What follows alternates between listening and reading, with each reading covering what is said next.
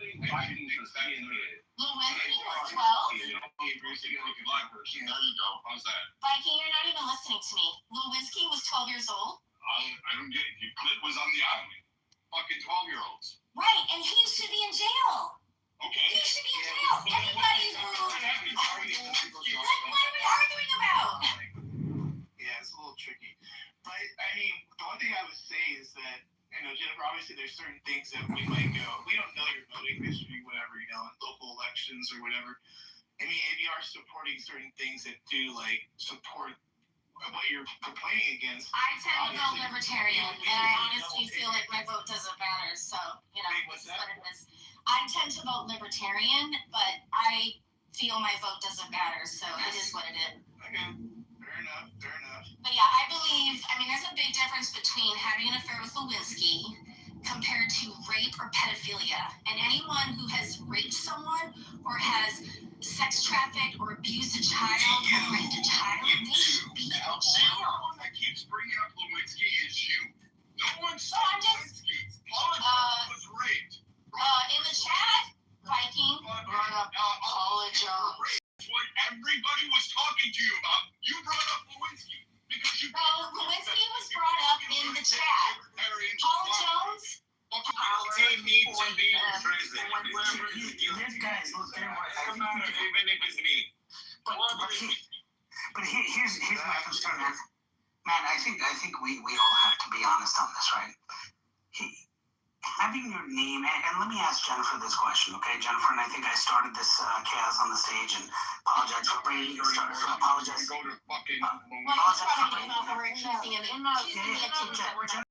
on. Let me ask you a question. Do you believe that if someone's name is in the files, it means they're guilty? Is that what you said? No. So because I know that. So hold on. So do you believe that Donald Trump is guilty? I believe that he needs to be brought to court to be questioned about it. Based on what? Based on what has been shared. Hold on, Viking, let me just have this conversation with her. Based on what has been shared in the files. And some of the things, victims have come forward, it's recorded, and then they come forward, then they that have actually exonerated Donald Trump, saying, he wasn't involved. I never saw him on the island. I never saw him here. And I had nothing, including one who had committed suicide because of the damage that was done to her. And you had the British Prince. Huh? Fucking Clinton even exonerated. Correct. Bill Clinton even exonerated. So my question to you is, does that take into account, or is your view that he's guilty just by association?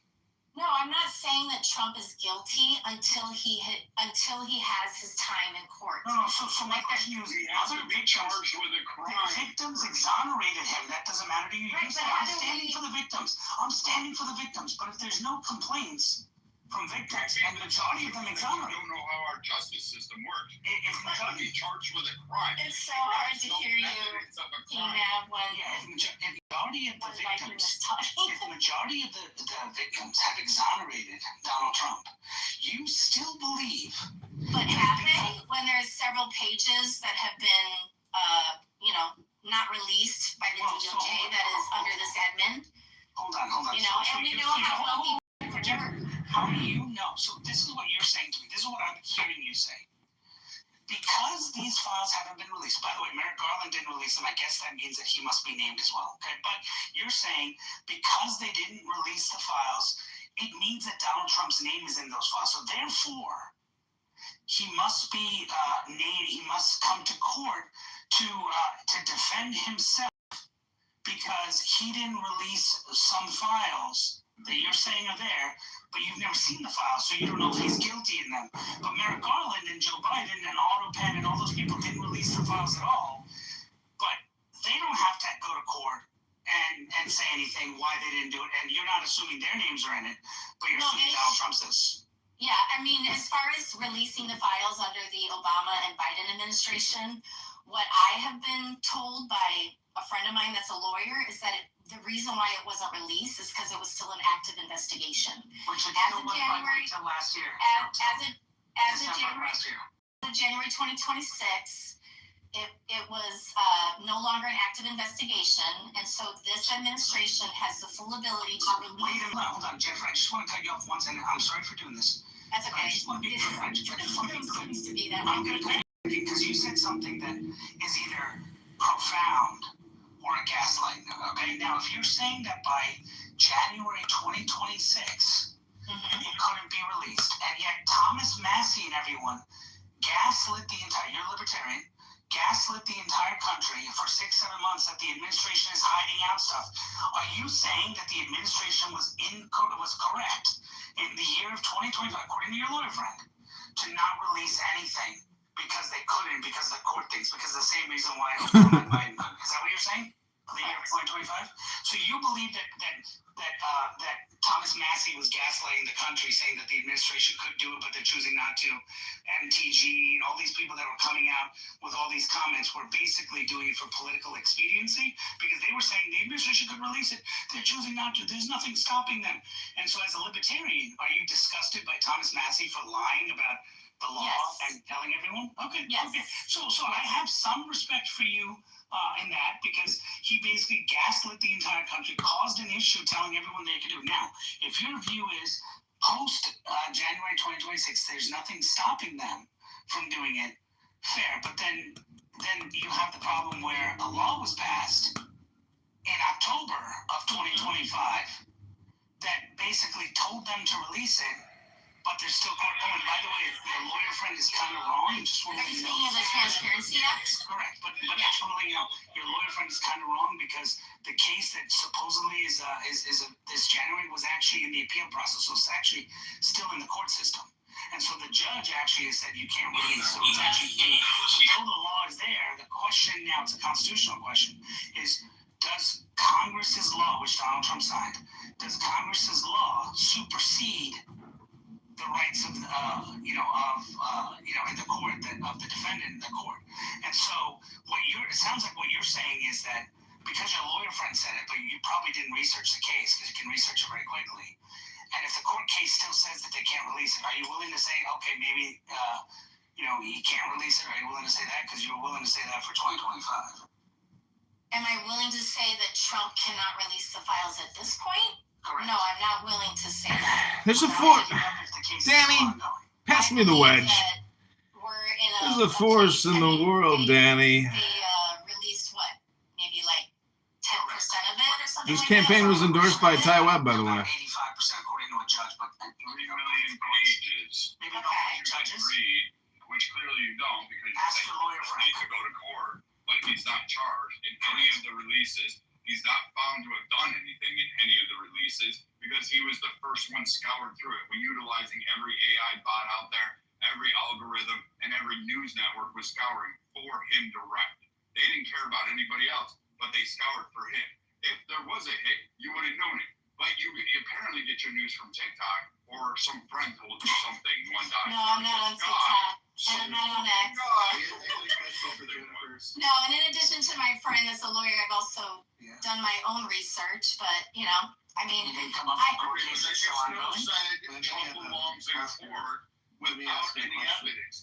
can I ask you guys a question? How come if there's a sex trafficking ring, how come only 2 people have been held accountable?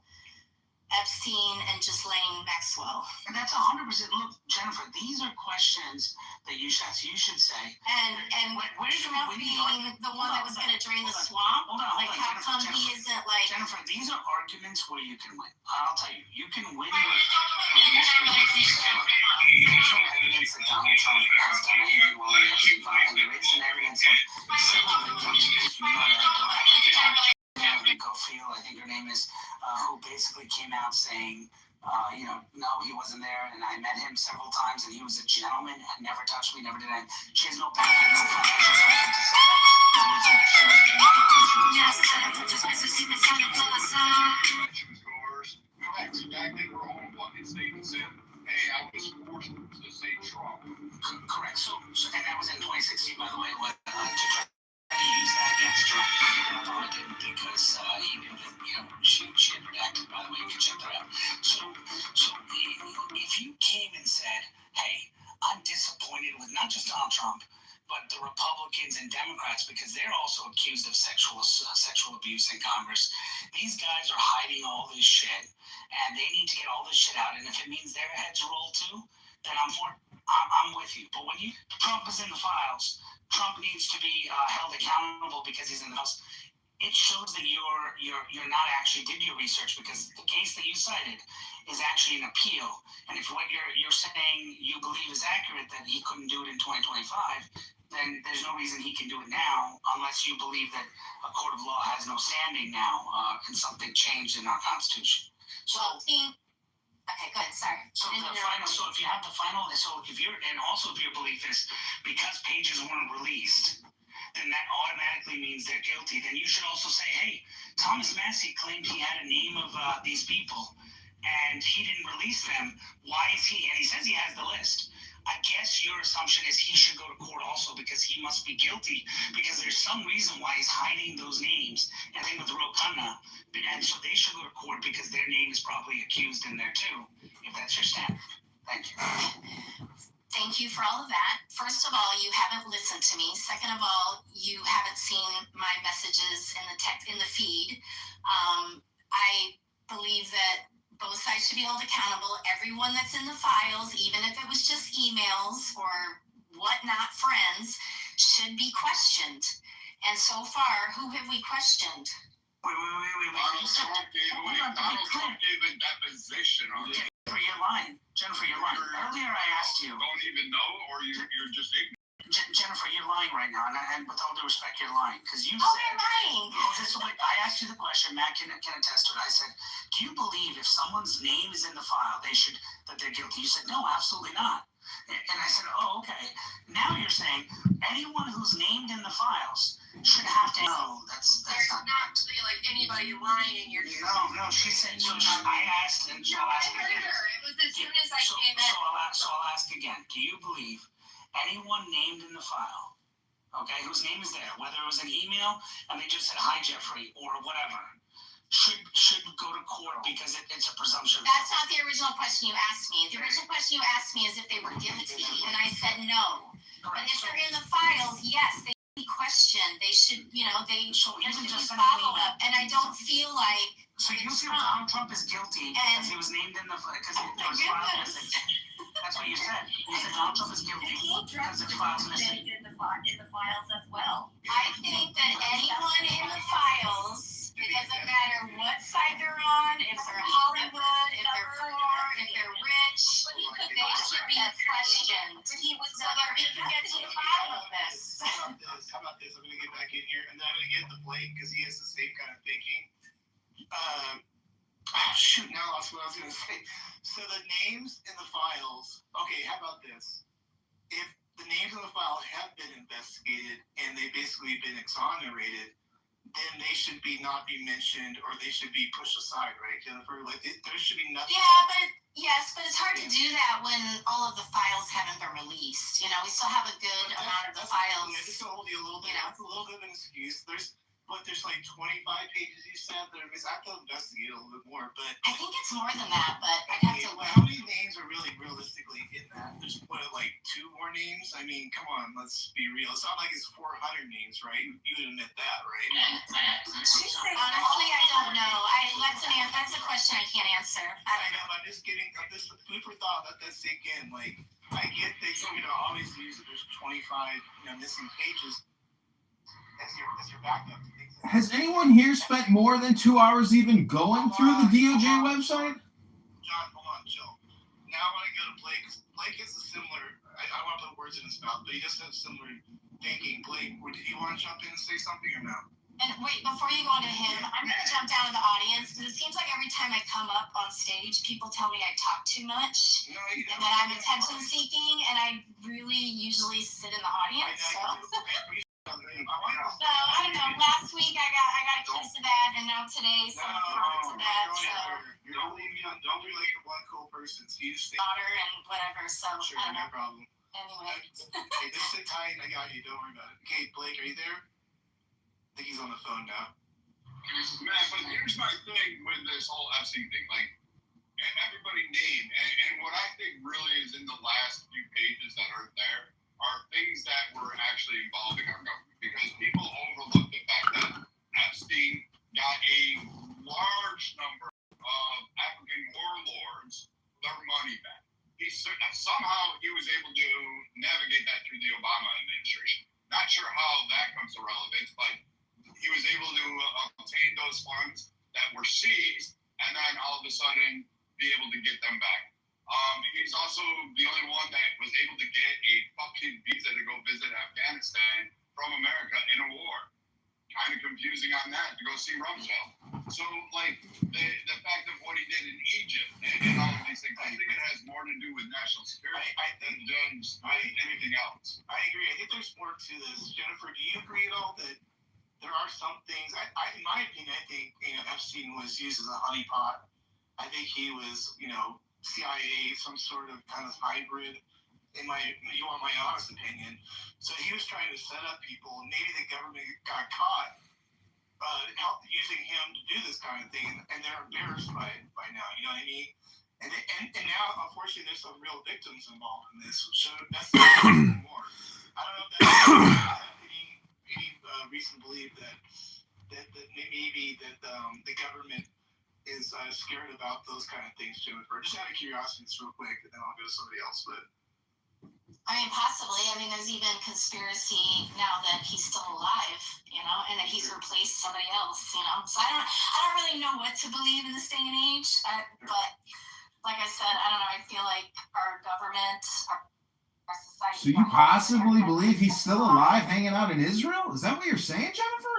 No, I think he's hanging out in Florida. Yeah, there's always somebody. I've seen it's like silly conspiracy theories, I've seen AI video in a car, and if you guys saw that one driving around, that was pretty funny. But they make it so real. It's like it took me like 2 minutes to figure out if it was really. They've been working with Ghislaine. And by the way, just real quick, you realize that even if Trump is in some kind of trouble with this, he's going to be long dead before anything ever happens to him. So it's kind of like a fight that's not, in my opinion, worth fighting. If I was on your side, maybe he was a little bit younger, it might be, but this guy will be long gone before things go, the way we think, or might not go. Blake, go ahead. You wanted to come off? Go ahead. Yeah, I was just saying, man. I'm hearing both arguments. Everybody that know me, Brad, you, Matt, man, y'all know that I'm not no leftist. And I think the biggest problem with this whole thing, bro, is we keep having a tendency to look at this from a political lens, from a partisan lens. And one thing that we're starting to find out that DC has a bipartisan effort to fuck us over and fuck our kids. That's just what it boils down to, bro. Like, it's no longer a global dynamic of whether this is on Bush, whether this is on Clinton alone, whether this is solely on Trump. It's definitely the left is now finally taking an interest in this crockpot conspiracy theory that's been going on for so long, bro.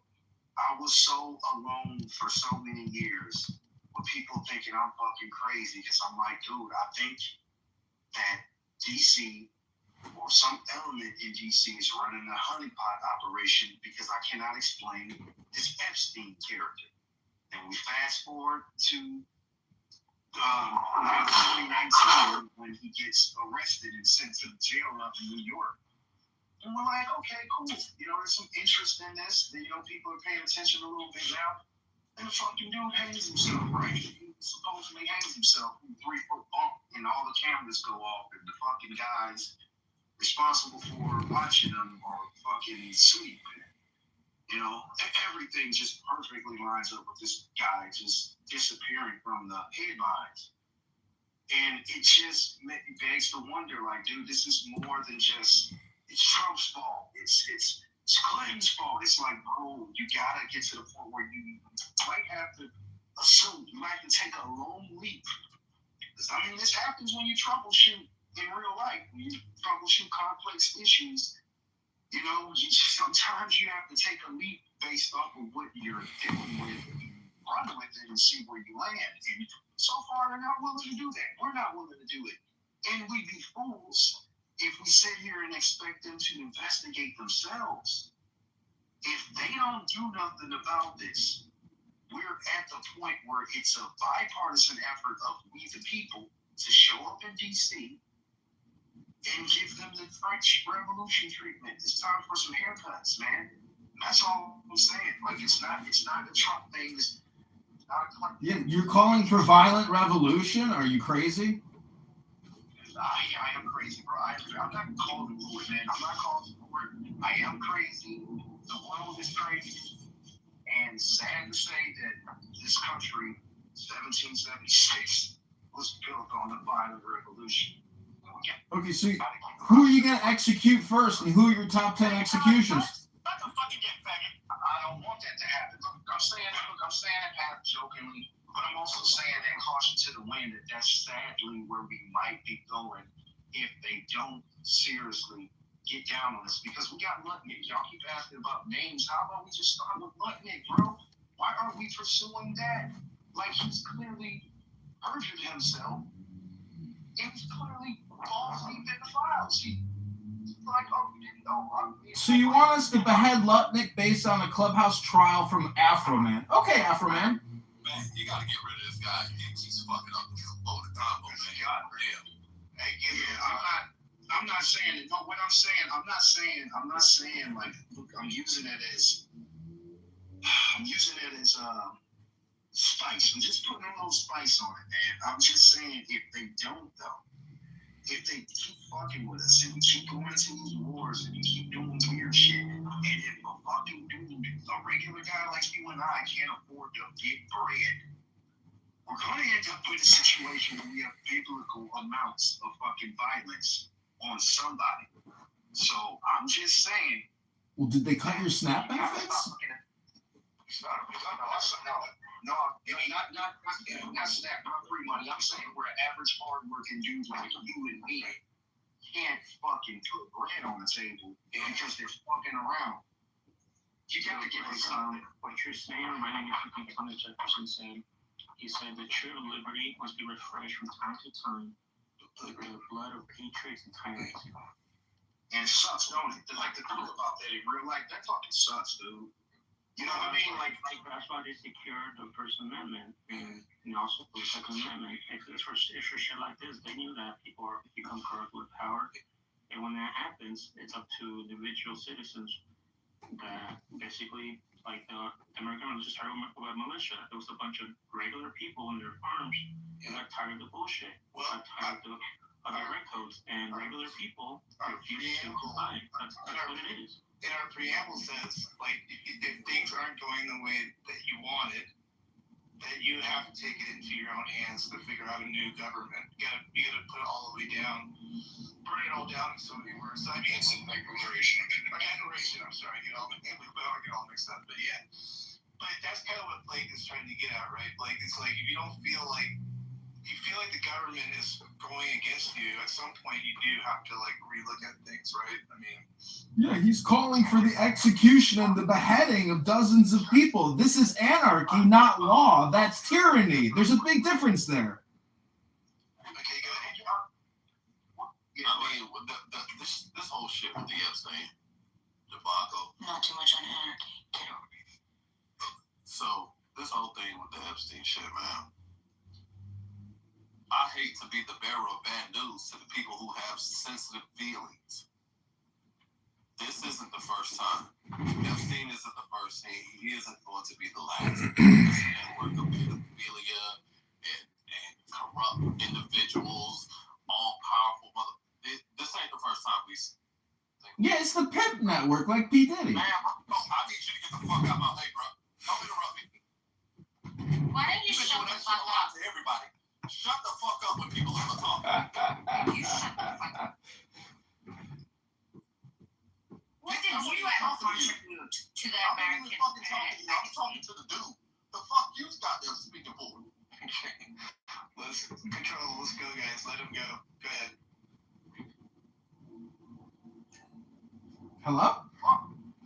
Yeah, fuck you. The audacity. What are you guys talking in this group? What are you fucking?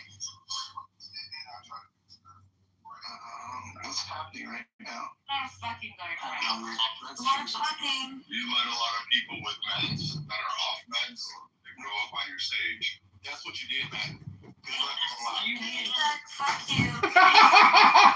Adrian said, "What the fuck is going on?" And then the other two came up and said, "What the fuck is up?" A lot of fucks going on. I got it.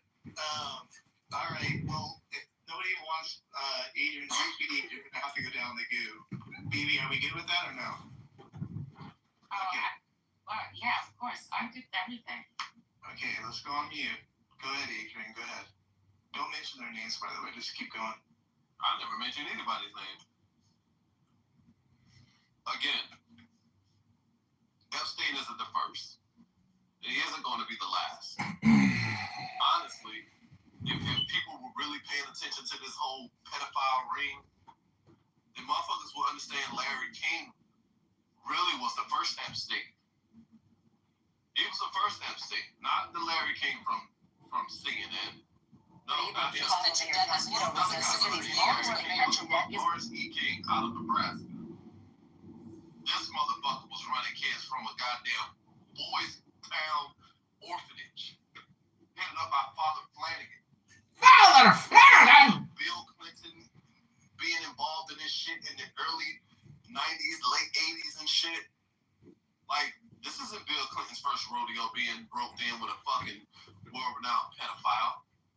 This isn't Washington, D.C.'s first time. This shit has been going on in America for the last 35 to 40 fucking years. Right? It's actually been longer than that. Epstein isn't the first. He isn't going to be the last. Right? That video that you talked about, Matt, that wasn't an AI video of him in a car on the highway or whatever the fuck in traffic. That wasn't AI. Actually, the real guy came out and said, "Yo, I'm not Epstein.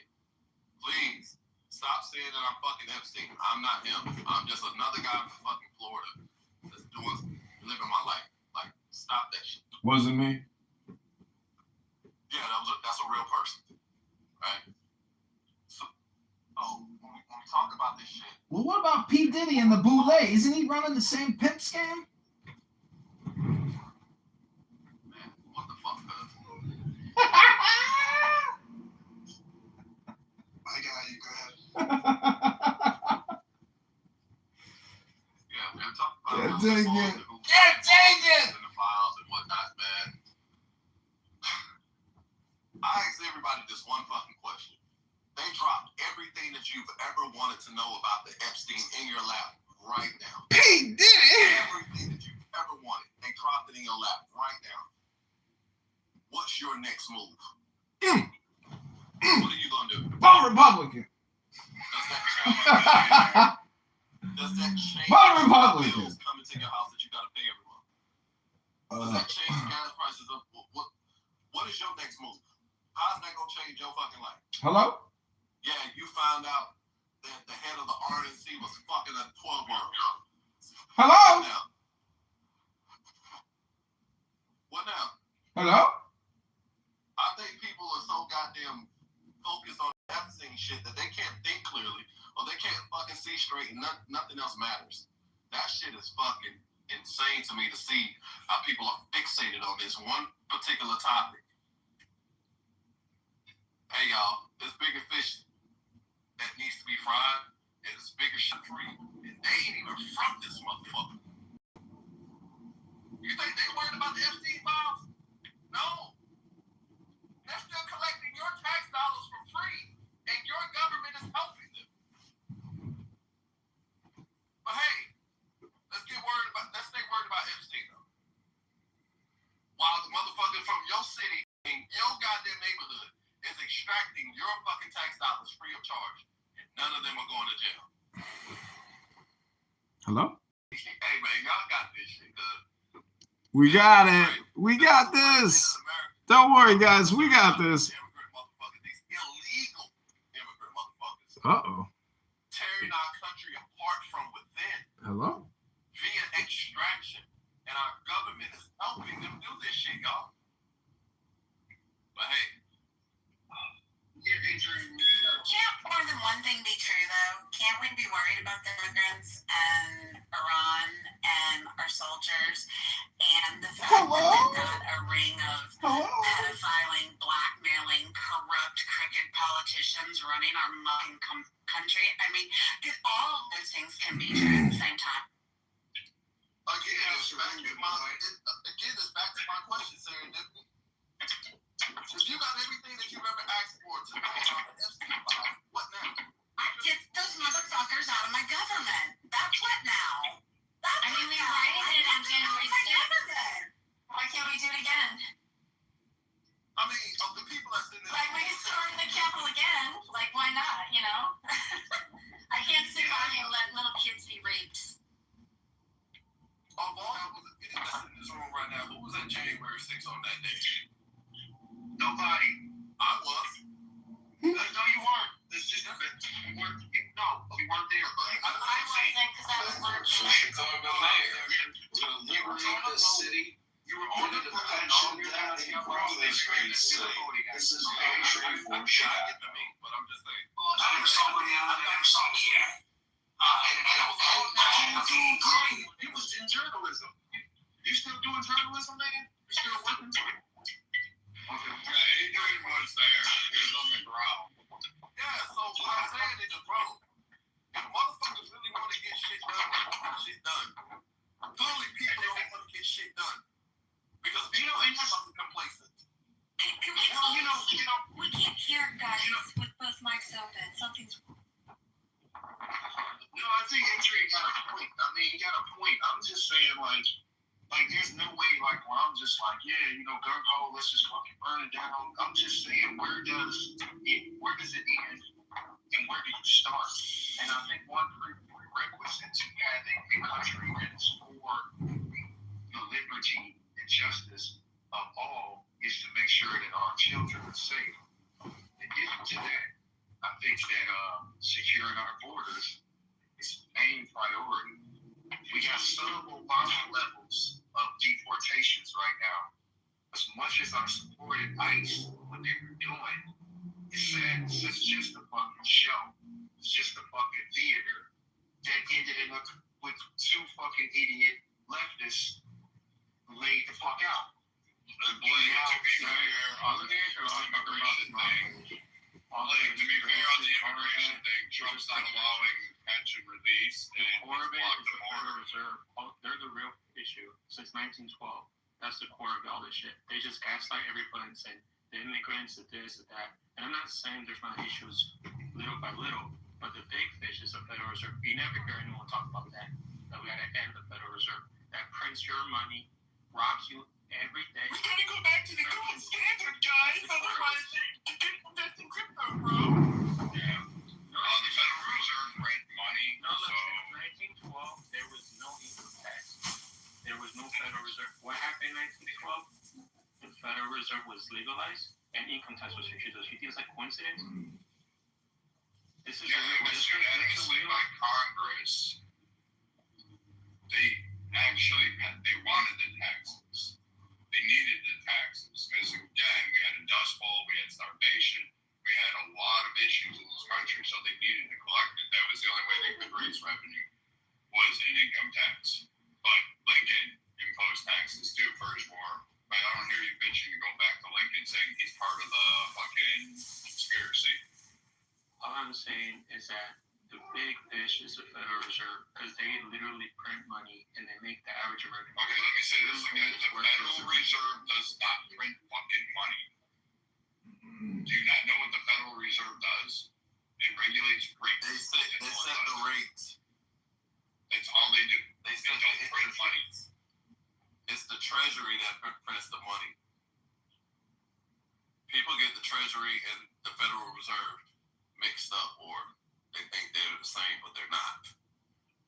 The point is, No. The point is I'm confused how people like you get on stage and don't know how the system works. This is so annoying. I know you've read these conspiracy theories somewhere. It's fine, but I've listened to this shit for years. Okay, you don't know what the fuck you're talking about.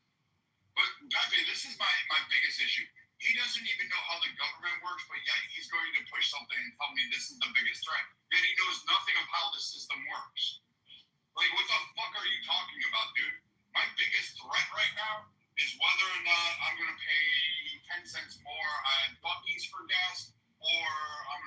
less at the Exxon one. I don't fucking know.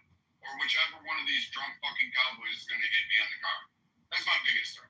The biggest concern that Americans have is not the Federal fucking Reserve, although I wish they would drop rates.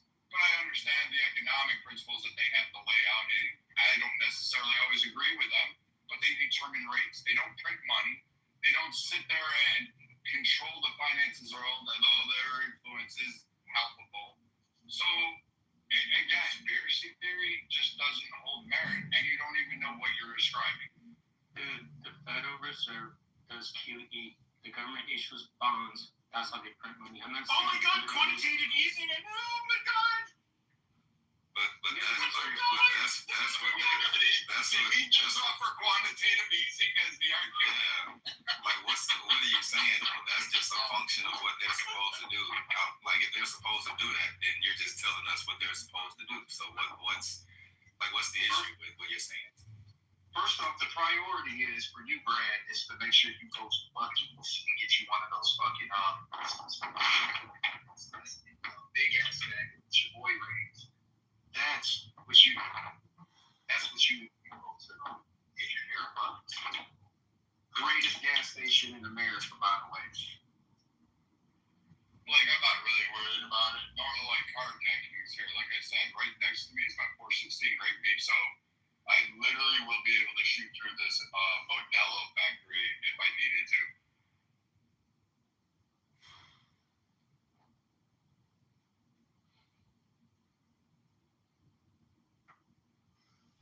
Y'all were buying topic like way. Yeah, I know. He mentioned Buc-ee's, and my mouth just started watering, man. That fucking gigantic. How the fuck did we get to the Federal Reserve when we were talking about Epstein? Apparently, we were talking about. We're gonna go back to Epstein. Just some idiot came out and thought the Federal Reserve prints all our money, determines what we can have in our bank accounts, and is the controlling authority over all financial. And then his source and his claim was backed up by quantitative easing. So Pepe and I just kind of laughed at him. I got a topic, which is actually a question. I don't know if y'all talked about it already, but I was looking at some posts on Instagram, and they were saying that Kim Jong-un was threatening to nuclear bomb Israel if they did anything. Is that true? No. I haven't heard that at all. They won't say anything yet. They just said they oppose the U.S.'s actions, but they haven't done or said anything else that I can find. So, and I've been watching because I was curious if they were going to do anything.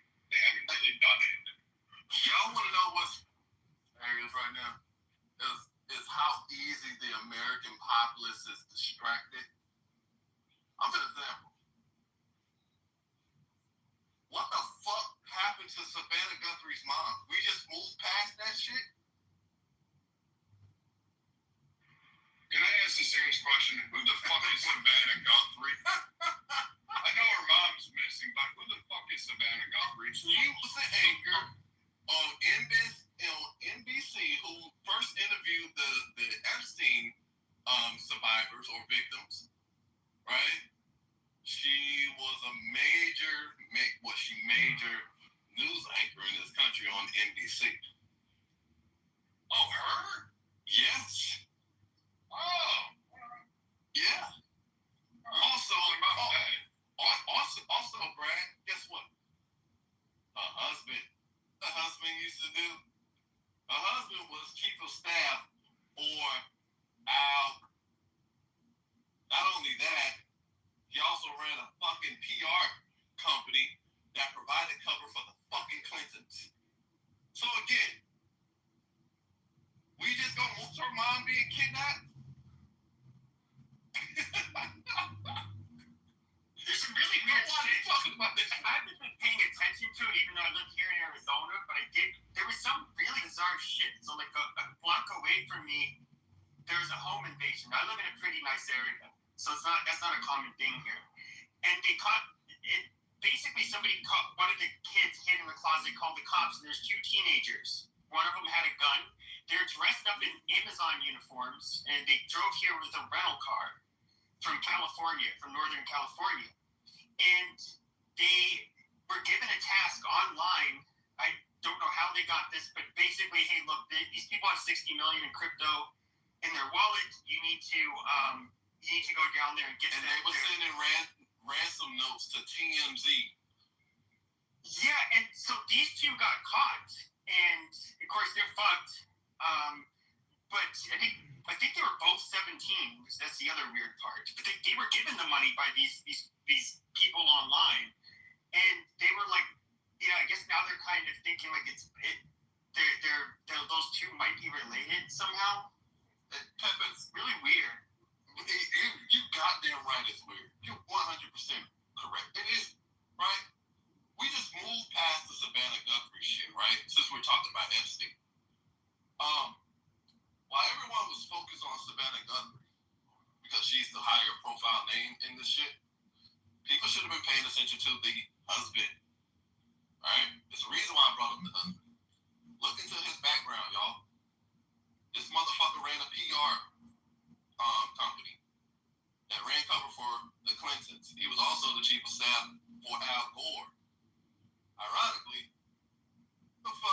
she came up missing. His mother-in-law, Savannah Guthrie's mom, came up missing a month before what major incident happened with the Clintons, before they were set to goddamn give a deposition. The very guy who run a PR company for the fucking Clintons, his mother ends up getting kidnapped. Who just happens to have the daughter interview the victims of the Epstein shit right before the fucking Clintons have a deposition. Yo, this is I can't make this shit the fuck up. It's gallows humor right now. How we're so easily distracted by other bullshit that don't fucking matter. This case still hasn't been resolved, y'all. And what came out of the Clinton deposition? Does anybody?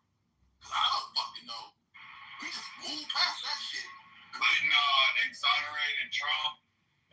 Hillary threw a temper tantrum because somebody took her picture, and then she yelled at everybody and said, I have no idea about it. Yet somehow or another, she's always surrounded by these guys that are always in fucking sexual proclivities, like Anthony Weiner. John Podesta. All these guys. But yet somehow or another, she knows nothing. Amazing. She knows nothing. Why do you think my PTR is the way it is? Like, nothing to see here, folks. I do like your PTR. I wrote it in the chat. Awesome.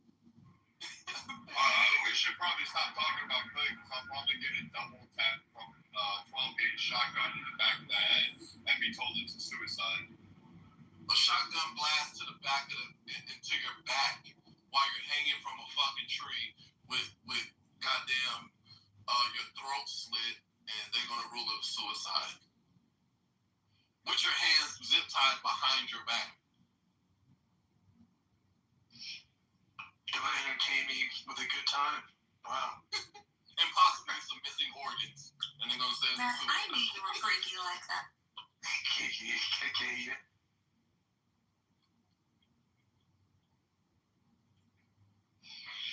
We gotta stop calling Eric, man. That sounds like what that girl was trying to do to you in Texas.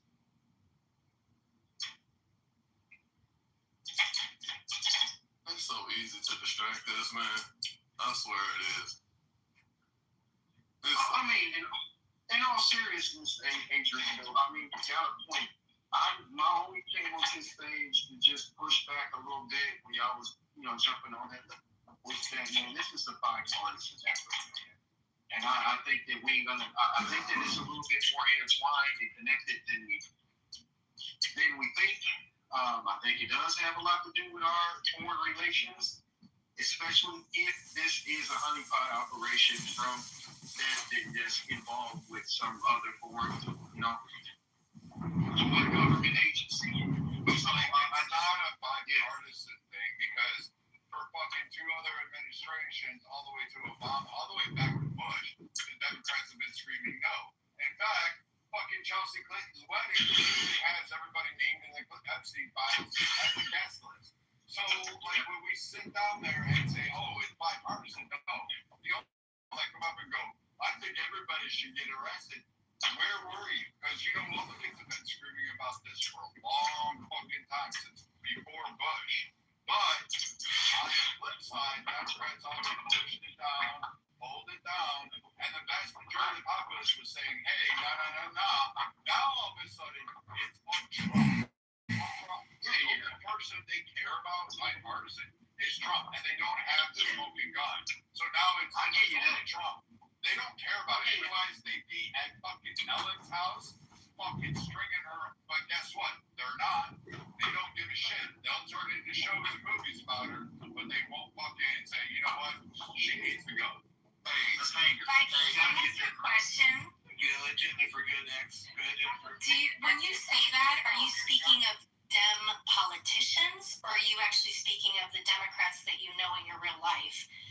Because, like, the Democrats and the liberals that I know in my real life, they've been talking about this since, it's been several administrations. So, I don't know, I'm just confused. Like, when you say that, are you talking about the Democratic politicians, or are you talking about the friends and family that you have in real life that are Democratic or liberal? Both, because actually the Democrat politicians said it was nothing more than a conspiracy theory. Right. And it was just a way to slander it. Right, I agree with that. Democrats actually supported it, including they cheered on Ellen DeGeneres when she was doing her fucking verbal assault on Donald J. Trump, and thought it was really good when she was pounding on Republicans on her fucking little sound bites. So, and then she was held as a poster child for the left. So if you're going to give me that, fine. Your Democrat friends were talking about it, but you know what? They still supported it back. Several of these candidates that said, oh, it's just a conspiracy theory. You know what? If they were so concerned about it, why'd they back the people that dismissed it? I think because of loyalty to party. I think both sides are guilty of that. Like, Dems and Republicans, and all sides, like, we vote to loyalty to party, but as far as like the liberals, and I don't really have that many liberal friends and family in my life, most of my family and friends are MAGA, but the ones that I know, they've been talking about this, they've been wanting it to come out. Most of my friends are MAGA. So, Let me drop this nugget on your plate, and just something to think about. All right, we know Ghislaine Mack was at Chelsea Clinton's wedding, right? Clinton claims she don't even know Ghislaine Maxwell and said that she was a +1. Yeah, she said that in that position. Yeah, and we also know that Bill Clinton was on the island, on the flight laws, Lolita Express, every fucking thing. What is the possibility that Bill and Hillary pimped out their own daughter on the island? Has anybody ever thought of that possibility? I would not be surprised. Yeah. Has anybody ever thought about that possibility that they pimped out Chelsea fucking Clinton on the fucking island to all of those motherfuckers? And wasn't her wedding paid for out of the Clinton Foundation? $80 million? Yeah, they fucking more expensive than Princess Diana's wedding. Adrian, here's the other crazy part too. Democrats were all like, oh, Trump was on the planes. He's on the plane log from 93 to 96. Too bad Epstein didn't buy the island until 98. But his first guests were, guess who? One of them was Clinton. And so clearly there was those ties there, but nobody's actually screaming that. And now you don't hear anything about Trump on the flight logs because guess what? Trump wasn't on the island so far. Unless you've got something that can prove it, I don't see it. I'm reading it now, and you don't have it. What you have is a lot of bullshit rhetoric, but I don't see anything in there with it. But I see others, and nobody's calling for their heads. You're not going after Pelosi's husband. You're not going after any of these people on the other side. You're not even calling their names out. But yet we have audio and visual evidence that would at least warrant a grand jury indictment. But no, we don't have those. And I do blame Trump for that one. I do blame Pat Bondi. She could have brought him in. Maybe she's scared. Maybe she's like, I'm not getting my family fucking killed over this shit. And I wouldn't blame her. I could understand the severity of it. I get it. She's probably scared and terrified, and I understand that. And she's probably not too,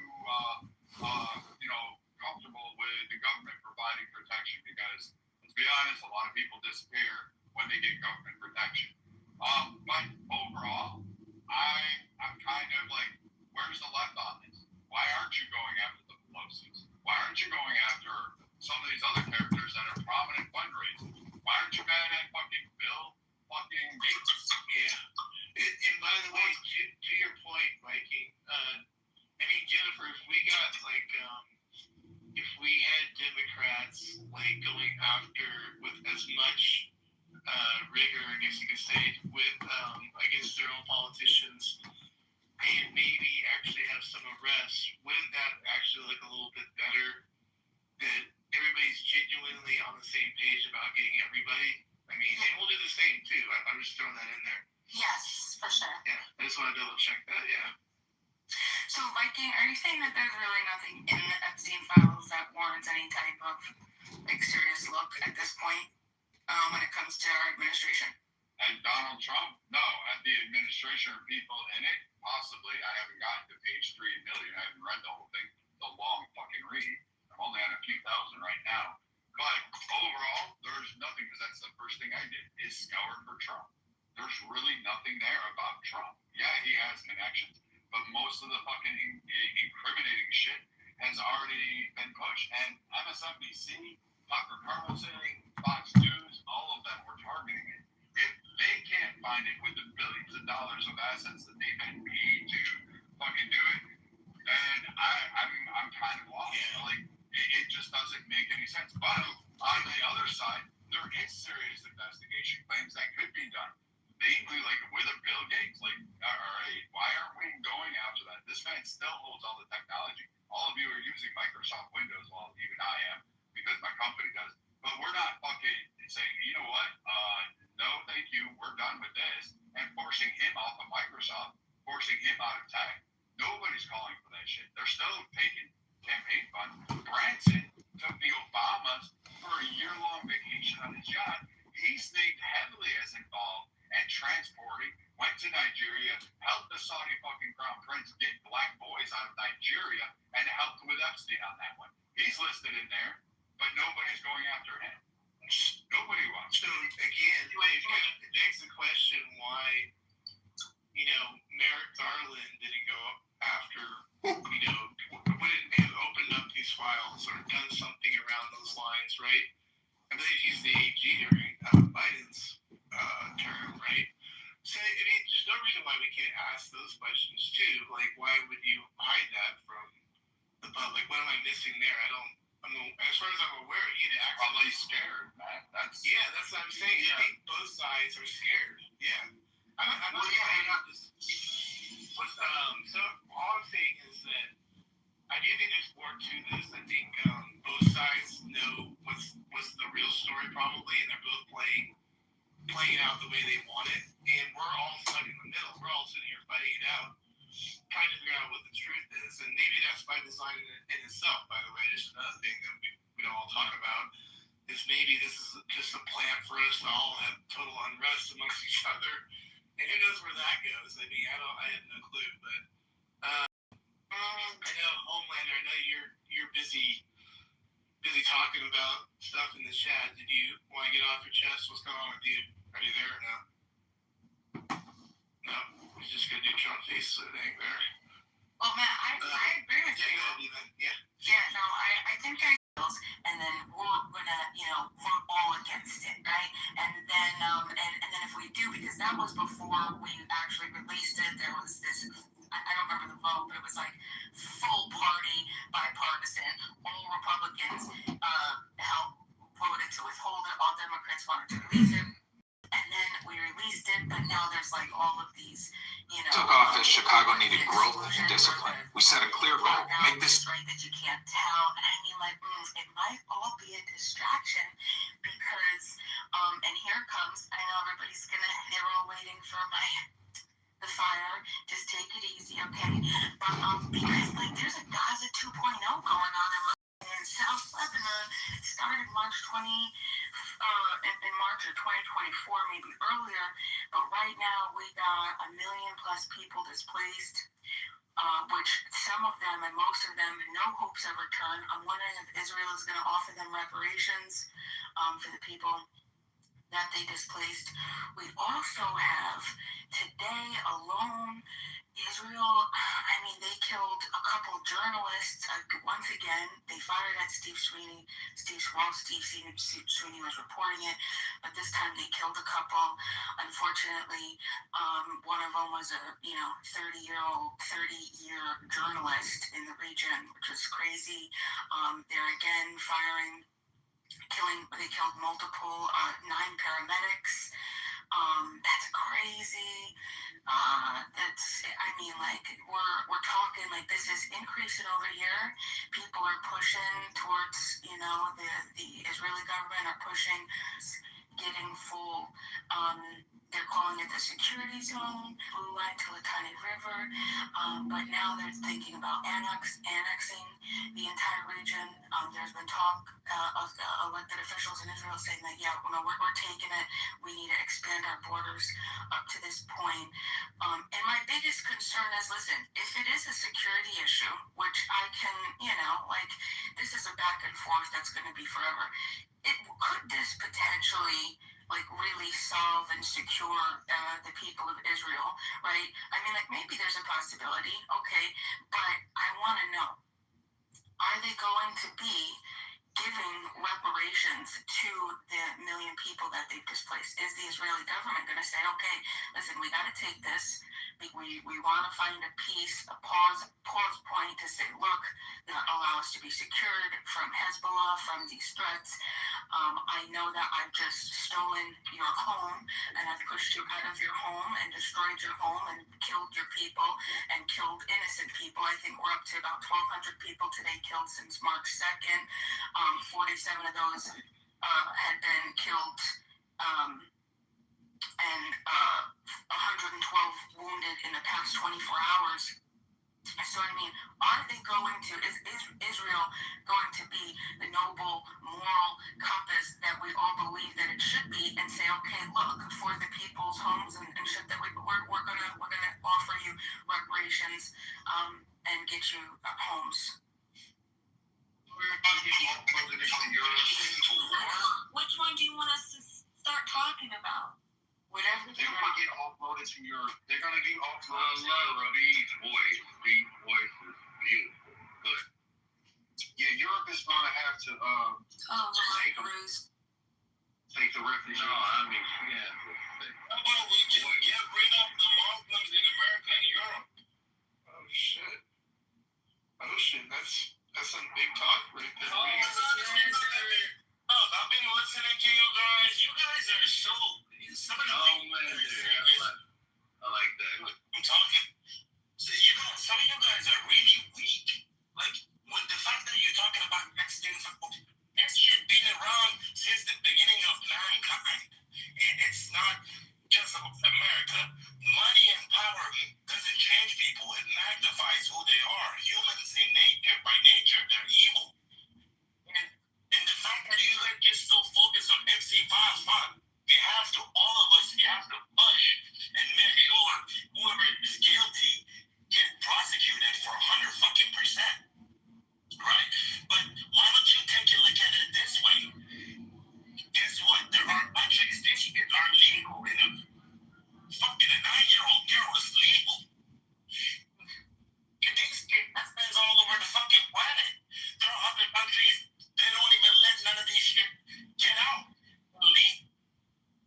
This system was fucking designed to correct itself. That's why this is fucking happening. That's why there is a Epstein file. Why don't you guys look at it this way? All I can say is B's voice is beautiful. You know what? I almost fell asleep off of listening to B. What is your... I'm just saying, I'm sorry. Yeah, whatever. You're going to be always sorry for the rest of your life. Yeah, man, I'm done, man. But Ocean, we live in the United States where that's illegal, so we should be fighting for it and standing up for our children. It's not illegal to actually deport people. I'm talking about adults having sex with children. That's illegal. I said every one of us has to push, hard enough for all these people who are guilty to get prosecuted. Didn't you hear that part? That makes sense. No, I did hear that, yes, and thank you for saying Okay, that. what were you gonna say, Coco? Yeah, I mean, I don't understand why anybody gets upset about us talking about it. There's nothing wrong with us wanting a better country for our kids, for our grandkids, for our nieces and nephews, you know, the kids in our neighborhood. I don't know why people get so fucking disgruntled when we're bringing attention to it, because honestly, we haven't really been talking about it for the past few weeks. All we've been talking about is foreign fucking wars that honestly most of us don't want. And if they're saying they want it now, I can tell you last year they were singing a different tune. But for me, and I would think most Americans, we care about the safety and well-being of our communities and our kids. So yeah, I don't understand your comment or why any of you guys really get upset when we're talking about this. I can tell you why. Can anybody hear me? Yeah, we can hear you, and then I'll answer Bemis' questions. No one answered it after you're done, like, Okay. or Adrian, go ahead, sorry. So, people really don't give a fuck about the children. Because if they did, then they would pull them out of fucking public school. Your children is 9 times more likely to get fucked by their teacher than a person in the government. I do care, and I homeschool my daughter. I'm sorry, that's just the honest fucking truth. Your child is more likely to get violated by the youth pastor or their coach or their fucking teacher at their public school than anybody in the fucking country. And that's just the God honest fucking truth. So people are. Can y'all hear him? Sorry. Yeah, I can hear him. I can hear him just fine. I'm gonna push back against you a little bit, Adrian, because we're not recognizing that like public schools, right? They're not generally, they are government employees. So even you making the statement, okay, you know, children are more likely to be violated or sexually abused, whatever, you know, terms you want to use by their teacher than the government. That's kind of a contradicting statement because teachers they do work for the government. Now, guess what? Those same teachers, guess where they're at right now on this Saturday? There you go. Where do you think those teachers are at on today? While we're on this, where do you think those teachers are? If they're blonde and white, King's protest. if they're blonde and white, they're pretending that they're married. Wait, they're at their no King's protest, right? And what do you think that's going to happen when they go back to school or go back to work Monday morning? They're going to tell your children, yeah, it's nice. Yeah, go and do a walkout. We encourage you to do it. Fucking. Can I step in and say something? Yes, go right ahead. I homeschool my daughter. I have a laundry list of reasons why. But I also own a dance studio where a lot of my dance moms are teachers. And most likely, they are grading papers on a Saturday on their time off and not getting paid for it. That's why the teachers' unions all, support protests, and they support the nonprofits that are like No King's protests. Well, those dumb bitches can always go do OnlyFans or something like that. Yeah, I got dance moms that they'll sit in the parking lot in their car and they're literally grading papers. I'm sorry. Yeah, somebody in the chat said teachers aren't encouraging students to do walkouts. Bullshit. Are you willing to bet your house on that? Yeah, they are. Wait, you want to say something? Yeah, go right ahead, y'all. I don't want to break the flow of the conversation. If someone else wants to speak on what they're talking about right now, I'll wait. But that did answer Bemis' question because no one really addressed it. I want to hear you answer Bemis' question. That's actually a good point. No one really took that on. Go for it. I want to hear you answer. No, she brought it up the other day in her room, and she kind of got chastised out. And I didn't get the opportunity to tell her, Bima, I'm going to speak in general terms as far as like what has happened and what can be done. I can't speak in specifics when you're talking about about. I can't tell you that. But it will give you some hope that there is a program. It's called the Commander's Emergency Response Program. Every commander of a big unit will have it. And it's so that way when they are deployed somewhere forward, and let's say there's a humanitarian aid, there's a flood here, or volcano, or, typhoon or whatnot, they will have aid there for money to buy supplies, but also to help repair programs. So the reason why I brought it up in the context of your question is because it was commonly used in Iraq, and they offered over $60 billion in U.S. grants, and it was spent on rebuilding the infrastructure, water, sewers, schools, and then providing jobs to kind of diminish the support for the insurgents. Then they also can use it kind of like a cash box, and they will fund local projects, which was popular because they kind of started a great partnership with local commanders and tribal leaders in Iraq. And then I can speak on in Al-Anbar province in Iraq, they partnered with local tribes to start hundreds of projects and just kind of aiming to demonstrating the benefits of cooperating against extremist groups. Now, post-haste, that program, the debrief from it years later was a lot of the projects, unfortunately, were hampered by corruption. The tribal leaders will then just get power hungry, and there was a lack of proper documentation, accountability, extortion, and then sadly, some of the money reportedly ended up in the insurgent group. So that's what the military has done in Iraq, which is kind of similar to what you're talking about. So there are, funding for that, but it still is the cyclical, the debrief, the postscript of that project. It's not going to be 100%.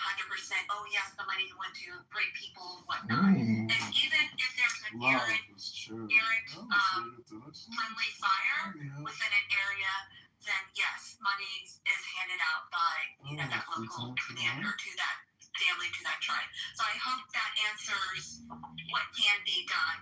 I think how you said it, Bima, when you say the word reparations, all Americans kind of get triggered.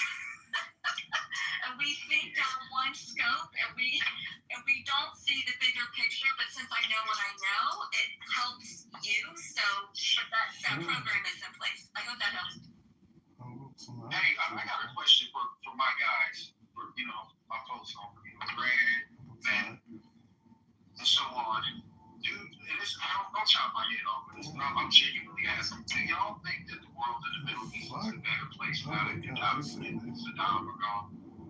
Yes, as soon as the Ayatollahs and the regime is pretty much capitulated, yeah, I think it'll be a better place, at least for the next 50 years. Do you have an answer to your own question, Blake? I'm questioning. I don't really think I know, man. I was watching some old footage of the Iraq war when it kicked off, and it was so much footage of the streets of Baghdad. Bro, I'm watching middle class men that look like men from here in America, tucked in, polo shirts, flannel working men, dudes in business suits, families walking together. And I'm just looking around, I'm like, damn, we tore that motherfucker up in about a week, and then the fucking insurgents moved in from all over the fucking place. And it seemed like the war really started after we took down that Saddam statue. So the thing we did, which if I could ask George W. one question, my one question to G-Dubs would be, why did you let Paul Bremer disband the Iraqi army? A lot of the insurgents in Fedayeen, which are the Shia militias, post the military and civil service being decimated by Paul Bremer, who essentially said, you shall not have the military, you shall not have civil officials. And he was the governor of Iraq in the Reconstruction. Brad, do you find your experience agreeing with that? Because that's I think he fucked up a lot more. And again, it was that Newland approach of like that Bolton-esque approach that we tried to carry on from like I want to say like Vietnam era. I would. It's just a regurgitation. I never understood the rebuilding efforts of Iraq when they, like Iran had insurgents in there. They were like targeting us. So like I didn't understand why we went into Iraq and then just didn't proceed to go into Iran. Like we should have did both, and we should have put Brenner in charge of like that with provisional government and the rebuilding and reconstruction of it. I agree with you. I think there was a lot that was missed, and I think Bush, being the kind of I have these people, they're smarter, they're smarter than me, and he kind of knew he should have went with his gut, and I don't know, I really don't. It's so complicated. We could spend fucking hours rehashing Gulf War I. Let's not spend hours doing that, please. Bruce, give us some ideas. What are your thoughts on us being in Iran? What do you got going on over there? What do you think? I mean, we shouldn't really be there, period. I mean, I don't know what everybody else thinks. Something that we need to concentrate on us. I mean, as Americans, everybody's talking about it, and I think that it's probably another bigger issue that we probably need to be concerned about rather than Iran. I mean, that's what everybody else knows. Everybody can think, well, like, we need this Iran, Iraq oil, or whatever it is. But, no, we got concerns here. What should we be here for? What is your number one thing you'd rather have us doing right now, besides Iran? Like, what do you like? Think about America, like build us up. We're not serious. Good way you're history game. There's a lot of people that just go over those changes. I mean, what do y'all think? Like, what are y'all really learning about Iran, Iraq to? I mean, we're not gonna have third war. It's not gonna happen. Everyone's like, oh, it's a third war now. No, it's not. Nothing's gonna happen. So are y'all just really wanting to talk about it? Can I ask the question? Hold on, from Bruce, let Marshall answer. Yeah, if you really let me get out on this. You want us to do more things for America. What are the things Congress could do? We could do more for America in your mind that Congress is not focusing on. It doesn't have to be a perfect policy. Like anything, dude. Like, what do y'all think? Okay, let me ask y'all something. Do y'all think America is great? It's the greatest thing right now? Like, what do you think that? Yes, sir, it is. Some things that seriously. If I were going to give you some things that Congress could do, Mayor John Kitover has reached a last minute. Shipping, number one. Number two, that DHS and ICE get their funding from Congress as per the way it's supposed to be done. What else would I prefer them to be doing? I would prefer visible rights prosecuted, right? So like I'm not asking you for perfect things, but like when you say we should fix America, don't you get how big that is? Right? Like anything could be fitted into that. So what I'm asking is when you say these things, when you're thinking okay, you're breaking up, dude. I can't hear you. You're breaking up. Can I go? You called me actually you're the major Slater, but Ocean's gonna fill it. Yeah, let me go real quick. Yeah, the two things that we need to be doing right now is secure elections and restoring gun rights to non-violent felons. Right. So, Bruce, can I ask you a question? Your dear parents are with us still. You have your parents? Bruce, say that again. Your parents are still with us? You have your parents? No. My dad would be 100%. He thinks America. He's 100%. My mom. In a family, when there's kids, right?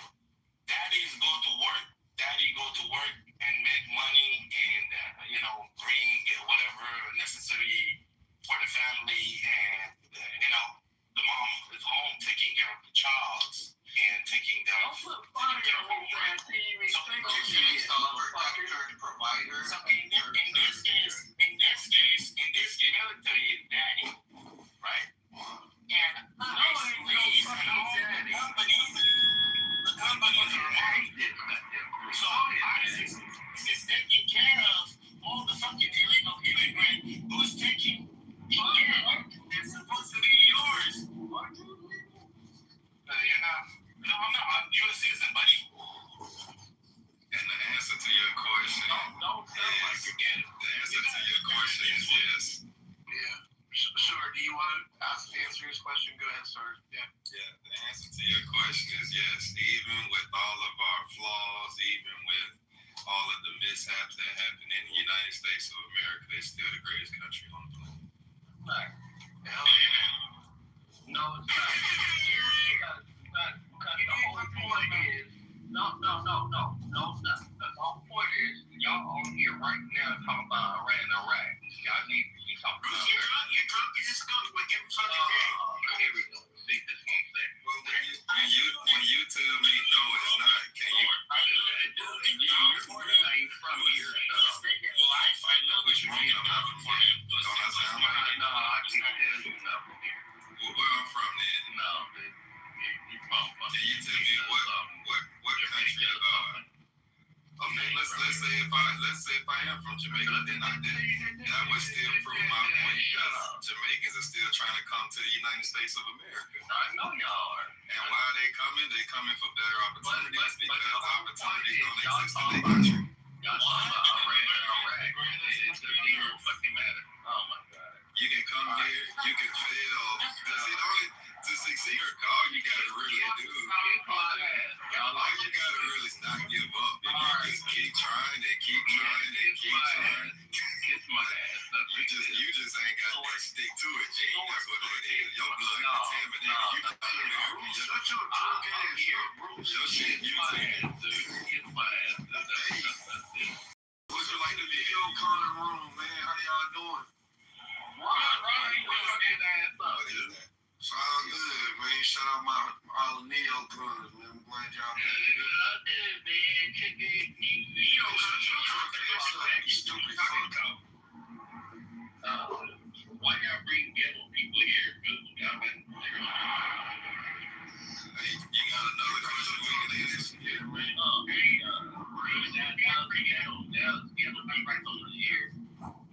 That's why nobody wants to live around you naggers. So guys, let's not.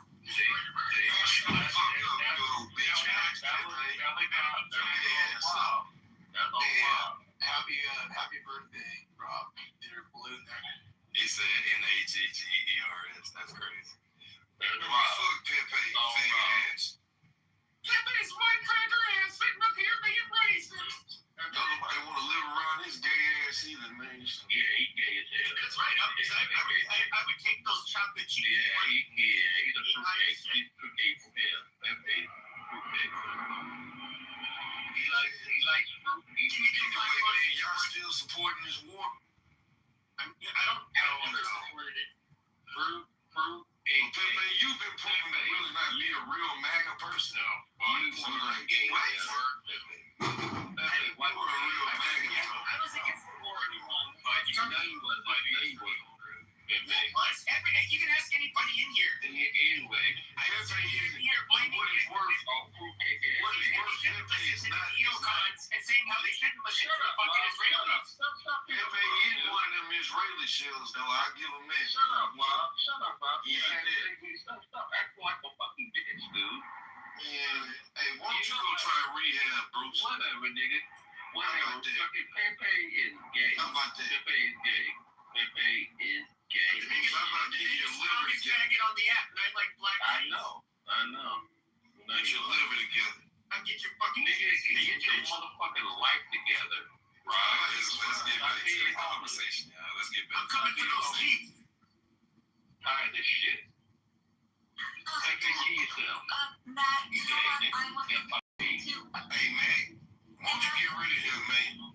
Matt, to kind of go back to what you guys were talking about with the subject, Marshall was talking about, after the fall of Hussein, what was interesting is that in Iraq, after the fall of Hussein, there were more terrorists that came in from outside of Iraq than in.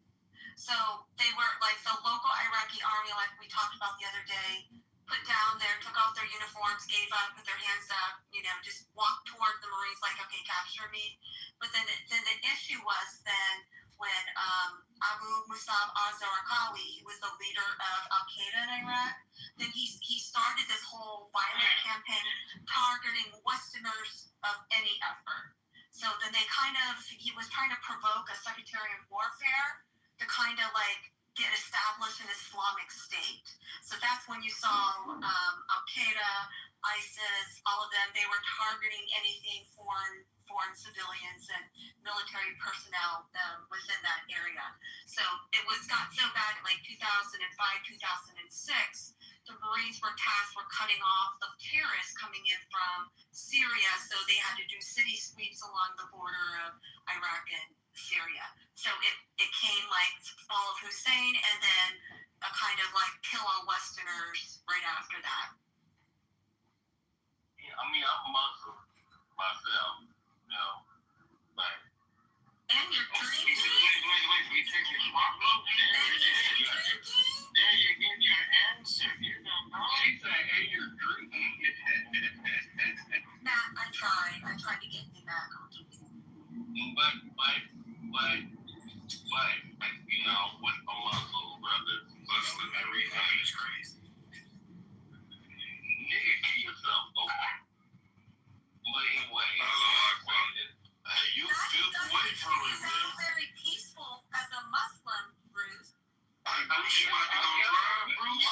Muslims are really peaceful. You know what? You should probably go to a Muslim country because you can stop your drinking habit. I'll put your ass in rehab so fast. I know. You would get your Latins every fucking day for continuing to violate the drinking. That's bad. You're sinful Muslim. Yeah, let's see you complain about how the country operated on Muslim. They you right about that, right? Why don't you go to a Muslim country and tell them how you feel about how they running shit? And then come back and they kill you. Hey, but you could be a part of our current administration who low-key seem like they're trying to bring forth Armageddon. Great people. Wait, what do you mean by that? Muslim.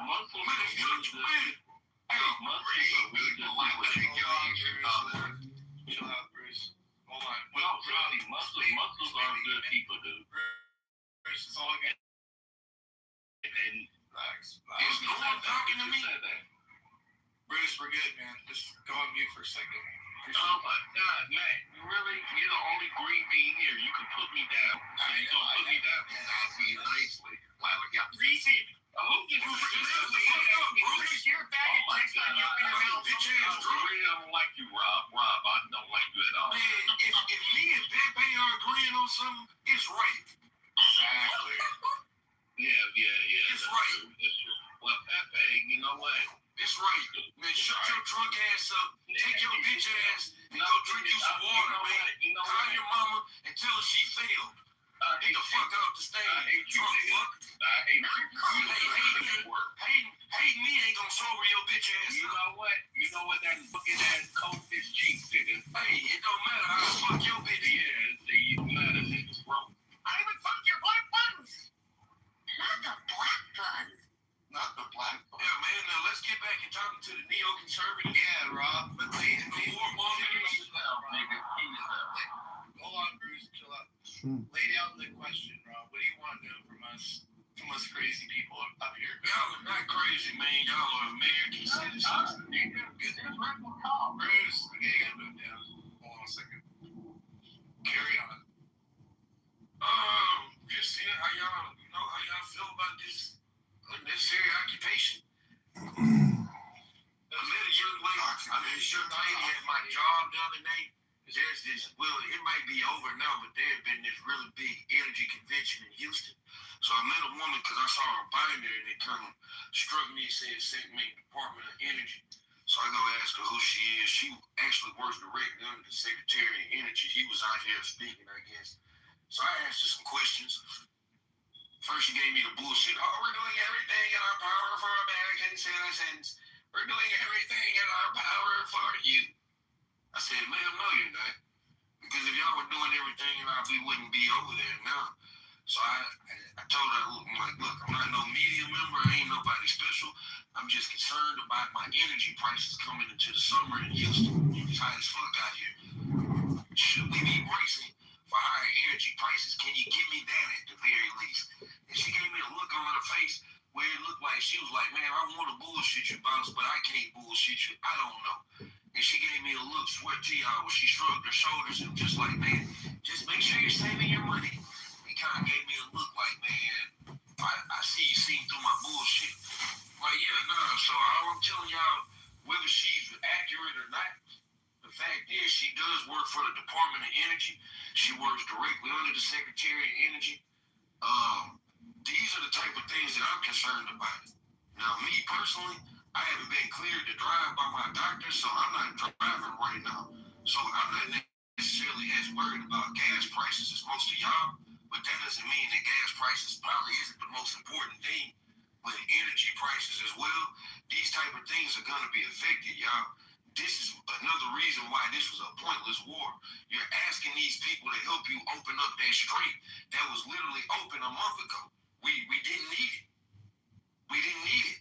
So I think this is another pointless war. And if anybody wants to spin this as freeing our Iranian people, it's a lie. Those people are not going to be free. I stress this. I ain't no expert in nothing. I'm just an American citizen that's been reading and paying attention to basic politics all my life. Man, the people have told us for years, countless administrations, whether it was neocons, fucking Democrats, they've told us this.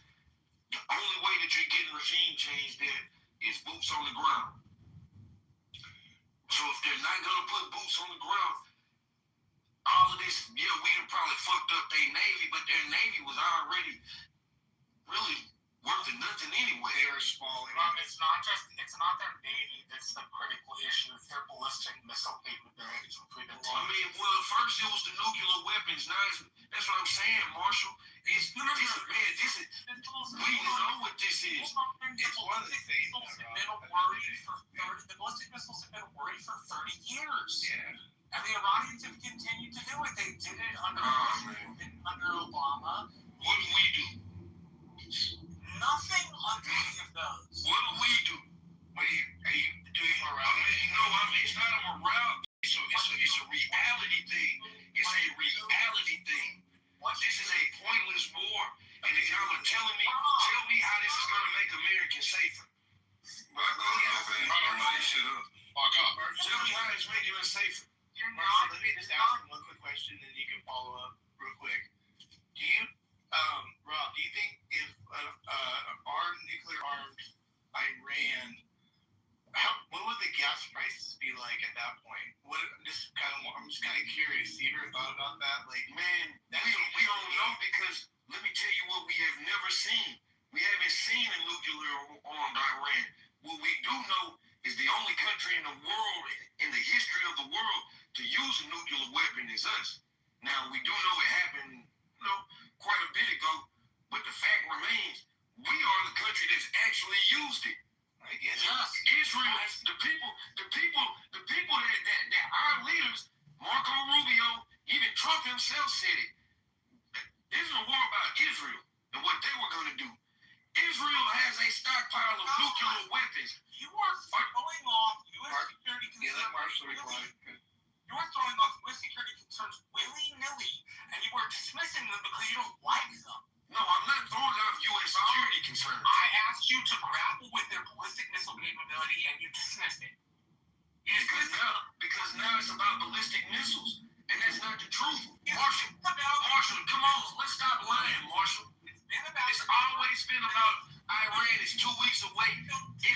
it's been about their nuclear capability. They have killed. Stop lying. They have killed 2,003 American servicemen since the Iranian Revolution. They've killed double that in number of civilians over the last 40 years. Yes, it is absolutely about the ballistic missile program. When the JCPOA was discussed by Obama, one of the big fucking bitches in this thing was the ballistic missile capability. And you are not grappling with it because it doesn't fit your narrative. I'm not saying how is this making us safer? Just listen. I'm not Marshall, this is bullshit. Rob, you know it's bullshit. No. I'm not saying you have to agree with the war. What I am saying is you need to have an answer other than, well, it's about ballistic missiles now. No, you need to have the answer that Hey, watch how your faggot ass mocked me first off. I ain't never disrespected you, Marshall. In all of the years of talking, so I ain't gonna start getting up again. You white PC based. No, I don't need help. That's not the point. My point was you dismissed it out of hand. Hey, myself, Doesn't fit your worldview. Do you want me to? So this is what we'll say. If this is about ballistic missiles, now, which is what you're telling me, show me the facts. People are saying that this is about ballistic missiles. It's for over 35 years. Which means it's been integral to It's not your fucking business, man. Marshall, it's not your fucking business.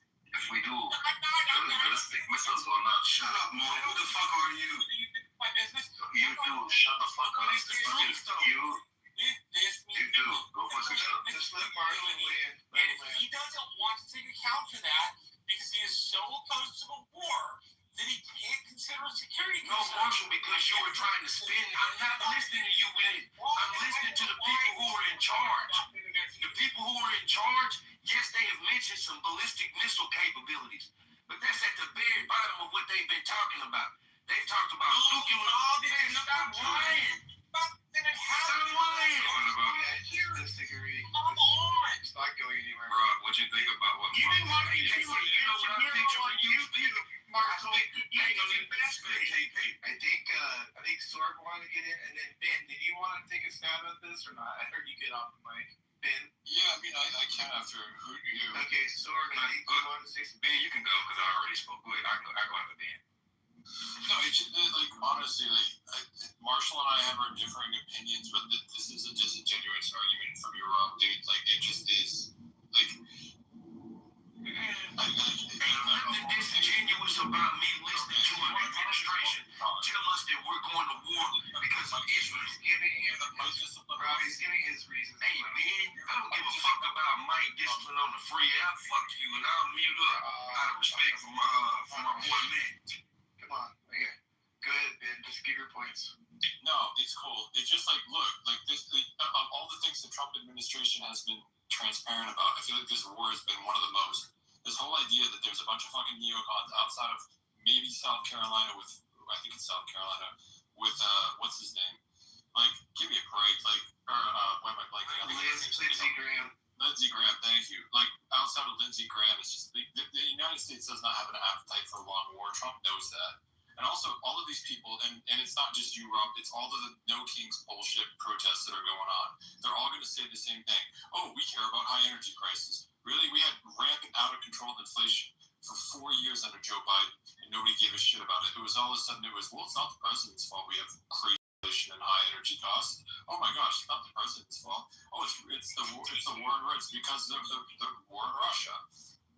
Like, I wasn't hearing it. I wasn't hearing this being a central focus. As far as Iran goes, let's give it a second. Like, let's see how this whole thing plays out. This idea that, like, I mean, there was 35 to 50,000 protesters who get shot in the streets. Like, you want to say this is not Iraq. This is not the same as Afghanistan. And hey, maybe I'm wrong. I'm more than happy to come on this app and be like, you know what, I was wrong. Yeah. But like, let's give it more than freaking 4 or 5 weeks for this thing to actually like see where this goes. Because like Trump is a pragmatist at his absolute core.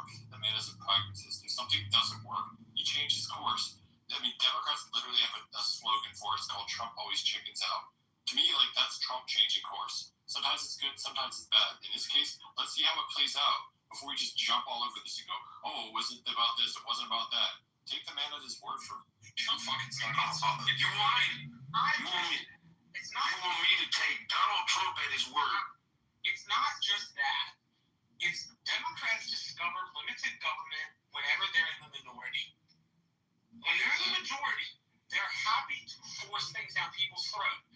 Joe Biden bombed the Houthis without giving Congress a 48-hour heads up.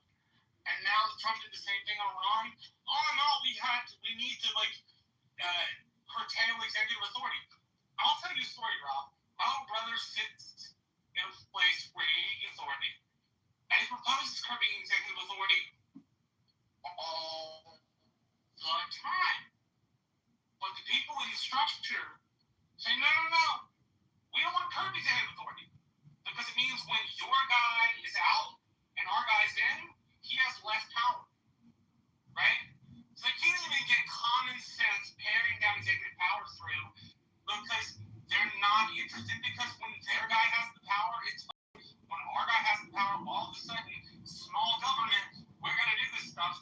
Now, the response to this... Quick question, Marshall. Yeah, okay, I'll answer. Quick question. Was that strait damaged or was it closed to American ships during the Biden administration?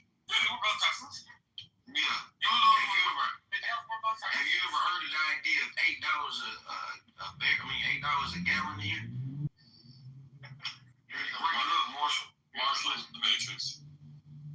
I'm just gonna put him on mute so we can. But yeah, like this idea that my argument is disingenuous, well, that would probably mean because you hadn't talked to me. That's number one. And it's been very consistent. Whether you agree with it or not is another story. Anybody that's been speaking to me in this space or part of these spaces know that my message has been the same shit since I've been on this app. I've told y'all that I have a real concern about this man and his views or his lack of respect towards our Constitution. I think the idea of somebody even suggesting a third term is probably the most unconstitutional thing that an American politician has ever uttered. Like, I honestly believe that. But outside of that, as we're talking about what's happening now, if you want to spin this as let's wait and see, man, I can't give those people the benefit of the doubt. I can't. When I see Pete Hegseth in the Pentagon praying to the same Jesus that I claim to worship, and the stuff he's saying, I don't believe that represents the tenets of Christ. Not the word I read. So when I see this stuff and I see what's actually happening around the world, how people are actually being impacted by people who what did you call them? Being what did they say? Trump always chickens out. Man, we don't have time to play like that. We don't have time to play with somebody who on a whim can end up causing the fucking end of the world because we have that type of access. No, I don't think that he's just gonna drop a nuke. But I'm just saying the fact that he has that type of power and we're dealing with a personality like that, you fucking kidding me? You want me to give that the benefit of the doubt? Man, y'all gotta stop. I get it. To me, this ain't about what Biden did. It's irrelevant. Biden lost. It's 2026. We're going into year 2 of his term. Now, if you want to talk about the effects of Biden's administration on the current and maybe economy, maybe that's a fair conversation. But in the conversation about an actual, what do you call it, a war, or his words, skating around the war for another motherfucking country, and now we got somebody spinning to me about ballistic missiles capability. Man, y'all gotta stop this. This is sickening. Let me ask you, Rob. That's been a part of the conversation at a strategic level in government for decades. It may not be the nuclear threat, but it's still the second most important threat they considered outside of the proxies. Hamas, Hezbollah, Qatar. I would listen to you more, Marshall, if you explained this as the proxy wars, because that's a legitimate concern. And I'm not saying that ballistic missiles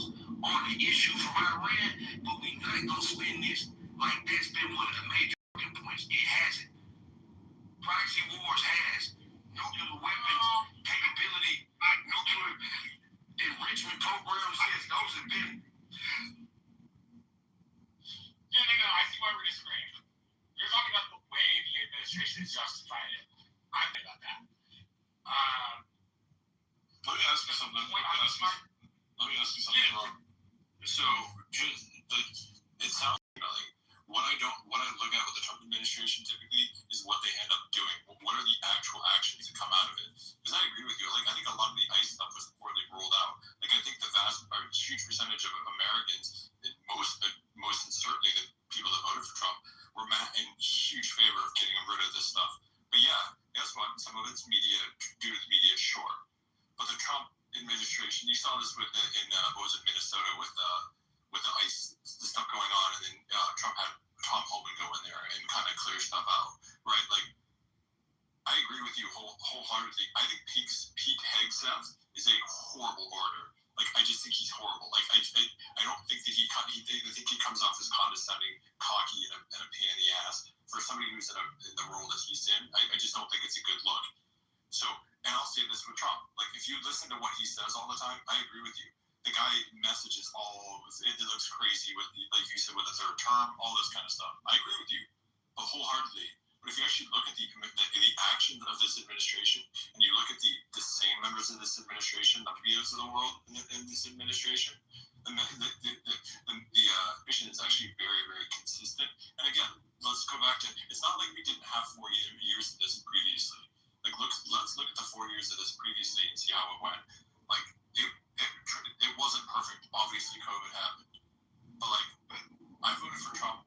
I held my nose and voted for Trump this last time around because of his foreign policy. And so far, like I said, it's too early to tell on the Iran thing.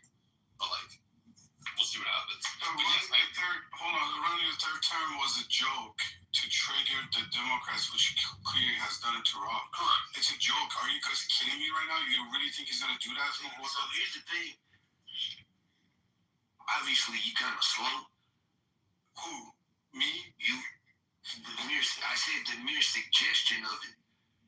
Right, but I mean, I don't know how long you've been paying attention to this, but me, somebody that's 41, I've been pretty much paying attention since I was about 7 years old. So let's give me about a little over 30 years of following American politics.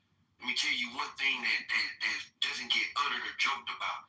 Whether it was the Bush administration, I've listened to Ronald Reagan, and they love this man. This man basically won every state, I think, in 1984. You feel me? Like, that will show that everybody loved this man. Now, these people didn't utter a third term. Joke about it, they didn't play about it. So do I think that he's going to get one? Do I think that it's people that are working, trying to make it happen? Yes. I listen to the Steve Bannons of the world. I don't have a choice but to listen when they say that type of stuff. These are the people that supposedly have advised them, and it's close confidants. So what am I supposed to feel when I hear him just the other day say that on January 1st, 2029, Trump is going to be president? I wanted you to, but I also haven't heard of any other president say I'm grabbing by the pussy either. I mean, No, I don't agree with that. But there are other presidents who judge for a third term, notably Eisenhower and Barack Obama. Each of them. Sure. When did Barack talk about that? Now, look, I'm not saying you're right. Didn't Kamala Harris and Joe Biden both run on? Whether I agree with all that or not, that's another convo. You feel me? You think that Barack Obama's They went before. They lobbied. We know what lobbyists are. We are familiar with Israel. So we know what lobbyists are. So they lobbied. That has not been codified. Yeah. So why are we still talking about it then? No, I was saying. I'm not talking about it then. No, I was saying. I'm not being impressed. So you're saying that. So okay, just to be clear, so DACA was Barack Obama's signature piece of what wasn't really legislation, was it executive order? Somebody correct me if I'm wrong. Yeah. Signature piece of what wasn't really legislation, was it executive order? Somebody correct me if I'm wrong. Yeah. No, DACA was It's codified in federal by 2022. It was passed. My point is, there's plenty of presidents previous to Donald Trump who have upset the order of things. And if you're going to say, oh, well, Donald Trump, who is clearly freaking, come on, man, like this guy's playing the media like a fiddle, like he did during his the lead up to his first term. And again, I go back to Kamala Harris and I go back to Joe Biden during the lead up to the election. Back to Kamala Harris and I go back to Joe Biden during the lead up to the election, the election that they won. We're skating around adding Supreme Court justices. We're skating around adding two. They had 4 years to do it.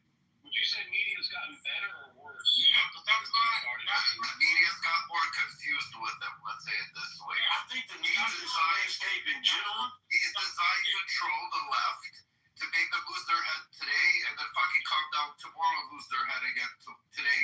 Like, he's the best fucking troll, and the left are falling for it, and I love watching it. But what do we need a troll for in a president?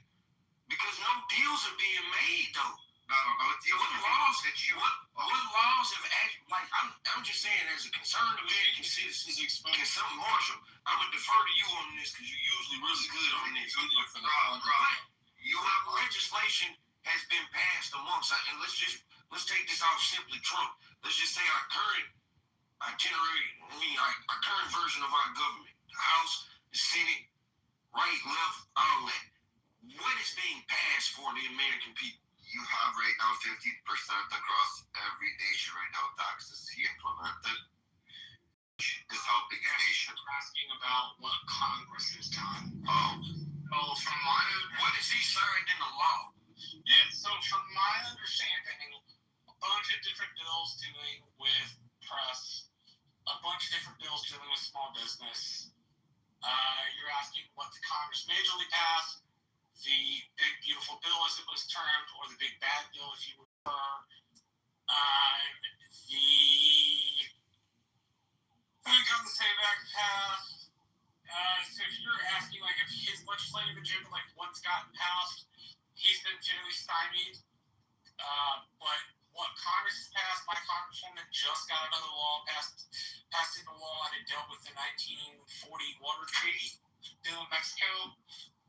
So that like benefits Texas farmers in that way. And then a whole bunch of just minor legislation. I made this criticism one time in my little brother. The Congress just doesn't do anything. Hey, Rob, just really quick, are you asking about Donald Trump's legislative accomplishments, like him personally? Is that what you're asking about? I'm saying, I said in this, we're looking at our current government, our system that we've been operating under the last, now going into 2 years.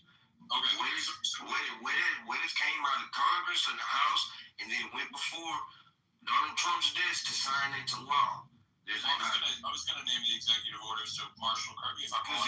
Executive orders, to be fair, every president has executive orders. Sure. So, but that doesn't mean. I'm sorry, for the accomplishments of this administration, Marshall, please correct me if I'm wrong on this. Joe Biden rolled back remain in Mexico, and Trump just put that in place again for a second time. Is that correct? I think so, but it's going to get struck down in court because the Supreme Court allowed it to be upheld because there was emergency. He can't just claim emergency and do that. So I looked this up just to get a preface for the kind of things that are passed. And this comes from ChatGPT because it's quicker than a Google. I'm looking it up too, Marshall. I got 5 things. So I got Congressional Time Capsule Act, Federal Land Conveyance in Arizona, Do Not Pay System Improvement Act, Bankruptcy and Judges Trustee Compensation Act, Fiscal Year 26 Appropriations, which is, and passed them all. In 2025, when the Congress is still in session, National Defense Authorization Act, beautiful bill as we referenced, opioid treatment and prevention reauthorization. I'm gonna tell you this though. The real reason I asked that, man, I'm telling you this. Like, we all know that politics are an ugly thing. Super ugly. Might not be one serious. You know what I'm saying? We know that.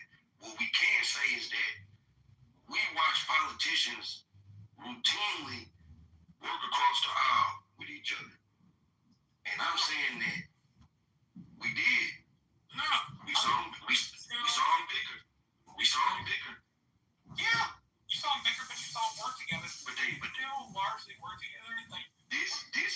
This era of politics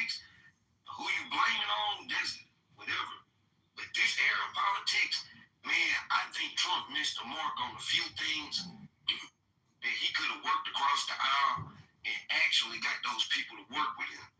As I really went and did my research on like what NAFTA was, some of our trade agreements, I actually had changed my position that I don't think that he was off the mark in his trade assessment, that we had a bunch of unfair deals. I do think, reading just what I'm learning, I do think his tariff policy is pointless, but his idea behind it, no, it's not pointless. And there are plenty of people across the aisle that would have worked with him.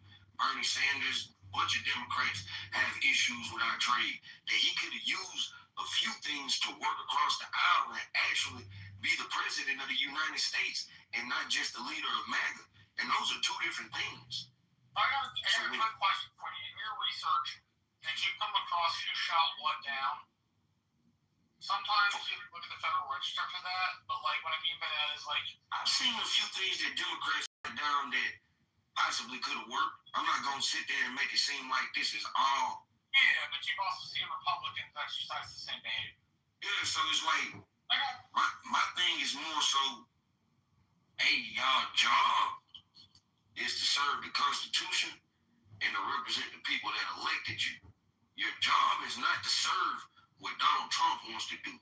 Now, you could be in agreement with his agenda, and you want to see his agenda pass. I don't have no problem with that, whether I agree with it or not. I do have a problem with what seems like a lot of our elected officials, especially in our state, Marshall, specifically, we're the ones that folded to changing our congressional district into when does that happen? I mean, I don't think it ever happened in Texas before. That's my point. We yielded simply because of Trump. There's a reason why Indiana, those people in their state house was showing all that love on me. Does anybody here that they actually have a voice at this point?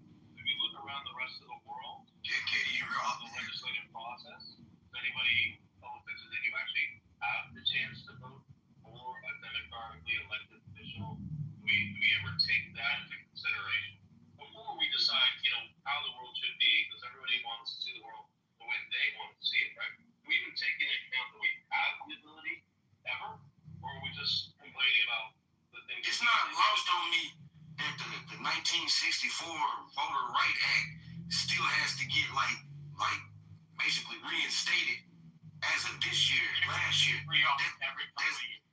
That's not lost on me. So innovation amongst Americans, unfortunately for Americans, we don't have the worldview that everybody else has because we're Americans. And in America, whether the history has been fair or right, what we do know is that we have the right to vote. We have the right to speak about this stuff. I don't see what bringing that into the conversation. Yeah, we know it's people around the world that don't have these rights. What the fuck that got to do with me right now? We talking about this. You fill out an axiom by Alexis de Tocqueville, who was a French proto-socialist, wrote a book called On Democracy, and it's his writings of traveling America, thinking about democracy as it was young in the Enlightenment era. One of the things he says is America is the only country he knows of where we vote for somebody and then get into a room and dissent about that same person for 4 more years. Right? So your government is anything American the same way agreeing with the government is American. Right? You're not exercising any anti-American sentiment by criticizing somebody. In fact, I would say we have throughout our history a long tradition of each side criticizing the other no matter what they're criticizing over. I think that's to Tocqueville's point, that all of this is constantly in flux for us. While we do pass laws that do keep things relatively uniform, our politics are always in flux, as they probably should be. Politics is meant, at least in my experience, campaign politics is meant to be in flux. And so I think politics is to be in flux, but I wouldn't say where you want to move and don't think your voice was heard. Love to hear about that. What are we supposed thing about that though, Albert, like we're Americans, and now whereas I think American exceptionalism has kind of hurt us, but we're Americans. We like, unfortunately, we don't have it right now. What does that mean to you? You're an American. What does that mean? That means that I was born in America. My family personally is descendants of slaves in America. We're American. Like, that means that the things that I'm concerned about start with America. That doesn't mean that we couldn't have a conversation about what's happening around the globe. But like, I wouldn't expect a person from any other country to not have that country's best interest or interest in general as what they're going to talk about. Like, I don't live anywhere else. Never have. Have you ever spoken to anyone? What is your criticism of Donald Trump? What didn't he do that you wish he had done? You wanted him to engage more with allies? Hey, Infinity, that's not what we're doing right now. That's what I'm asking. We're not even talking about it. Well, I heard you talking about it. You said you wish that he had gotten more people involved. Well, that was another conversation, man, Infinity, so give it a second. Albert, to answer your question, hey, man, one thing we not going to do is play stupid, all right? We're not going to play stupid. Right. What does that mean? So we don't have to assume that I've never spoken to somebody from outside of America. If you speak to people from, let's say, communist China, I'm going to give you a rundown real quick, just so you can understand about it. I'm from a community called A-Leaf in Southwest Houston.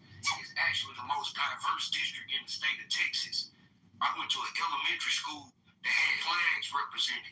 I got friends from all over the fucking world, regardless of traveling or not. that would be yes. That's what I'm saying. So don't ask, like, there's no point in a conversation that we've had about geopolitics, local politics, to assume that I hadn't spoken to somebody that's from outside of America. Why do you have a white man accent?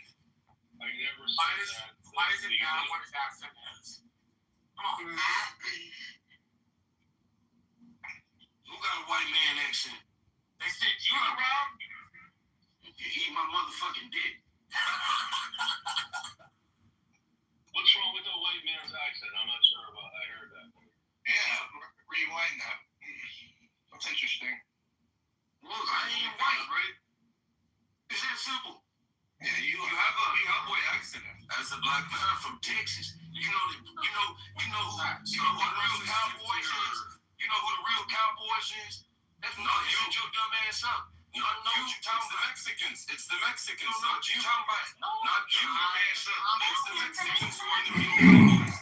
And the people, black men have never been Cowboys. That's a historical fact.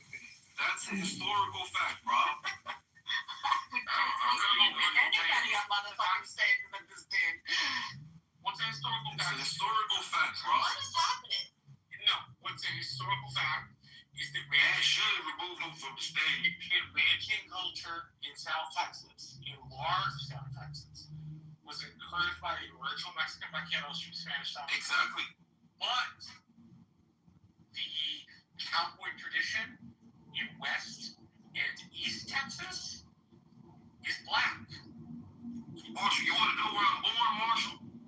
You're born in your fucking mouth. In Marshall? What part, bro? What part, bro? In Texarkana, Texas. No way. You're born in Texarkana? Now, I've been in Houston all my life, but I'm born in Whiteley Hospital in Texarkana, Texas. You feel me? I'm from a family of cowboys and farmers. You feel me? Like, that's what I'm saying. I don't even. Why am I even addressing that shit? Did you ride a horse, bro? Yes. Oh, I guess what I'm talking about. I can ride a horse. That's a perfect man right there. What's up, baby? But then you're not an original cowboy. You have become a cowboy.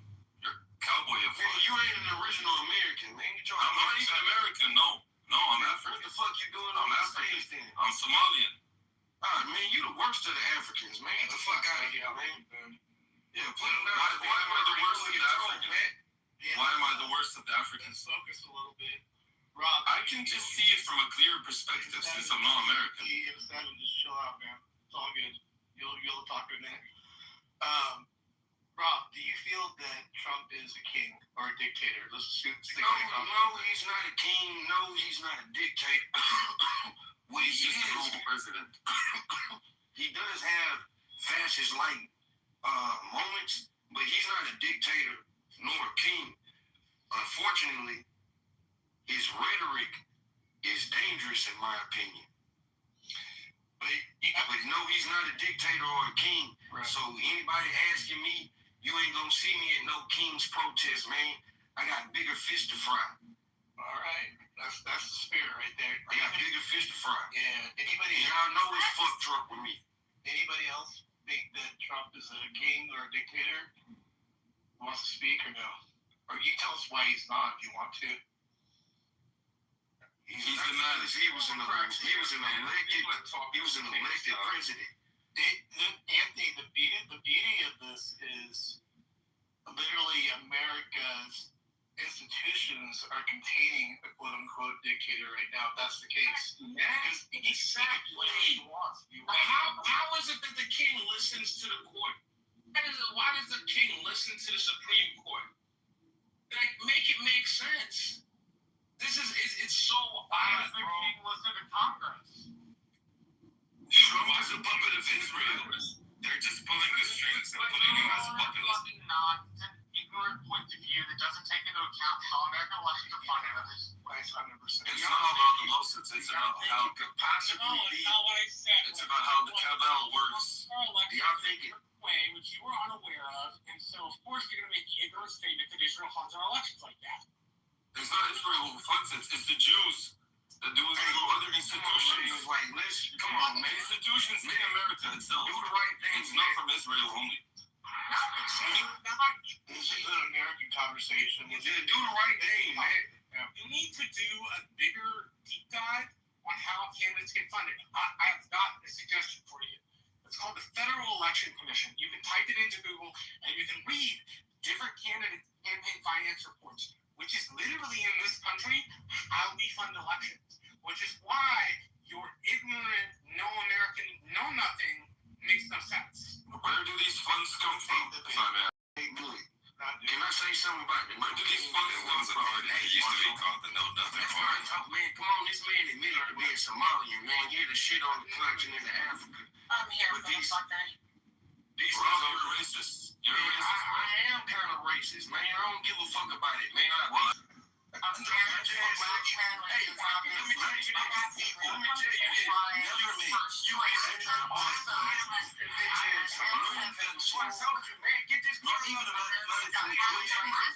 Carry on the conversation.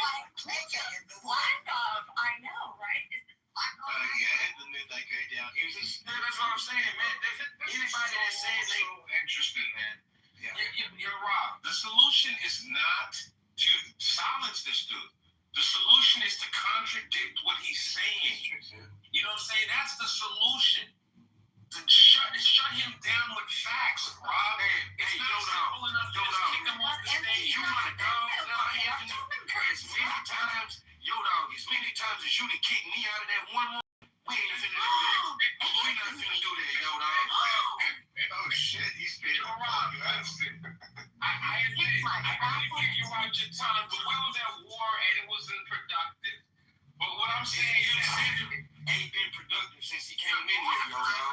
Alright, listen, Rob, when you got a point, I can't lie. You got a point. But here's what's up, man. My humble opinion is right now, the more elevated, I was ignorant back then. I was unenlightened. I was a part of the unwashed masses. I'm enlightened now. I think the way to handle this dude would be to contradict what he's saying with the facts. I don't want to just silence the dude. If we can have a back and forth, or you can have a back and forth with him and say, well, the reason why I disagree is X, Y, and Z, and shut him down. Man, I ain't talking to no broke-ass Black Americans, man. I ain't talking to no one of them defenders. I ain't talking to no broke-ass Somalian. I'm talking to white Americans. I'm talking to white Americans. We talking about American ass shit. If you a Somali American, I'll fuck with you. If you a Somali that ain't on that weird shit, I'll fuck with you. But the Somalis that be on this app representing y'all land be on some real life weird shit, and everybody in the world knows it. And that's cool, bro. Black Americans on some weird shit as well, you know. Hey, and there's a lot of weird ass niggas on this app. You're not lying. It's some weird ass. For the sake of the room, I'ma say it like you said it. It's a lot of black Americans that's weird on this app. I'll agree. But the Somalis are known to be trolls. That's just what it is. Let's be productive. Let's have a good ass conversation. Let's be productive. I looked up the Somali congresswoman in America, and I went to Federal Elections Commission, and then I went down the list, looked for financial summary, found itemized individual contributions at $1,052,715.82. I click on that, give me a results study per page. Ask Blue, Ilhan Omar for Congress. Ask Blue, Ilhan Omar for Congress. You can click on each of these and they will tell you probably not, but he can still donate. Ask Blue has donated a lot to her campaign. We'll see what else. Stuart Howard donated $10. Salif Suleiman donated $30. Sorry, I'm trying to make a point. If you just let me get this out. So I would like us to have a more enlightened financial disbursement conversation, since we can go to the Federal Election Commission and read different members of Congress's campaign expenditures. Thank you, Marshall. Matt. Yes, sir. A lot of people in this room are trying to claim, at least in the chat, that Donald Trump was a dictator or a king, and I wanted to do something here I've never done before. I want to actually agree with those people. What have they done? Yeah. I want to agree with them because it was Donald Trump who said that, you know, if you don't take the vaccine, you lose your job. It was Donald Trump who basically said if you don't take health care, you have to pay a fee. And I think we should all agree, anyone who says something like that, that's what a dictator does. A dictator says if you don't do this, here's your consequence, and you have to do it, and takes away your right for doing it, to basically live free. So the fact that he did those things makes him a dictator, and I'm just disgusted by it. And I just like to Is there any date on when that statement was made? I'm wondering if it's early COVID or it's later COVID or just in general. It wasn't Donald Trump. It was Biden. That was the whole point. Oh, and then wait. Trump is the best president the U.S. has ever had. Did Donald Trump? I think he said, Kamala, we're not going to have a primary, so you get to run for president, right? Again, that's the fact that Trump did it. Look, in 2022, when Donald Trump was president, or end of 2021, he made this whole claim about people losing their jobs. He forced people who work in the federal government to get a vaccine, otherwise they get fired. And that's disgusting because that takes away your rights. I mean, you shouldn't be forced to do something, but the fact that he did that, it makes him a dictator and a king. And the people who are protesting about it are right to say that, because anyone who would do something like that is definitely taking away your rights. And then if you also look at it with the healthcare thing, right? I mean, I have to take a shitty healthcare, otherwise I gotta pay a fee or a fine if I don't do that. Like these are just disgusting things, and Matt, we should call a spade a spade. I think, can I respond to that really quick? Yeah, go ahead. Thank you. All right. So, if the federal government puts into effect a rule that if you don't do X, Y, or Z, you will lose your job. That is not forcing someone to do something. That's not a law. Okay, bro. I didn't say anything about a law. All right? So workplaces have rules, and they can enforce those rules. It's just that simple. Your workplace could say, certain social media posts will get you such as federal workers, large employers, and healthcare staff, which were met with significant legal challenges. Well, according to you, there should be no legal challenges because obviously it's a private sector. They're allowed to do what they want to do, which is a stupid idea. The administration ended these policies in 2023. So you gaslit just now that it was private sector, private companies when it actually is federal. After point. We're going to have a conversation. Right, so I'm not done speaking. I like to speak. I never said. You did. Right? You made an assertion. Everyone heard you say. As succinctly as possible. Tell me what I said that you disagree with.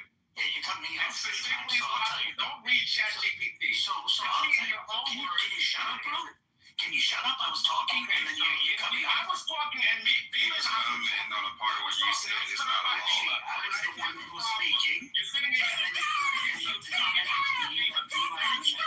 Stop! Now you shut the fuck up. All right? I can match your energy. I'm like that. I can match your energy. You ain't working. Fuck you. Really chill.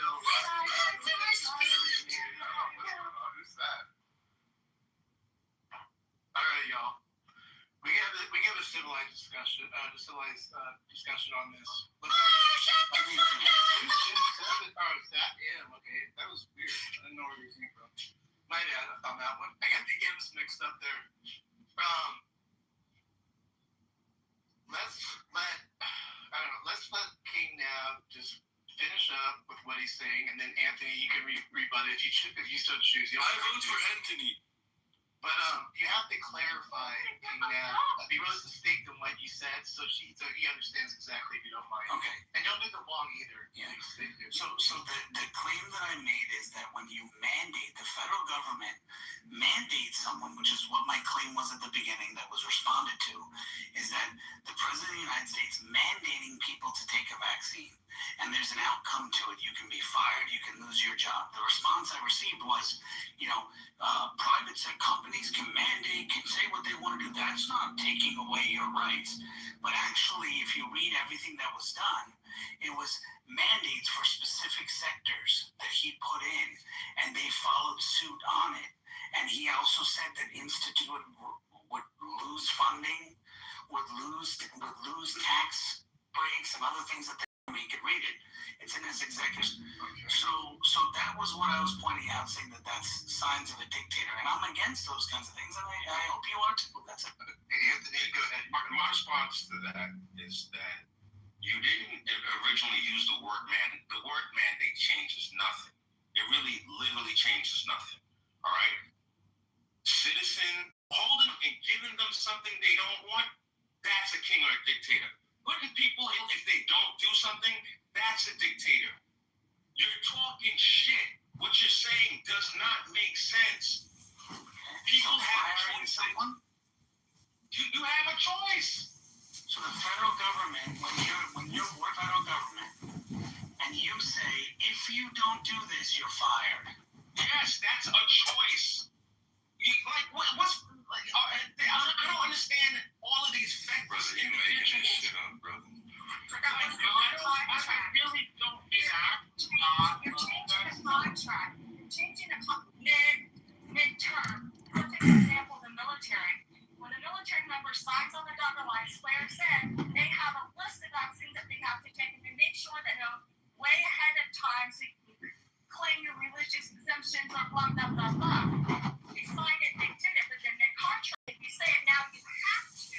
That goes against the contract in terms that you already signed and approved them, and with a dedicated time for difference. That's the beautiful. You can't do it. You can't do it in the middle. Yeah, it's KK, beautiful. Thank you for saying that. But KK, within that contract, they have unforeseen circumstances, emergent circumstances. Within that contract, there is language for that. There is leeway for that. It's just that simple. To pretend like it's only one way would not be true. Again, if you are held down and forced to do something against your will, that is what a monarchy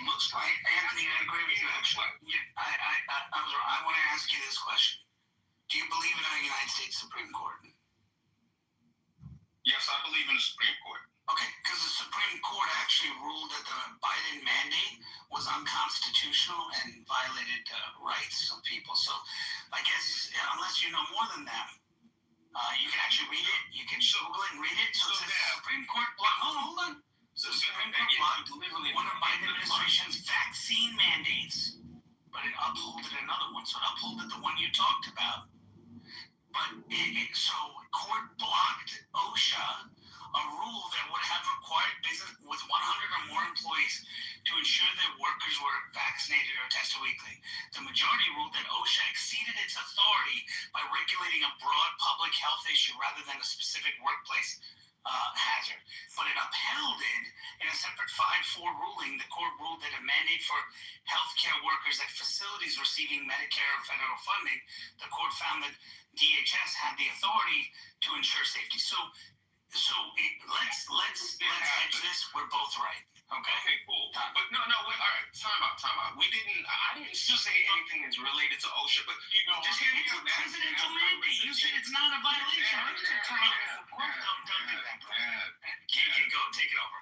Okay, so I just want to be clear. We're talking about concepts here.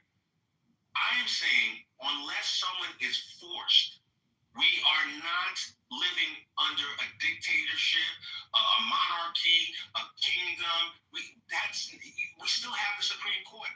I don't know if you were in here or not in here. The point that Matt made, the point that I made, is how's this king, this dictator, listening to the Supreme Court? My man Marshall chimed in with, how is he listening to Congress? You know, people like to make up points. It suits their narrative. The Supreme Court, we have a process by which we have a legal process by which the Supreme Court came down with a ruling. No one forced, and just mind you, they were talking about your king Biden. They were addressing his shit. I'm not even Trump's shit. They were talking about Biden. I was being sarcastic, by the way, about that. So I was. Okay, cool. So I didn't know you were being sarcastic. I was doing this whole thing. I was doing this whole thing, Anthony, because my point to people is that you had someone that was essentially attempting to use, and you're right. I mean, this is not even the OSHA claim is not a dictator-like thing. It's hey, I'm trying to flex my muscles with the federal government. The point I'm saying is that these people at that time didn't say no king. They said Biden all the way in. I'm all in. And I was joking when I said Trump did it because Trump wasn't president in 2022. Even Obama trying to force people saying if you don't get Obamacare, then you're going to be taxed because you didn't get it. Well, I don't want Obamacare. I want private health care. It's like those things you could say are more dictatorial than most other things that Trump has done. But those people didn't go and say, hey, I'm going to protest outside no king. They were jumping on board with the king. That's good enough. Thank you for clarifying. I just want to land here with Obama. Just real quick, Matt. So I just want to land with Obama. Obama literally said that he could kill any U.S. citizen anywhere in the world without due process. This is what the Obama administration stood on. All right? Mind you, if Donald Trump was to say half of that, you guys would lose your everlasting minds. Thank you for... And yeah, I would add also to what Anthony's saying, and this is kind of what he was getting at too, was that they weren't like physically forcing people. Like that's when you start into the dictatorship realm, because a dictatorship has a good enforcement arm. Like people physically going to your door and like sticking a jab in you. That's definitely going to be in that realm. You know what I mean? So that's kind of like I think kind of what he was hitting on maybe a little bit there. That's not that would be considered a dictatorship that way. But but also.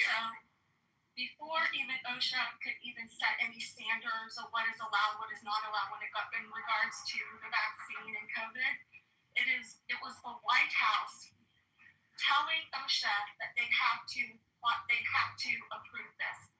So you have the White House tell OSHA that they have to, even though they didn't want to state a position on it, because then it all comes down to liability and business insurance. So I'll put the link in the chat where it states that Biden's the one that directed OSHA to make that mandate. Well, and don't forget, there was a healthcare mandate where if you got healthcare, great, but if you don't, guess what? We're gonna tax your ass. So, there's that too, which actually that's called socialism, right? No, that's not socialism. We have the right. Just listen. We have the right to don't do ourselves good service when we label everything as socialism. It's got a stricter meaning. If we start to stricter meaning, it wouldn't. Yes, it's an epithet, but it's an epithet that for folks on the other side, and I know a lot of them because I do campaign work and you tend to know people on both sides, that just doesn't, unless they're already on your side, that doesn't come across well. People have told me it comes across too preachy. It comes across too much not actually socialism.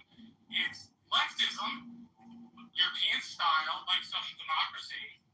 But the only reason those social democrats are allowed to do what they're allowed to do is because they're allowed to donate more of their fiscal resources toward social programs so they provide their military umbrella.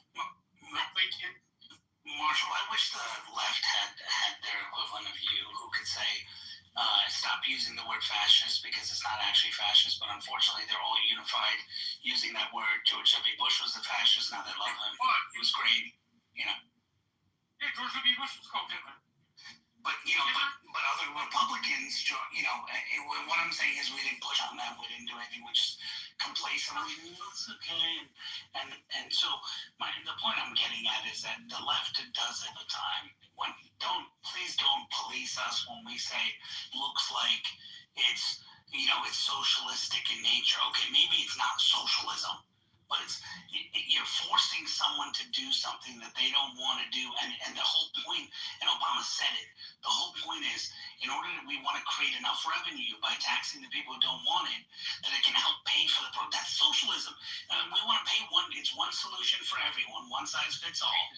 Redistribution. And redistribution. So, he basically said it, and so it may not be the token definition, but man, when we use these things, man, you gotta understand, we're coming from years of being called fascist and this one, then suddenly, George W. Bush is no longer fascist. He's a great friend to Obama. Amazing. Yeah, I guess I was more wishing people would be a little bit more accurate with it. I think it carries more potency when it's more accurate. That's all. I really genuinely do think the potency being sold carries a lot more when it's not used to describe every little thing Democrats do. But I could be wrong. So. Yeah, I would say most of what they do is rooted in the concept that one size fits all. Just want to be honest. And they believe in a holistic. I mean, we gotta be honest. People on the left and people who are Democrats believe in a national solution, except for voter ID. Amazing, but they believe in a national solution to everything. They believe that the health of someone in New York and the health of someone and the healthcare needs of someone with cold weather and all that stuff is the same as someone in Texas, where weather and other things are different. They believe that someone in Texas should pay more because asthma is more rampant, or other health challenges are more rampant in New York because, hey, we're all in this together. We all have to. That's the reality of what they believe in. So you could call them a socialist party. What I was going to try to say was a couple of things. One, the Republicans' saving grace is the Democratic Party, right? We got our crazies, and they look pretty bad, but you stick our crazies next to their crazies, and their crazies make it look even worse. That's thing number one. I think thing number two is when we become the majority, the Democrats discover small government. When the Democrats win, big government is the way to go. Now, at least the Republicans have been honest. Well, this kind of small government thing we went to for a long time, we're not, because we're spending like drunken sailors, and we're using federal largesse. At least we're a little bit more honest about using federal largesse. But they then claim to care about limited government time in the minority. And when they're in the majority, They don't care about limited government. For example, my little brother does space, aeronautics, the FCC. He's like, hey, we should pare down the executive power. Right? He's a Republican. He's like, let's just pare down the executive power. They got too much anyway. And he couldn't get any of the Democratic committee members to agree with him. Because why? It meant they would give up power for their executive. I know both sides do this, but my point is, those are some chief criticisms I have that opposing side. And lastly, I was privileged enough to sit down on a conversation with a couple chiefs of staff, and one of them was a Democrat, and the Democrat said, the Republicans have y'all got your problems, but the Republicans managed to have a side that doesn't eat themselves so much. Big side eats themselves. She used herself as an example. She gave an example where she was in a meeting, and she asked somebody if they were slow. Not like short bus, like back of the bus slow, more like, did you not comprehend what I meant? And so there was an activist in the meeting, and there was somebody else in her office, and she's the chief of staff to Democrats from the East Coast, and she said something effective to me, like, they thought I was calling people retarded. And they said, you can't use the word slow, right? Like, they eat themselves. As much as I am for moderation and for doing that, you give me on a partisan kick, I have a whole bunch of people.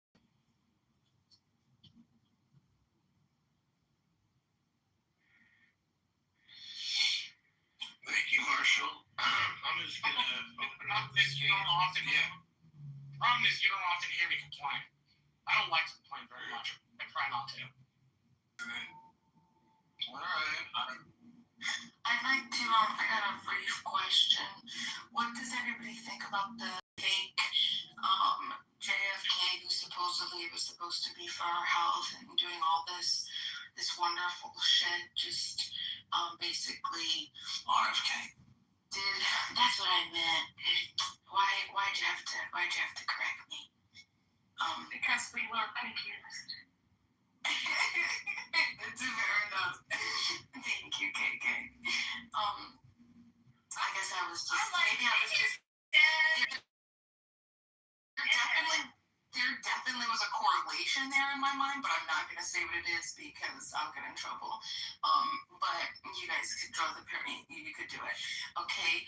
But anyway, so this guy is supposed to be for our health, whatever, and Trump just signed this executive order, I think it was in mid-February, which is just like, hey, look, we need Roundup, and we need to make sure we push the production of Roundup, and it's for national security purposes, because we need to make sure everybody that is listening to this is getting cancer if you're in the United States. So what do you guys think about that? Was that a bait and switch?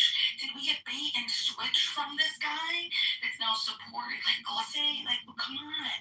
What are we thinking? What do we think about Trump saying, yeah, national security, we can't move to healthier options because Roundup, was he bought and paid for? Is it really about national security? Is it about something else? Is he being controlled? I don't know.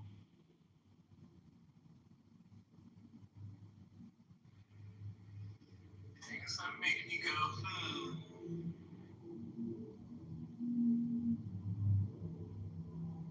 Oh, come on, no biters. Nobody cares. Nobody cares about the health and the welfare of our citizenry to move to healthier food options. Being poisoned, you guys are just gonna sit by and, well, I mean, I guess you fucking deserve it. What else? Yeah.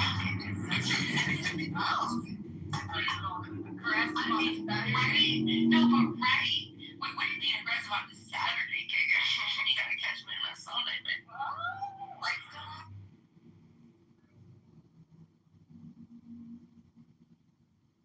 what y'all about to do with y'all Saturday, man? Y'all about to hang out on Clubhouse? Shit, on Clubhouse. Yeah, Let's see what you're doing, brother. What up, I wasn't being critical. I was asking, what are y'all doing for a weekend? Dang. Sorry, Blake, I came in kind of hot, my bad. Hey, I'm chilling, man. I just got done working out, listening to y'all, listening to y'all while I was working out. About to go to the store, some little shit around the house, make some cookies, chill with the kids, listen to the 90s shit. So I'm listening to y'all in the background as I'm doing work prep, looking at the market, trying to, new companies to target. So I'm just doing market research while y'all are at. Yeah, I'm over here working as well. I have some title searches to do. You guys are fucking hilarious. Did you get your answer, Blockade? Okay, I got a little bit testing. Just, y'all, we like, fucking, it's almost like, oh, you gotta put a headshot on it. And you got the king. Fuck that. I think I might be the crazy, huh? But I don't know. I'll put one headshot on it. Bruce, drunk enough. Or David Bovedy is the second nominee. I can do one. I think it's safe to say. I think it's fucking safe to say that Sarah crazy girl, that motherfucker with. Yeah, correct. That person, whoever that was, yeah. I agree with him. So, thank you, Blockade. Did he come up with Blockade? Is that where that came from? Yes, it's classic. I can't unhear it. Blockade is the key to be, the teacher in the school, in the class was like, be nice. And A1, where are you, A1? Be nice. In the Matrix. Does anybody want to explain to me what exactly the Ukrainian guy was talking about when he was saying that Russia took photos of our air, our region 3 days before or days prior to us going into Iran? What is he saying? That there's intelligence that Ukraine has, that there was something that Russia was doing maliciously? Does anybody know? He's trying to get us into so we attack Russia. Where was that? When was that the state? Yeah, Ukraine, which is Vladimir Zelensky made this comment. Ukraine. Ukraine is. I said Ukraine. What did you hear? Ukraine. Oh, why would you say it that way, Casey? Come on. Because that's what I heard. You gotta get your ears checked. All right. So anyway. So Zelensky basically made a comment saying, well, Russia took pictures a couple of days beforehand, and then Iran went and attacked that naval base, that U.S. base, and Americans got injured. Basically trying to say, hey, Russia's helping Iran. U.S. guys, you need to go in there. U.S. go and attack Russia. He's basically trying to goad us so that we drop a bomb on Russia or do something to Russia for doing it and take something out on them. So he's trying to win his war. I wouldn't really take what he says seriously. I mean, there's been no corroborating evidence. Even the New York Times didn't come out with anything on it yet. I'm pretty sure that Russia shares a lot of satellite imagery with Iran to make Americans' life a little harder. But I'm pretty sure that the West has been sharing satellite imagery with Ukraine so they can be more effective in their targeting of Russia. I'm pretty sure that's happening every minute of every day in these conflicts. Dima, thank you for sharing that link. But that's just the words that he said. But nobody corroborated. In other words, there wasn't other intel agencies. Usually you would have the British, you'd have other countries that come out and say, yeah, this is what's the case when these things happen. But no other intel group, no other country has mentioned that. So Zelensky has specialized access. That's not how things work around here. We don't verify corroborated information. We just take what we hear and see off the internet, and that's true. So you're wrong. Oh, sorry about that. Didn't know that rule. That's fucking wild.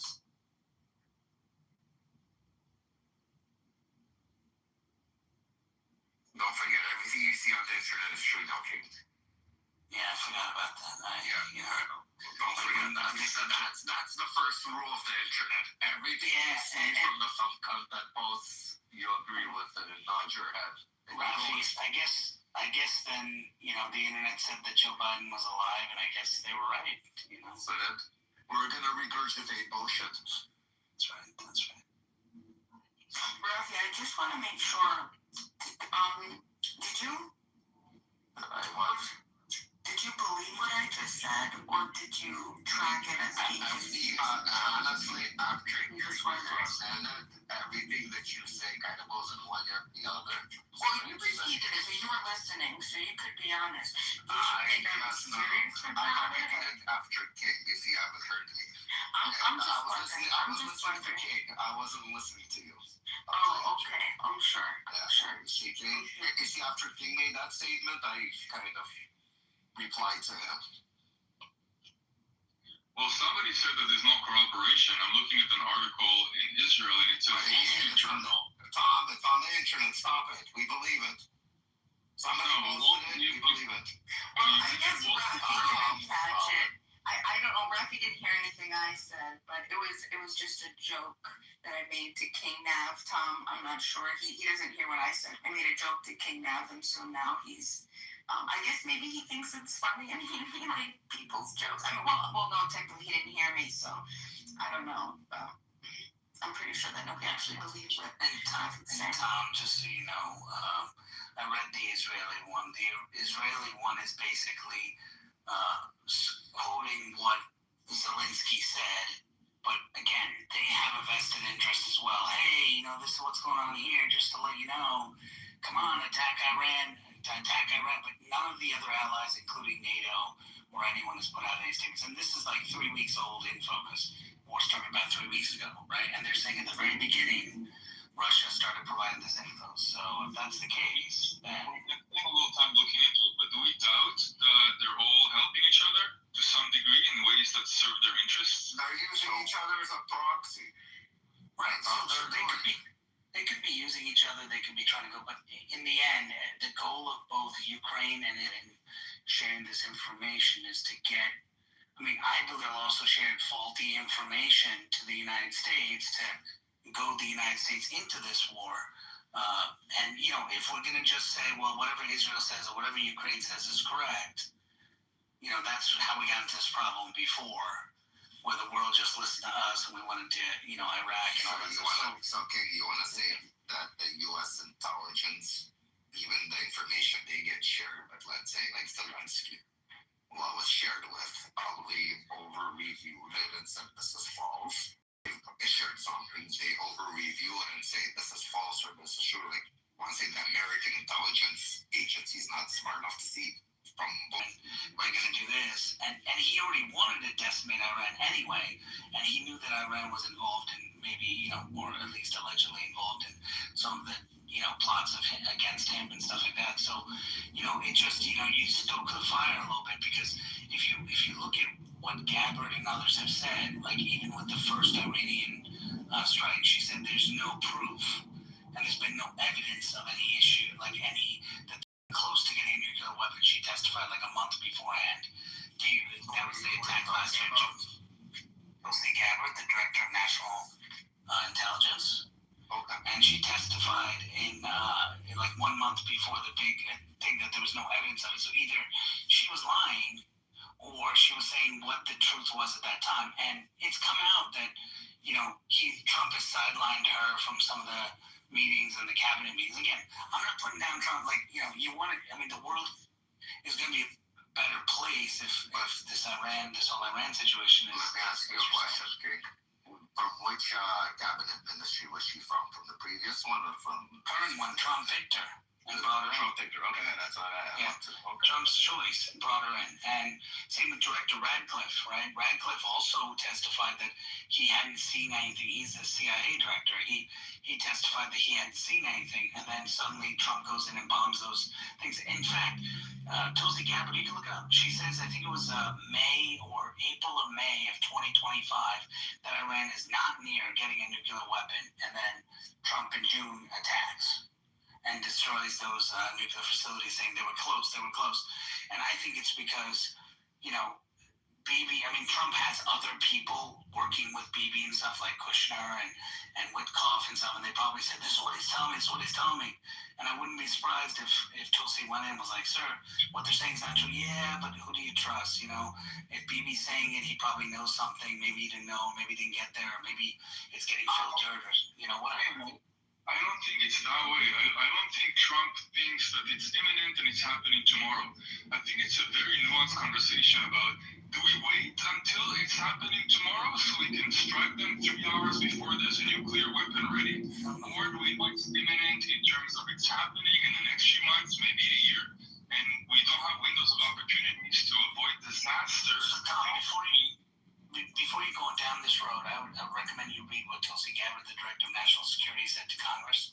She put a statement saying they are years, like at least 5 to 10 years away from getting a nuclear weapon. And That's against all intelligence reporting because it takes a couple of years to make a nuclear weapon from scratch. And they were significantly hampered in their ability. And then this time when he went and attacked, his claim was also, oh, well, yeah, they were close to doing it, but I thought you destroyed all their facilities in June.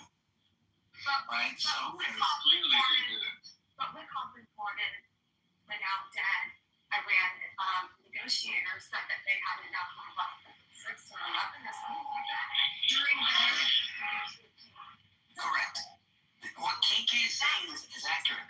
Yeah, so if that's the case, then yes, that would trigger, but if it was not the case, but that's what I'm trying to point out. Yeah, knowing that the U.S. did not have any validation to bomb them. But he did say it. Right, and see, and that's the whole point. I think what KK just brought up is a very important point. Intelligence all around the world, Witkoff and other people who were in there, doesn't chose to believe those people. Right? Just like, you know, I mean, there's just so much nuance to some of this stuff. Yeah, so Witkoff believed the Iranian negotiator. Correct. Yep. And they told that to Trump. But that was the eminent, right? Well, that's what the claim is, right? But then Gabbard's claim is, well, yeah, but so do you trust, if national security believes different, right, and other security agencies around the world, and I think that's where the issue comes, is that maybe Iran just said, yeah, come get us. Yeah, we got it. And were they serious? Were they not? Did he see facilities? Well, then, yeah, so why would they want, knowing that Trump could play coy or bluff with Iran? They already, blew up one main site in there. So why would they sit there and say that they have it? If they didn't have it, would they say, like, we don't have it. You guys are bullying us. You already knocked out one of our main reactors, or with the bunker where it's hidden. So the rest of the world would be like, okay, well, and then they say, don't have it. But they didn't. They said they had them. But these are people who jump on planes and kill themselves and to kill others. No, but they did say, after they hit them, that they never reached, meaning that it's there. They acknowledged the IRGC that it's there, but the U.S. never really reached the nuclear site. So, they kind of doubled down on it. Oh, is that what happened? Okay. Well, I have a question for King. What is this? Well, King, currently the S&P is at 6,400, and that's dropped because of the Iran-Epstein war. My question, King, is the Houthis joined the fight yesterday. What happens if the Suez Canal is closed at the same time as the Strait of Hormuz? What happens to the stock market, King? I'd like to defer that question to Matt. Matt is more of an expert. Somebody hurry up and answer me. Matt, go ahead. And I like to defer to a bunch of stupid bozos. A bunch of stupid bozos yapping on the stage. Gas is already up. What is Not reclaiming like that. Food prices are up. What's that, Tom? Close the Suez Canal and your gas will go to $20 a gallon. What's up, John? That's the answer. How are you, John? That's the answer. How high can it get, stupid? the information though. Man, how high stupid is a guy trying to look like a girl? What's Can I happening? finish, Tom? No one interrupted you, Tom. So shut the fuck up. So anyway, if they close both canals, that's going to crush the economy. Interest rates are expected to be lowered. Interest rates will rise. So, don't you understand what's going on? They're not going to close the Suez Canal. Oh, okay. Well, you should have a conversation with them and educate them on this stuff. The Houthis were already involved. They It leads to the Suez Canal. The Gulf of Oman leads to the Suez Canal, but people don't know. No, I would say that your name is stupid. I'm not calling you stupid. So you hear that? Stupid those, stupid those. That's what I was saying, Marshall. My name is Raja from Pakistan. But I'm trying to figure out from stupid, like how I did by calling her stupid. What do I get on it? Yeah. I have a more contentious conversation with somebody who's already not on our side and somebody who will be even less willing to have a conversation once you call them a moron. Right? That doesn't work to have conversations. Yeah, but these people have low IQ, so I don't expect much. But stupid, like, so how much do you think, not us, how much do you think it's going to go up to? Like, Well, crude is already above 100. So the question is, what will it do at the pump? Because in terms of shipping raw materials, it's already over 100. It's 110 or something. So that could go to 150, 160 easy. Now, let's get to the pump that affects you guys that are in this room. I just got some phone calls from California. People were paying $7. Stupid, I guess. Hold on. If you close both canals, if you close the Gulf, the Strait of Hormuz, you close the Gulf of Oman that leads to the Suez Canal. In terms of shipping, that should drive your price to, I don't know. I don't know. Hold on. There's a guy on this app you need to connect with. You didn't want to answer. Can I finish? I'm answering Matt's question. And you're very rude. Very, very rude. Only on weekends.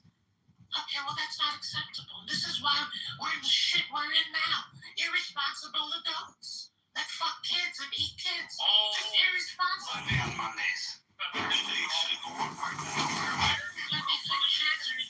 It's okay. Go ahead. Take over the mic. Okay, good. Thank you. Like a bunch of third graders. There's a fucking hermaphrodite, which was like calling the black was term today. Right? Of course, these people would be embedded to each other. Like, what universe do you live in? Yeah, I don't know where they're from. I think who would have the biggest issue if the Suez Canal would be shut down would be Turkey. And I do believe, what was it, 2 or 3 days ago, 60 aviation, a lot of people in Turkey went Jordan into planes right there along the Suez Canal, and then the Iranian regime where their acts that they've been doing. So if they would try to landlock the canal for the size of Egypt, and what you have there, Jordan, they're not going to fuck around with that. They know what that means. And then Turkey will kind of get in play too if that walks in, because that cuts them off entirely. They have to go all the way around. You know, they're already doing land transfer right now. So I don't think it would actually happen. And right now, last time it was super high was 2022. It was 120 a barrel. Easily be closed by the Houthis. And then that will send prices not only of your gas, your steak, everything you eat, fertilizer is already an issue. I also think California is a bad example. California, through their own internal state regulations, makes their gas go up by at least $1 per gallon, if not more than that. Right? So yes, California will be affected by this. Part of California's problem is California. Yeah, but I mean, other states, the gas is increasing. They asked me before you got in here, how much do I think all gas would go to if both canals are closed? Or both shipping routes are closed, let's put it that way. Alright? So that was the question, Marshall. Okay, so when I looked at Houthis,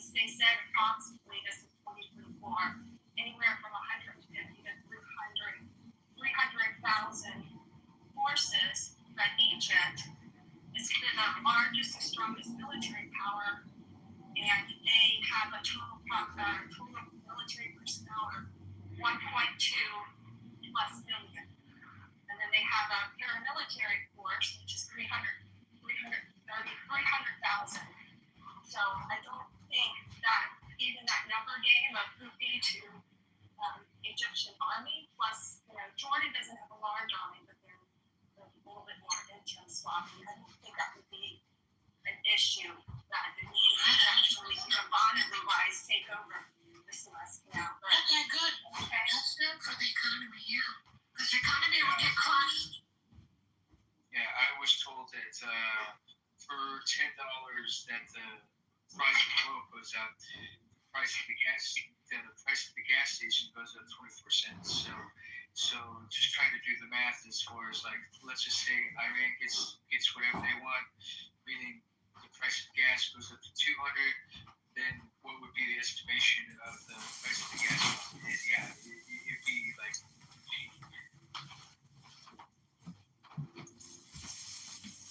Did you hear about the 800,000-acre fire in Nebraska?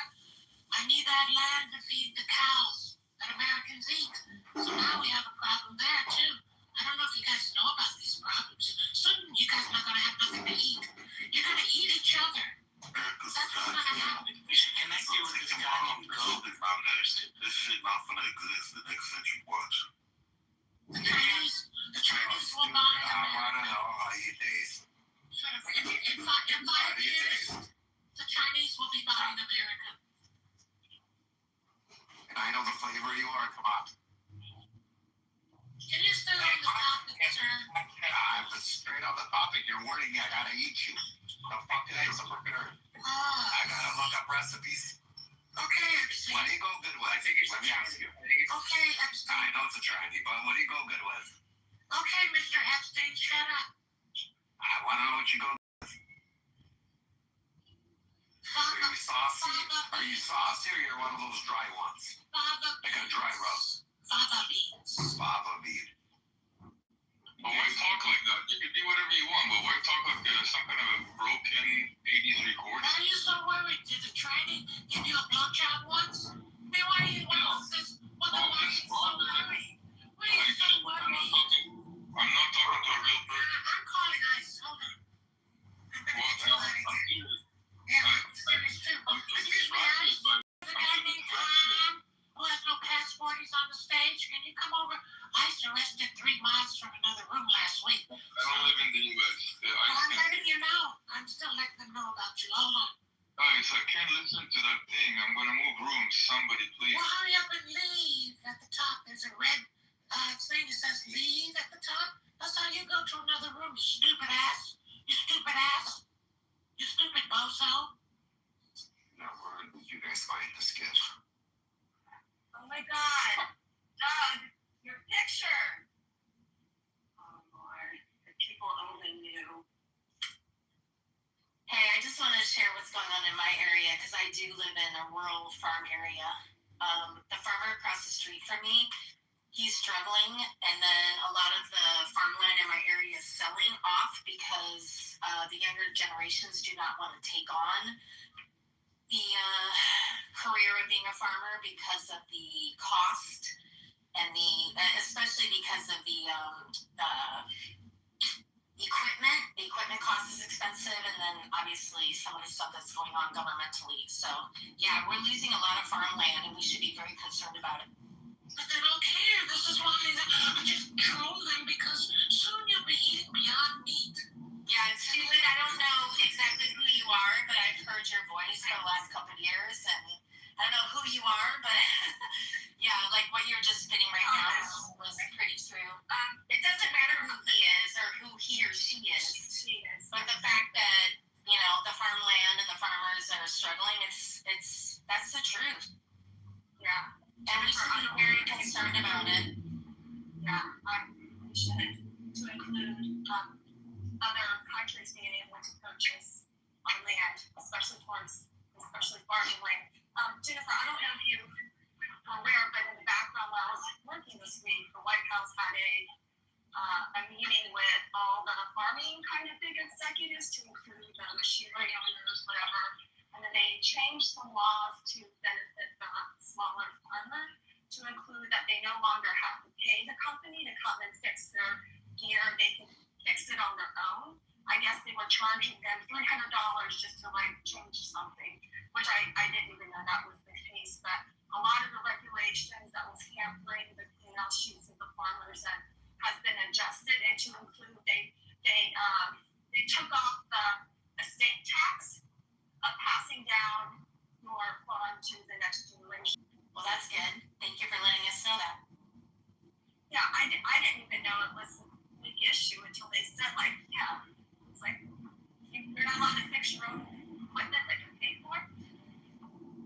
Do you think There's about, just on my road alone, there's about, 15, 30, 45, there's 45 acres of land that was recently sold from farms they couldn't afford to continue to farm it, and they're going to develop it into rentals. So here's my question, Jennifer. Which is not a good thing in my area, because then that affects the small businesses, and like my town, like literally half of this, like it's generational. Like, these have owned it for decades, and yeah, because the younger generations don't want on the responsibility and the stress of owning a farm, they run off the properties to developers, and they're turning them into short-term rentals. Yeah, you guys are gonna starve soon. Your kids will starve. I'll be okay, but yeah, I'm kind of worried about my neighbors for sure. And they're going down the drain. That's an advantage to try to get the cash to Kitover.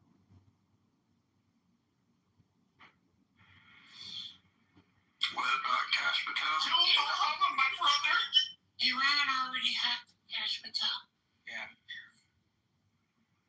Guess who's You know what's next? funny is when he said that, like, I don't understand, like, that is the most crazy, cringe, like, LARPing of a white man I've ever seen. Like, first of all, you're telling somebody who's a devoted fucking Christian, kill Valhalla. Like, in other words, like, this pagan bullshit, which is, like, the worst thing you can fucking say to him about him after his death. It was just so weird.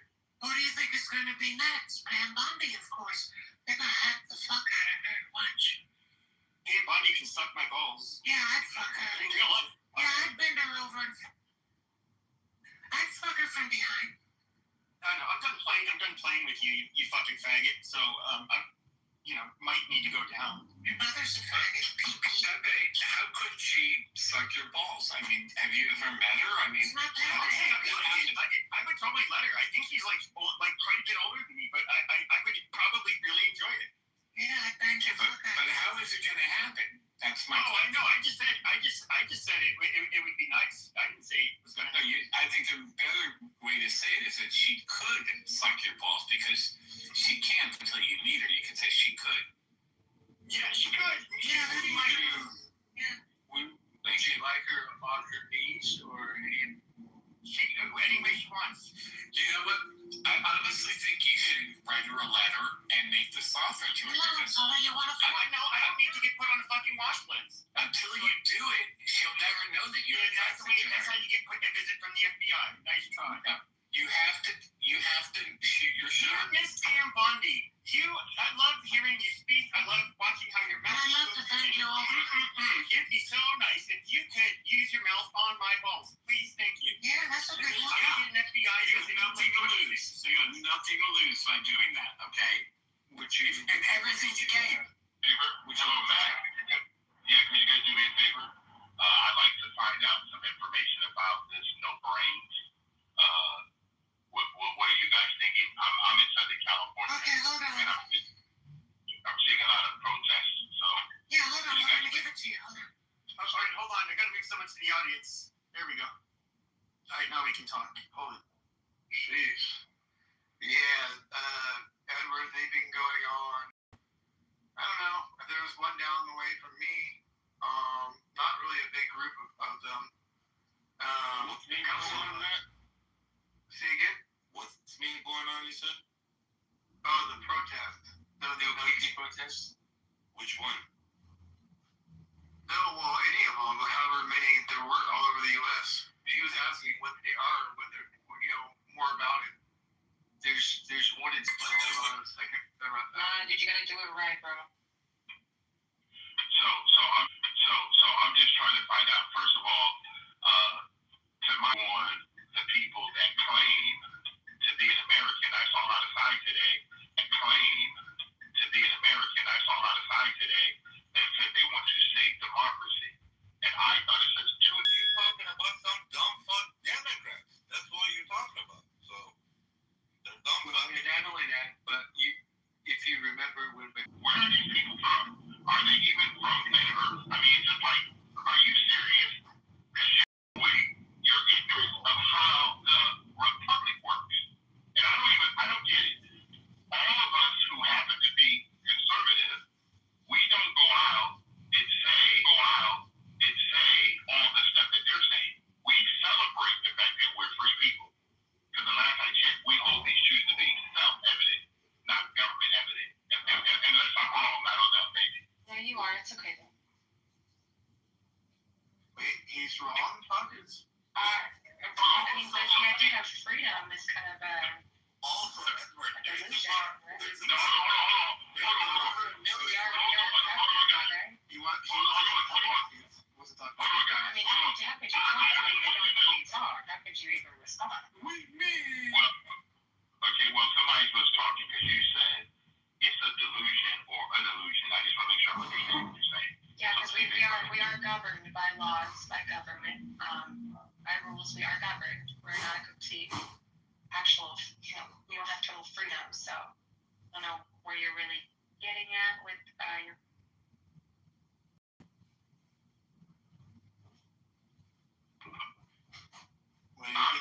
What do you do about that? No, I'm sorry. I'm just trying to figure out. So I'm not free? Please explain to me what part of my life's not free. The one where you are bound by taxes and a social security number and laws. I mean, it's a beautiful thing. Shout out to being governed. It's what makes America so much better than I think a lot of other countries is the fact that we are governed. The fact that we do have laws, we do have rules, and if we break them, we go to jail. And shout out to that. A lot of other countries don't have that. Sure. I want to make sure, Pockets, that you say because we have laws and because there's quote-unquote government that I'm not free. Because the last I checked, by me following laws, because laws are supposed to be there to protect Edward, not to harm him. Mm-hmm. So am I missing something? Because I'm also married and I'm by those laws too. So should I no, I'm just saying, should I violate that or should I stay focused? I mean, when it comes to violating that, I mean, that's on your beliefs. But I feel like the idea of freedom to me is just that it's just not real. Especially when we're living by laws. I can't go out and go run around and be naked. If I want to. Yeah, that's true. That's that big. It's long. You see that big? You remember? Why can't I go take a dump in front of, in my neighbor's house? Exactly. On my balcony? I go to jail. Why can't I take a shit in front of Starbucks? What's going on? And I like the fact that you both are saying this, but the laws of nature that exist, which is part of our actual documentation, is all the laws of nature and nature's God. So even if we did not have regular laws that actually on the books, we would actually obey the laws of nature, meaning that we people, because it's the right thing to do. Were we born with fucking clothes? What do you mean the laws of nature? We're clothes. Hold on. Patty, I just love the way you communicate sometimes. I don't talk the way you talk, but it's just so interesting. So I'm going to ask you, when did the first set of clothes actually come and why did they come? Because Eve ate that apple and they were ashamed, so they stopped being naked. And why did they call it when nature's calling? Okay, if I have to go poop, okay, that's nature calling. So that's natural law. And I think it's a beautiful thing that we're governed, man. Could you imagine? I'm sorry, I just didn't go back to it. Could you imagine if we actually had the complete and utter freedom to do what we wanted in America? We'd literally be a third world. Honestly, if there was no government, if there was no type of law, if there was no type of structure, if there was no type of, wherewithal, what's right and wrong. So shout out to that. Shout out to being governed. Shout out to having those people in power that actually get to check us and put us in our place when we're being out of pocket, unintended. So just wanted to say shout out to that. There's nothing wrong. Good to see you. your hip pocket. But It is that's the really okay, so but the biggest part I'm trying to make sure, if I, Edward, hold true to these self-evident, that number one, I'm going to govern myself. I'm not going to violate you. I'm not going to do something harm you. Things are self-govern. Okay? So this is what it means. We hold these truths to be self-evident. What are the truths that we hold to be self-evident? So God, under God's Okay, I was gonna say that. Damn. Alright, you guys go ahead. I'm I was just gonna say, why can't I watch the Good Channel while enjoying the services of an escort while cleaning my fucking machine gun? But the coppers will knock on my door, take my machine gun away, and take the hookers away, and they'll throw me in jail. That's not fucking freedom. That is bullshit. To be so, like, you are governing yourself based off of God's laws. So let's just remember that there is another set of laws that you're, holding yourself to a standard by. The morale, the commandments, that treat a neighbor how you want to be treated, love a neighbor like you want to be treated, or how you want to be loved, or whatever the case may be, whatever that is, the morale that you live off of based off of, God, that's still a law and a government. So I just want to... Listen, I'm not for freedom, right? I know that I'm probably somebody who differs on the stage. I believe in some form of authoritarianism, because I don't want to live like they live in sub-Saharan Africa, right? I don't want a bunch of booty scratchers pooping on my sidewalk. As much as Pepe might want to, Pepe, I don't want you to be pooping in public. I think we should almost criminalize and put people in jail, possibly even death penalty for public poopers. But that's just me. You're gonna okay, if there's ever a revolution, you're facing the wall. That's all I have to say. You're welcome. Wait a minute, before there were toilets, how did people take the shit out? Great question. Yeah, but you're saying out in the woods. But that was before streets. That was before decent society. That's when people were murdered. We can go back to that slavery. Listen, we can go back to slavery, child labor. Listen, if that's how we want to play, that's a fun way to play. But we're living in a decent society now, and I enjoy it. Me too. So I like that we have rules, and I believe we should have more rules. Me too. I think women should only have a certain amount of perfumes in their life. I think women should have a certain amount of rights. That's not freedom. You bitches need to. You shouldn't be one. Women shouldn't work. Women shouldn't have rights, in my opinion, as well. Like, they shouldn't vote. They shouldn't be able to own land. They shouldn't be able to divorce their spouses. They shouldn't really do anything and make babies. I agree, dude. And also, and there's, to truly be free, we have to put limits on. Like, there is, this insane asylums should come back. They never list. They should not. Dile que este Rosselló y el lobo cante como a Ricky, que antes de cambiar contacto ya había WikiWiki.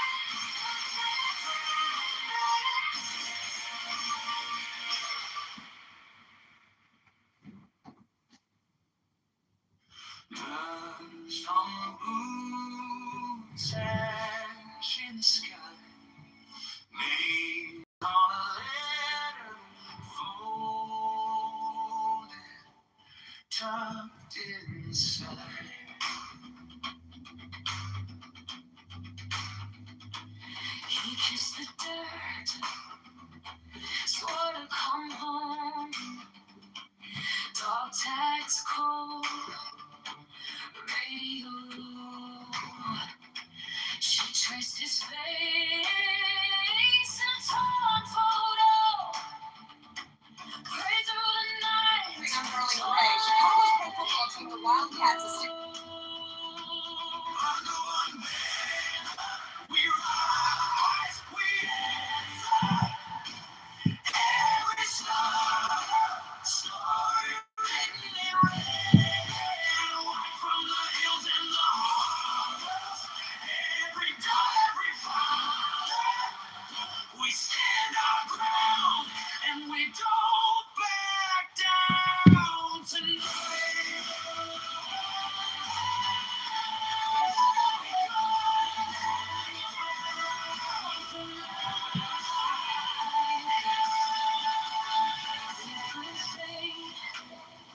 On a foreign road, fire in the dark, but their courage glowed. Every brother falling, lifted by a hand, pushing through the thunder, light in the sand.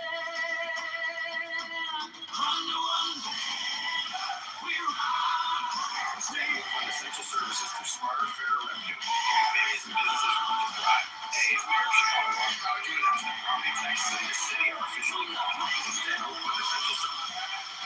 Every sun, every dawn, we hold this line, and we don't back down tonight.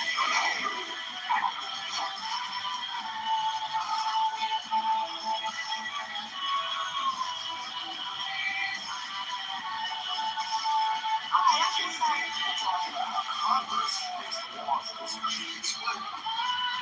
Skin tone.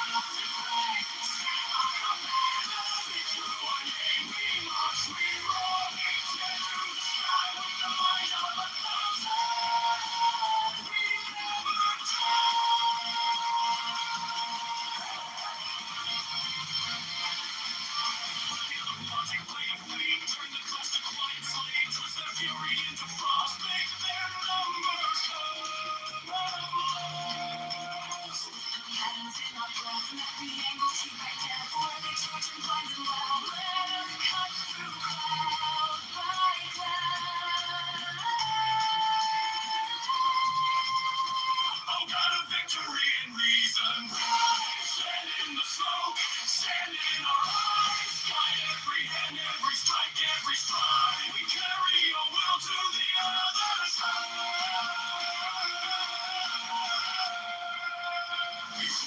Crossing cunning, crossing flame, stand by your melody. Through one name we march, we roar, we tear through the sky with the light of 1,000. We never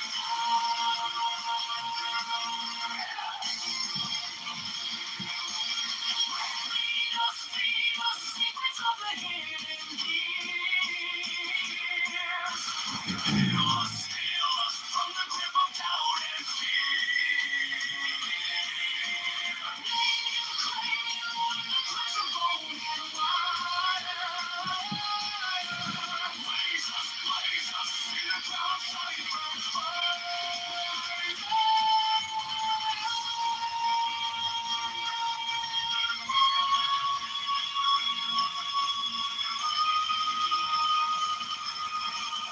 Oh God of victory and reason, rise. Stand in the smoke, stand in our eyes. Guide every hand, every strike, every stride. We carry your will to the other side. Crown us in conflict, crown us in fame. Stand by your faith, through a game we march, we roar, we tear through the sky with the might of 1,000. We never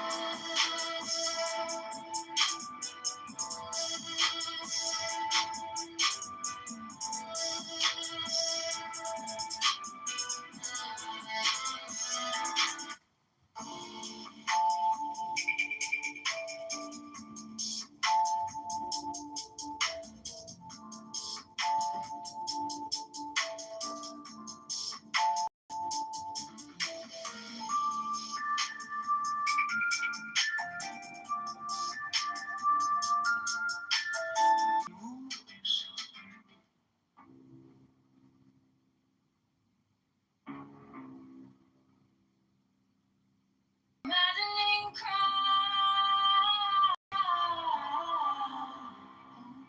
Same time. Evil exists. Is this an open discussion? Yeah, this is an open discussion.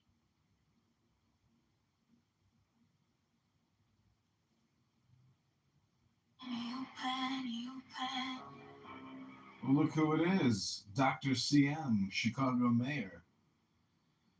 Well, since this is an open discussion, I just want to say if beautiful young European women want to flirt with me and CM wants to try to cock block me, well, that's CM's choice in life, but some super hot little European spinners coming to Chicago this summer to make a baby, CM. What do you think about that?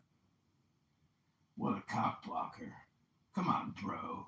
Oh, look, my good friend Daniel Nero's here. Cheddar cheese head. Did you get some dandruff shampoo, Dr. Nero? Dude, what the fuck is your issue, man? What do you mean? I thought this was a barbecue party. I'm here to roast. Cooking some ribs. Barbecue chicken. It's an open discussion, not a roast session, dude. Oh, Yappa's here. My good friend, Yappa.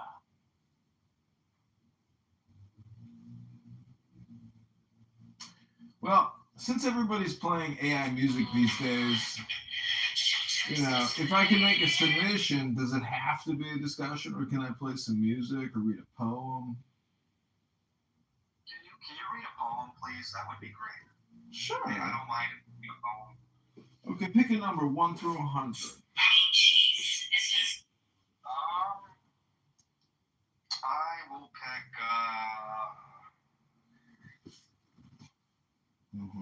100. Okay, this is the 100th page of my poetry book.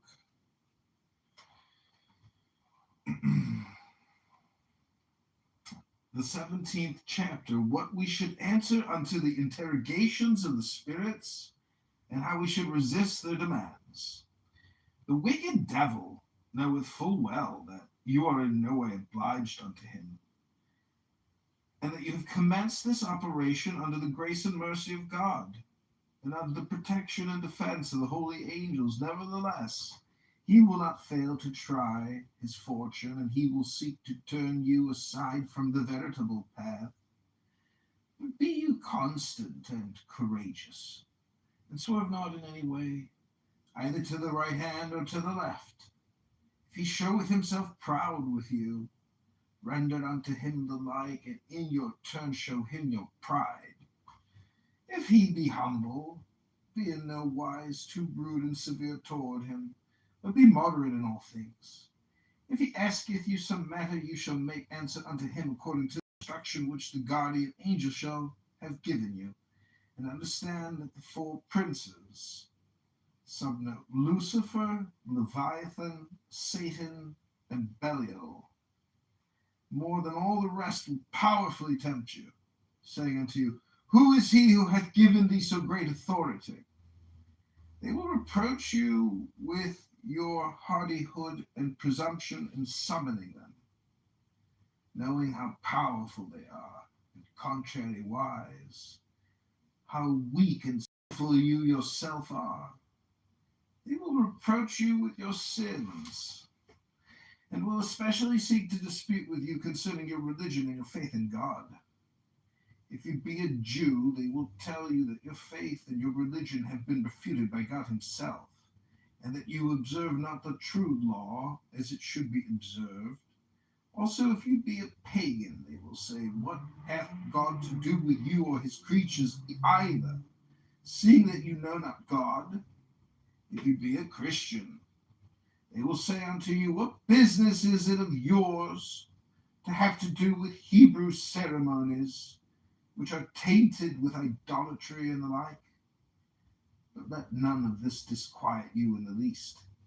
Answer them in few words and laughingly, that it is none of their business to discuss these matters with you, and to deliver their opinions concerning them, and that although you may be a worthless wretch and a great sinner, you will yet hope that the true and only God, who hath created the heaven and the earth, and who hath condemned them and brought them into submission under your feet, will forgive you your sins, both now and in future.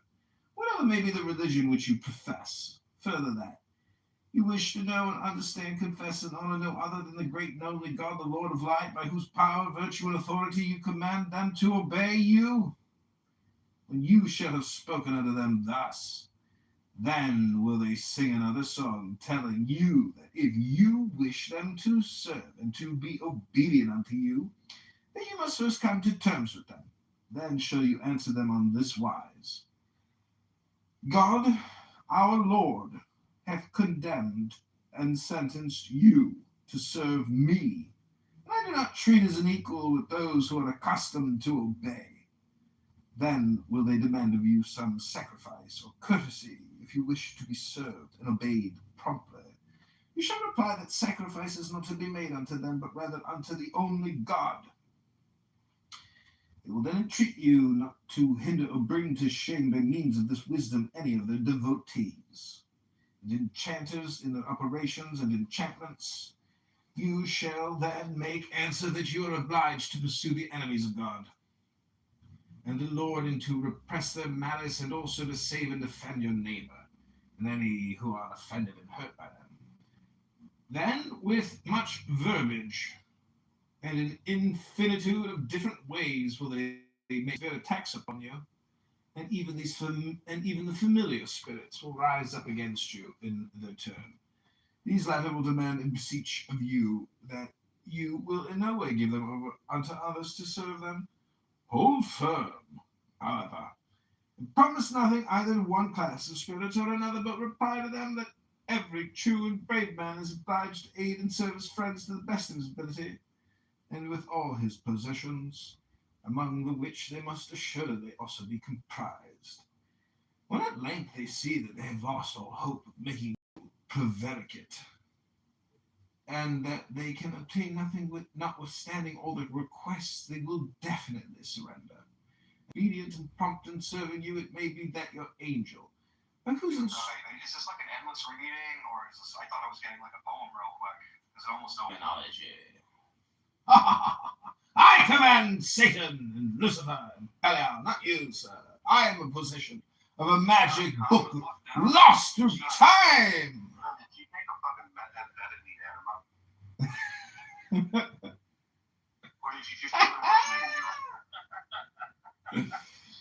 Well, I got a stack of books in front of me. Page 100, I grabbed a random book, and that's what I got. Yeah, the book is called The Sacred Magic of Abramelin. The Sacred Magic of Abramelin? Yeah. It's from the Hellfire Club in London.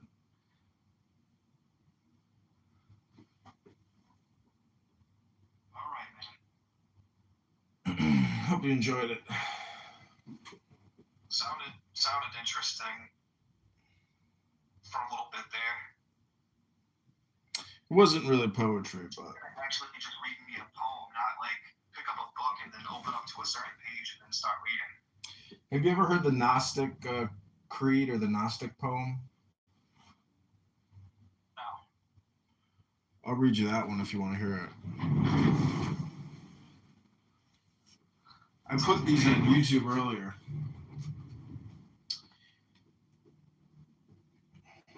It's called the Gnostic Anthem.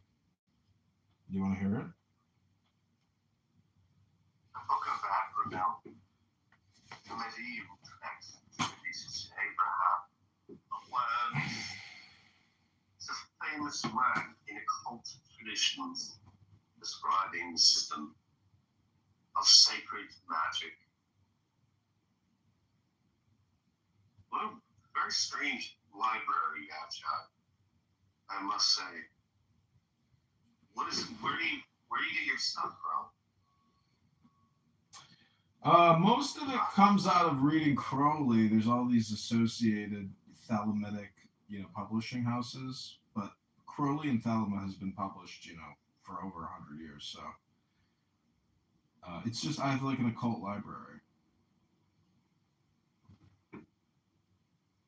It's basically just science fiction, but there's a lot of English words that I've never heard before, and reading these English books from the 1920s are full of like English terms I've never heard before,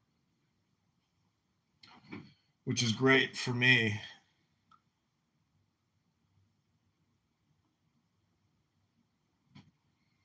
Okay, this is the Gnostic Anthem. It's a meditation. It's quick. So take the deepest breath of the day. Hold it for 10 seconds.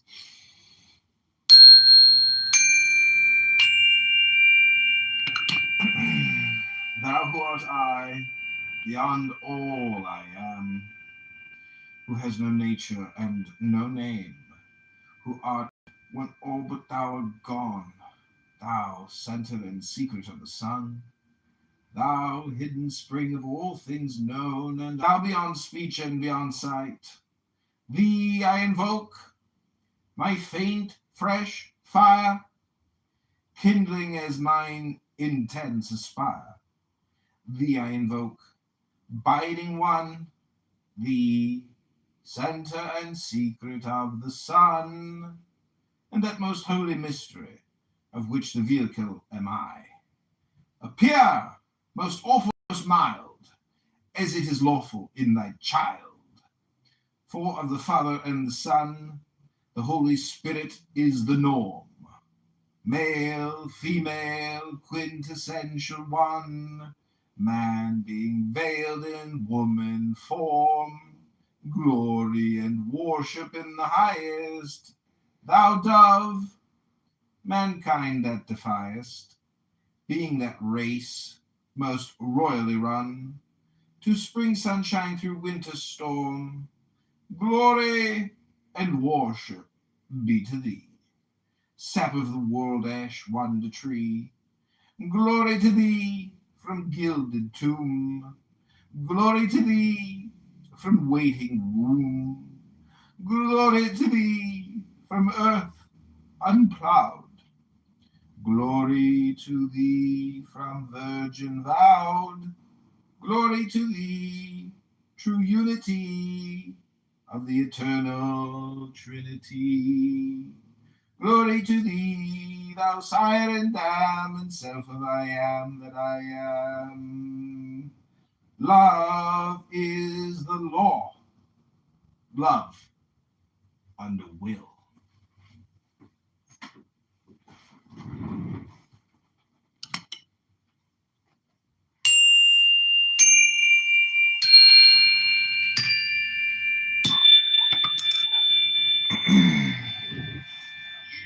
Shower tie yourself into a separate from the world, and there live solitude. Try fasting, cleansing your body and your mind, that you may render yourself worthy to receive the grace of the Lord. I think we should all be in solitude. I think we should all be preparing ourselves for the grace of the Lord. There's a lot to be said here, even in the whole God has had a lot going for itself. This reflects the central theme of this text. Before any magic system, practitioner must undergo a long period of moral discipline, isolation, and spiritual purification. And let me just read one more of this robust text. The first object of this sacred magic is the knowledge and conversation with your holy guardian angel. This line captures the core aim of the system, establishing a direct, personal, spiritual connection, often called our conversation, with one of the holy guardian angel, which is treated as the highest payment to the work.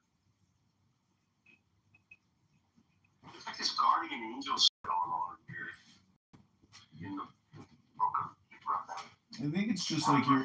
I think it's just your intuition. Right. Why don't you just cork down just a second, Aristotle?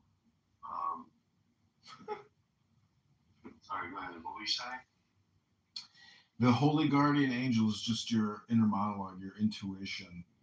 Giving you advice, warning, precaution, encouragement. What was that? It's like some metaphor. Yeah, they try to make. It's just a metaphor, but. No, John. They're talking about like an actual being.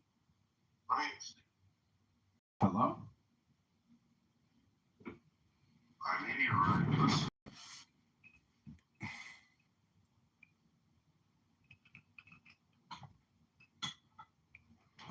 We gotta talk to the ontology. The ontos.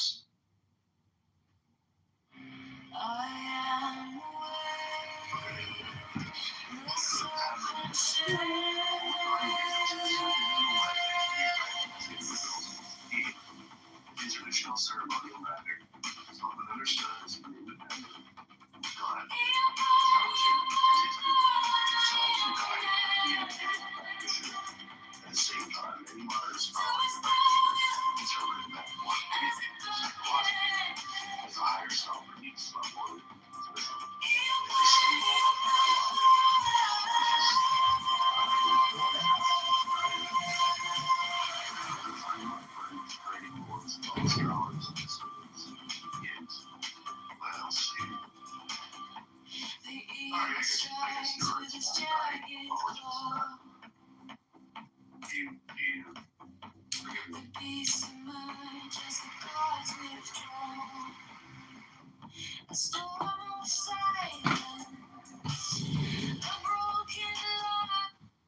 Yeah, I've got this book called Sex Magic, and it says when you're engaged in sex, it's like a good time to meditate on this like higher consciousness, and try to communicate with it or merge with it. You could call it gnosis.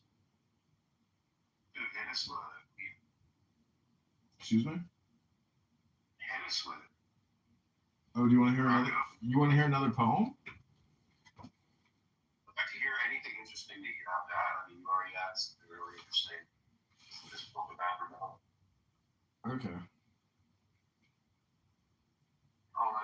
message first. Give me 1 second.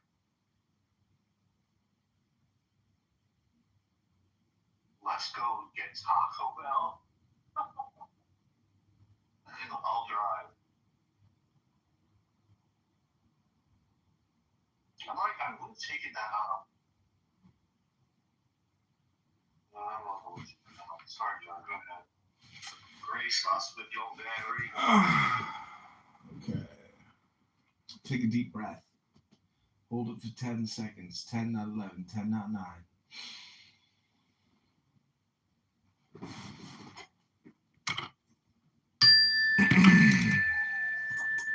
Fear not at all. Fear neither men, nor fates, nor gods, nor anything. Money! Fear not, nor laughter of the folk folly on Clown House, nor any other power in heaven or upon the earth or under the earth. But your holy place shall be untouched throughout the centuries. With fire and sword it be burnt down and shattered, yet an invisible house there standeth. And shall rise also all cowards, all fools despise, but the keen and the proud fight ye.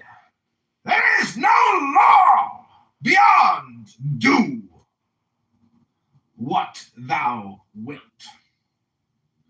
Love is the law, love under will.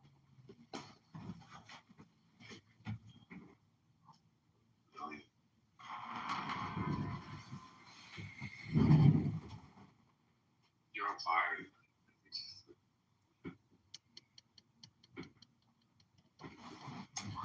You know, an interesting thing about Taco Bell is I have a Taco Bell spice, hot sauce collection in my cupboard. They got so many different spices. It's like, it's a collection. Well, if you want to collect something really good, get Dave's Insanity sauce, the ghost pepper one.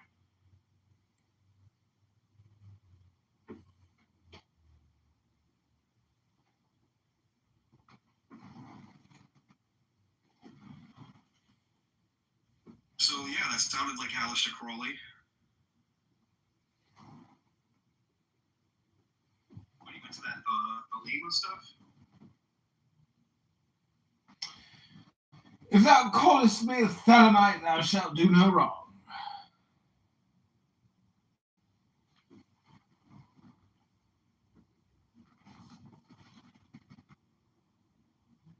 Hey, what's going on? Hello, good day.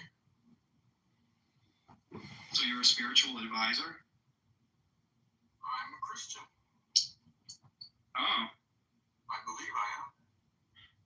I don't know. I got confused for a second. I was thinking like maybe you were like a life coach or something like that. Never mind.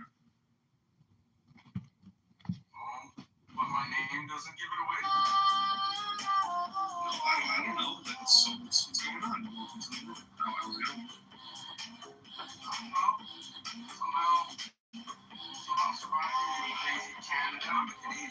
Chicago, we work hard, but City Hall keeps taking in property tax, water and garbage tax, parking meters, city stickers. I'm John Kitover. As mayor, I'll liberate this city momentum.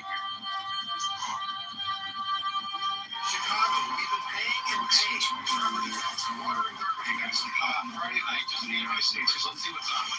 I don't even own a smoothie. Great, now they're all things to DJ. Whoa, I want a prime time, not...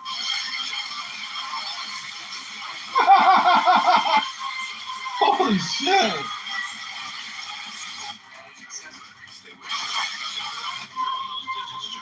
Hey, the contest starts any second.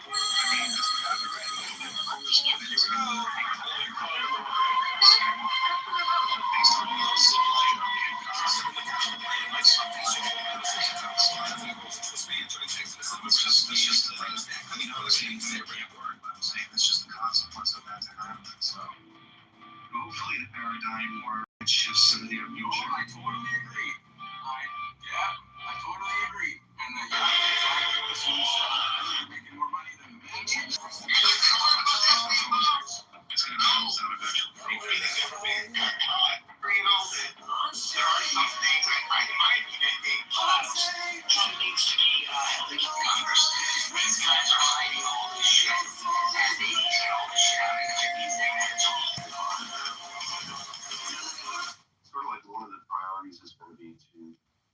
listening skills, that you know what someone needs or someone wants. A lot of times we get out of ourselves and we just have something to say. Not a bad thing. We want to express ourselves. We all have a lot of great things to say. But we want to listen. And what Regal said was just like when workforce had nothing to do with, well, if you make women get more or getting paid more than men, which had nothing to do with what he said. It had to do with you projecting. It was something that was inside of you, just insecure about. So when women are making more than you feel less control. They have options, right? And I think that I can be forgiven. I can be your spiritual. Well, not spiritual. I can be your advisor. Communication. You can do a listening exercise if you want. I'm not being critical of you because I have even worse problems than you. By far, I'm the last person to say like be critical of you. But you want to work on a few listening exercises? I think that's a great idea. I'd love to read another poem if I may, moderators. Thank you for consideration. This is Megatron. Just a second. Let me just talk. It's important that we address our weaknesses. So that we get stronger. As opposed to avoiding our weaknesses. Now, what are your weaknesses in listening? How do we know to listen to something? Because Real said something. He communicated what he said something off the top. Yeah, I know what he just said. From the inside. It's a problem.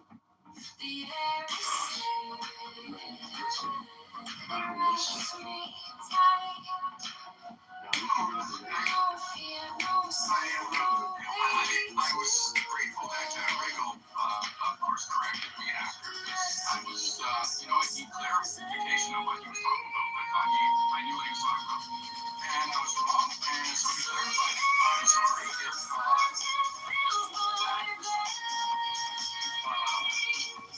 So for me,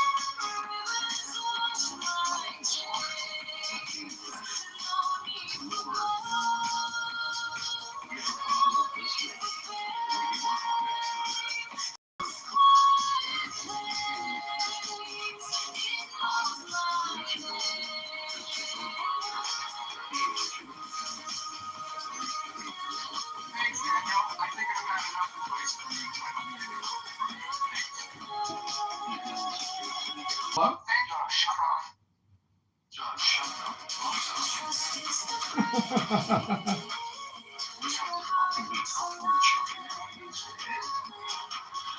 Even alive out there. Well, we have to be gentler, more patient. All right.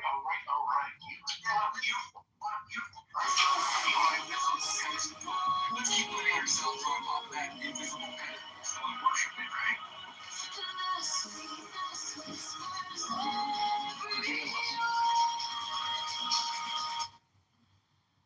I just want to say, Our Father, who art in heaven, hallowed, his name be.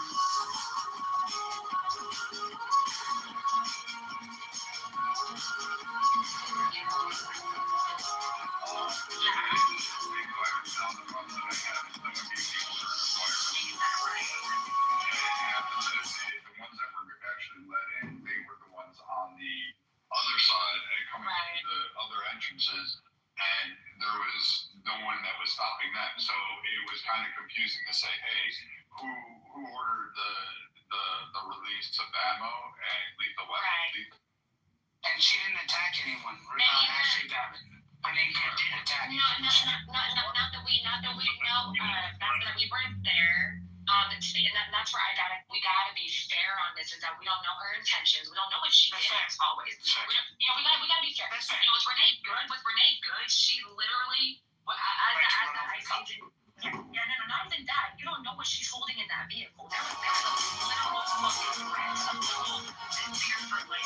She didn't have to look at none of that car. We don't know what she did. We don't know what she was doing. They can't see in the vehicle, so even we're using the vehicle as a weapon is not even the argument. It's the fact that they couldn't see what she was holding. 100%. And the fact that she was harassing them all day. I mean,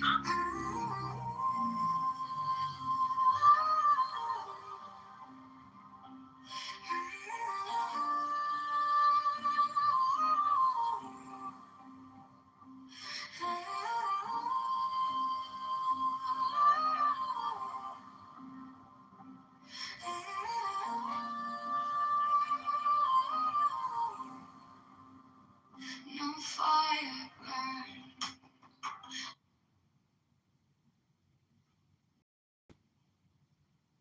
But I so forgive him. I think you should look before you leap.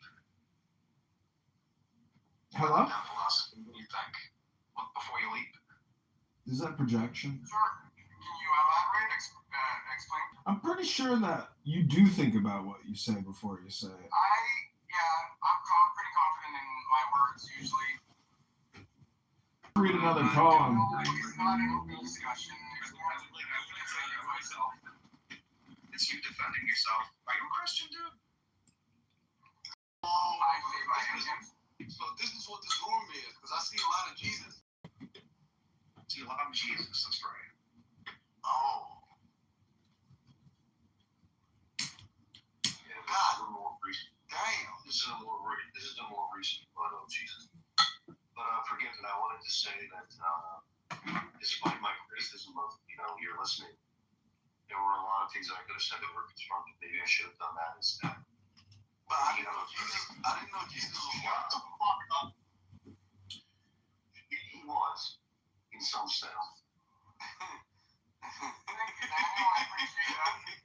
No, forgive it. I'm saying you're a personable way you speak. It's easy to connect with. Very well spoken. So you telling me? Why are you coming into this fucking room and being like about what color Jesus was? Yeah, no kidding. Thank you. Appreciate that, Daniel. And you know what? I can already see an advancement in yourself.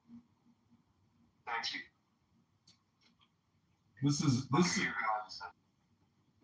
and tell us what if you want to. What is this idea of being a spiritual advisor? You want to talk to us a little bit about that? Because I think it is. Sure. Thank you for that. Spiritual advisor. Like passion word, no losing through. Like hatred, this body aches. A cage of stone, rest whispers soft. The only throne. Everybody wants to know what that means, right? Spirit. Hunger's the beast.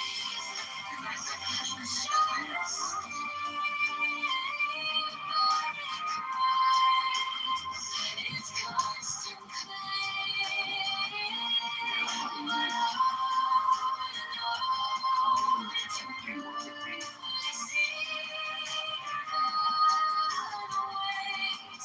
it sets us free. Pain walks close, a shadowed friend. Each step we take, it will attend. Then untold numbers in Afghanistan. So our ship, not just our shipping, but allies and people around the world that have utilized the strait. Iran has attacked with their navy. So as far as war reparations, I'm going to go with the fact that 241 Marines, I think that's $1 trillion per life. So, $241 trillion. The Marines actually.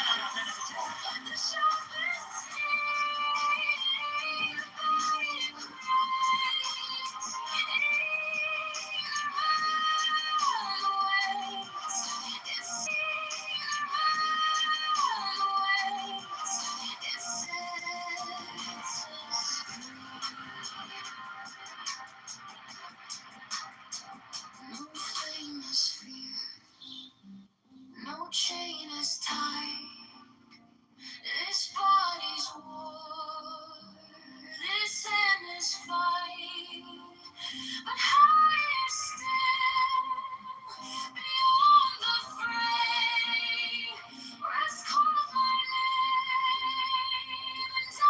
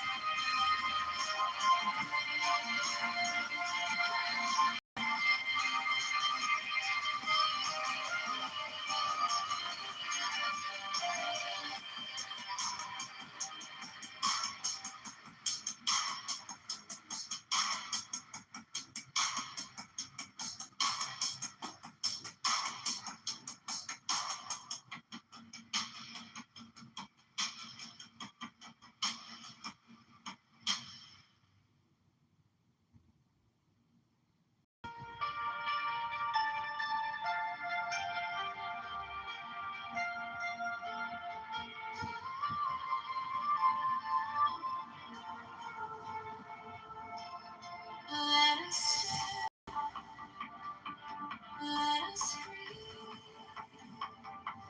free as air.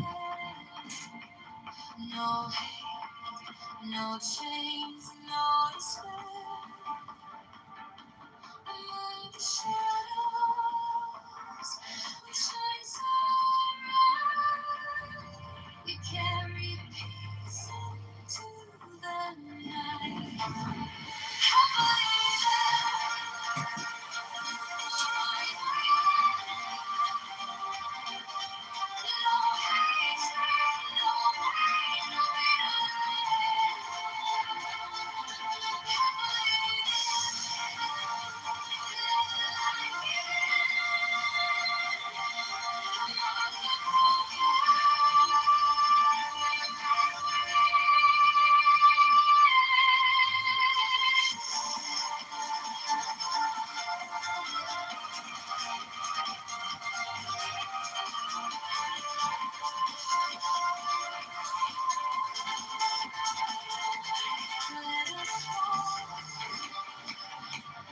let us heal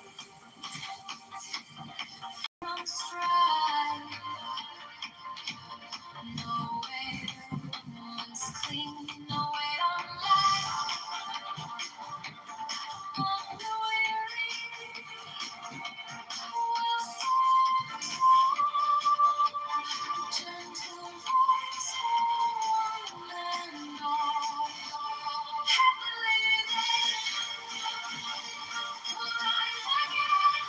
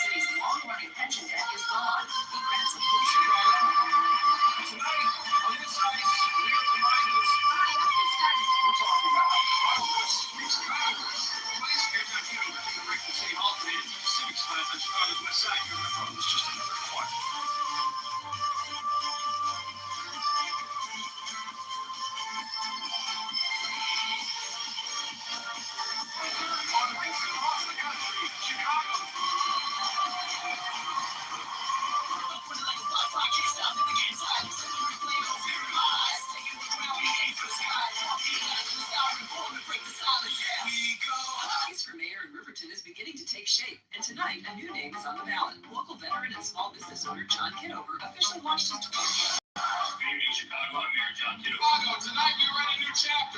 As your mayor, I'm proud to announce that starting this year, property taxes are being cut by 10%. We're live over the Santa Ana. Give me the sign of the open night. Chicago Mayor John Kitover addressed residents tonight, focusing on love, faith, charity, and how tax dollars can serve the community. Hello, Chicago. Good evening. In this city of big shoulders, we know that strength is kindness. Love. If these numbers are right, this station is moving around the 85. As long as it doesn't spray us with oxygen. Jumping jukebox. I'm John Kitover. When I'm your mayor, I'll cut property taxes 10%. Limit for all animals, political CTU contracts. We deserve better. As mayor, I'll cut property taxes 10%. Eliminate fraud.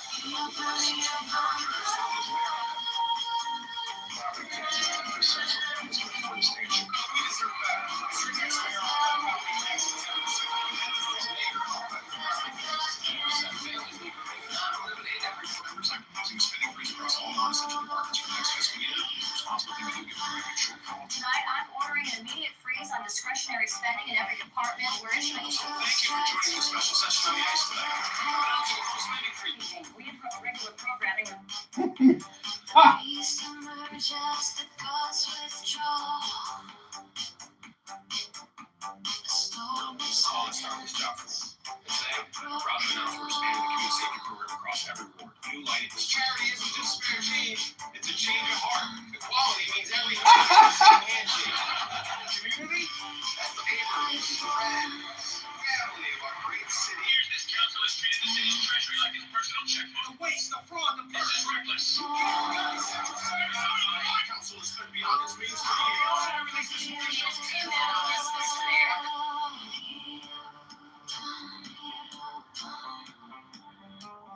Good evening, Chicago's Mayor John Kitover is turning up the warm this season. Good evening, Chicago. Tonight, this week is more than 19. The charity telethons in an hour. Chicago.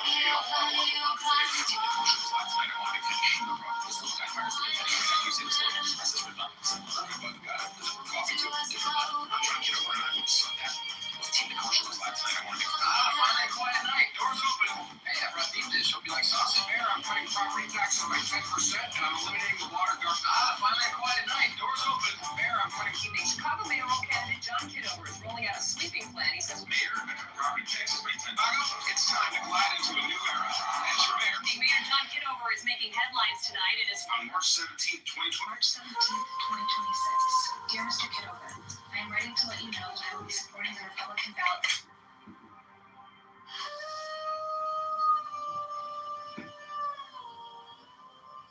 We hit 5636 on the nose. Chicago families are being crushed by rising property taxes. Good evening, everyone. Thanks for braving the chill of the ring tonight. That's the amount. $2 million. As your mayor, I want to talk about our city's debt and property taxes. All right, folks, keep up the number this town owes, and it's still climbing. Debt higher than the water tower. Okay, friends, the city's debt has been growing faster than a teenager's mullet. Debt figure or your lunch order? Debt. Lunch would be cheaper, I hope. Good evening, everyone. Tonight we're talking about something less than it's no surprise time. Property tax figure. No surprise, every dollar's trip. $435,393. That's the interest we paid last year alone. That number keeps on John Kitover. On March 17th, 2012, March 17th, 2026, time to get this ballot up. Rising Chicago deserves safe streets, good jobs, and a city hall. Chicago, newly elected Mayor John Kitover held his first. Families work hard every day. They deserve property taxes they can afford. Hey, neighbor, imagine my borrowed cup of sugar. Looks, Chicago's been paying too much for too long. I'm John Kitover. It's John from John Kitover News. Families are paying. I'm John Kitover. As mayor, I'll cut property taxes 25%. Hey, I'm John Kitover with Kitover News.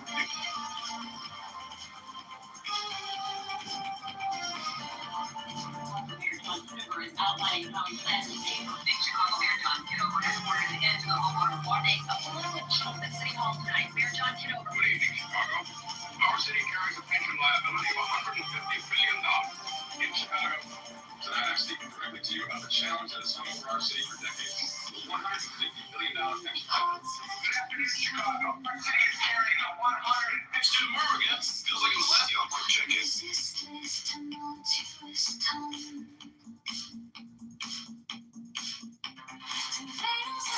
Chicago, we're serving notice. We are done with backroom deals.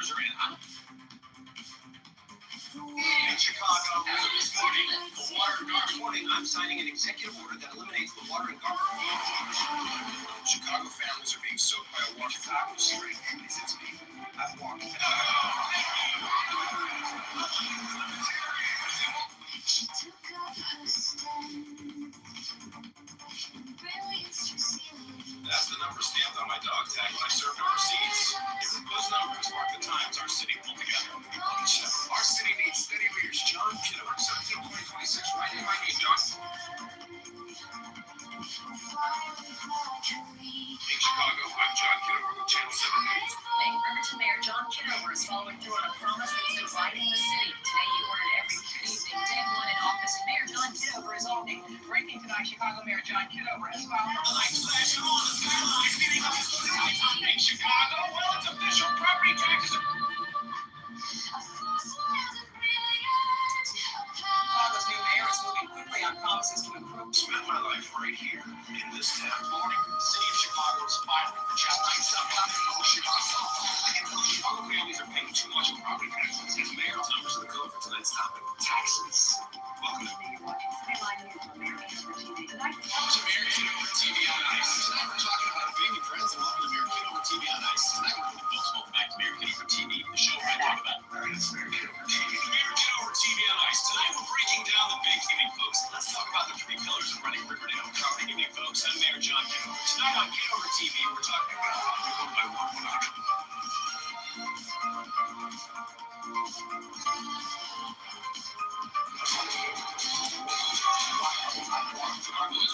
I'm John Kitover. Everybody's on Mayor.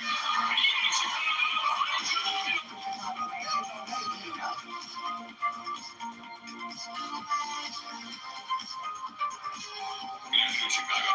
Today we're taking another step toward come back to the City on Ice podcast. I'm Mayor John.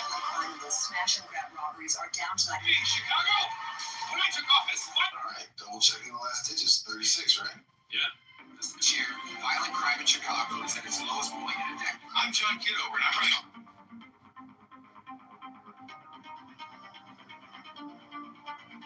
In Chicago, we are a city built by neighborhoods, by families who look out for one another. And I stand before you not as a politician, but as a neighbor. Chicago. Good evening, Chicago.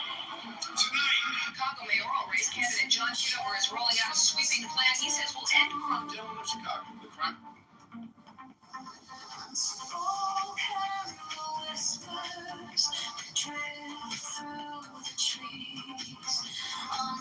pension debt has loomed over the city for years, but In Chicago.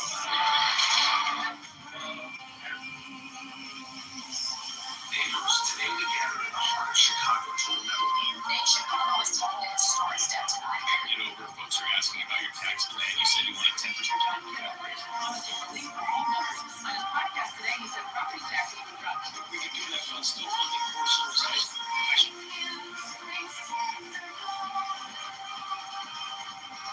Good morning, Chicago.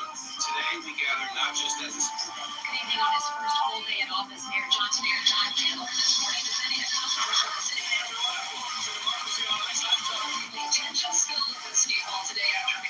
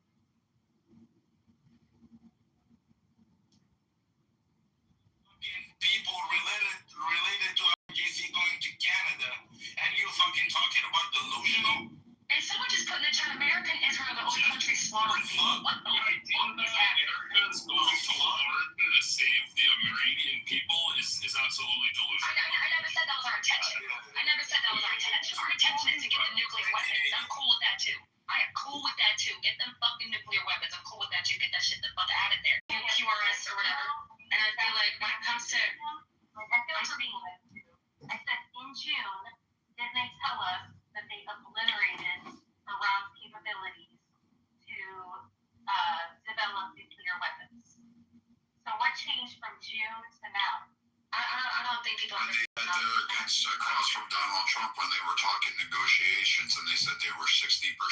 Literally. So guess what? Where our defenses actually rest on a map, and you would be like, oh shit, it's in my backyard. But over there, it's like, so who cares? Yeah, we destroyed their facilities. But now, guess what? When they come across and say, hey, we're at 60%, that's weapons grade. That means, at the very least, they can do some damage. So now, guess what? You're aware that you keep attacking our ships. It happened under Biden. It happened under every administration for 50 years. And you know what? They finally met a president who said, you know what? I don't have to worry about re-election.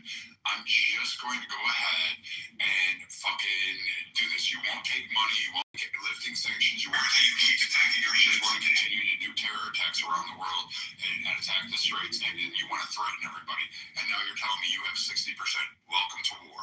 Now let's see how you do. And oh, by the way, if Iran and the U.S. were just the only two going back and forth, some of these weak-balled Canadians would actually have a point.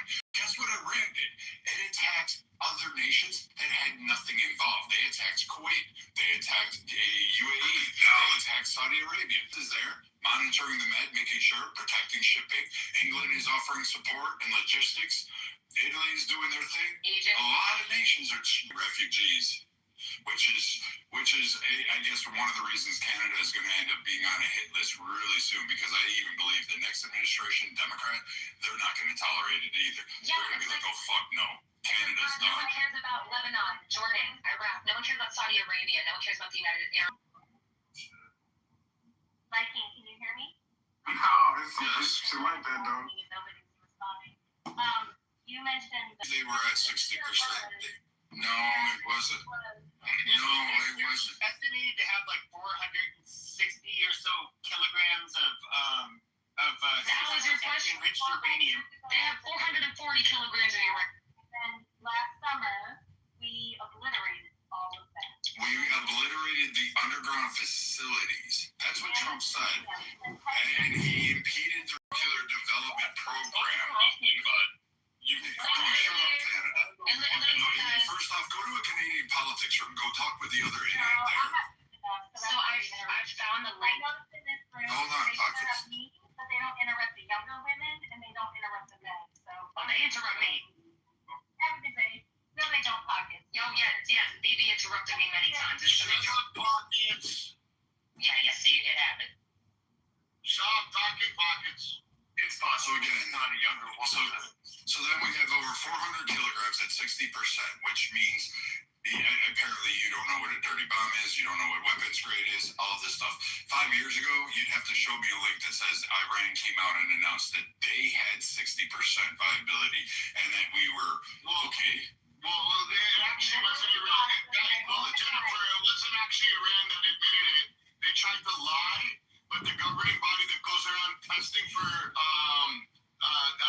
the levels, I forget what it's called, IAP. Somebody can Google it. They're the ones that discovered that they were way beyond 3.5%. They were at 60%. So they were trying to lie to the world. That's the truth. With my own eyes and heard with my own ears. You saw with your own eyes what? Say, Pete Hegseth say that during the 6 years ago, Pete Hegseth wasn't in charge. I found. She did it 4 or 5 years ago. She heard this and she watched it on the news and she's like, Pete Hegseth, he wasn't in fucking power. He wasn't in the Pentagon at that I time. feel like I'm not being heard, so maybe that's the issue. Just recently, when they did the whole operation, whatever it was called, back in June of 2025, I saw with my own eyes and heard with my own ears Pete Hegseth say on national television that we obliterated their ability to create nuclear weapons, including the fact that there was no intelligence that they had transferred uranium from the site that we had obliterated. What you were saying, What's your point in Trump when he said that? what you were saying about the 60% or the percentage, that was posted or that was presented a few years ago. So I'm just confused as to what you guys are saying. Okay, so first off, no one presented 60% a few years ago, and if it was a few years ago, it occurred under the Biden regime, which is maybe part of Iran announced that they're going to start enriching up to 60%.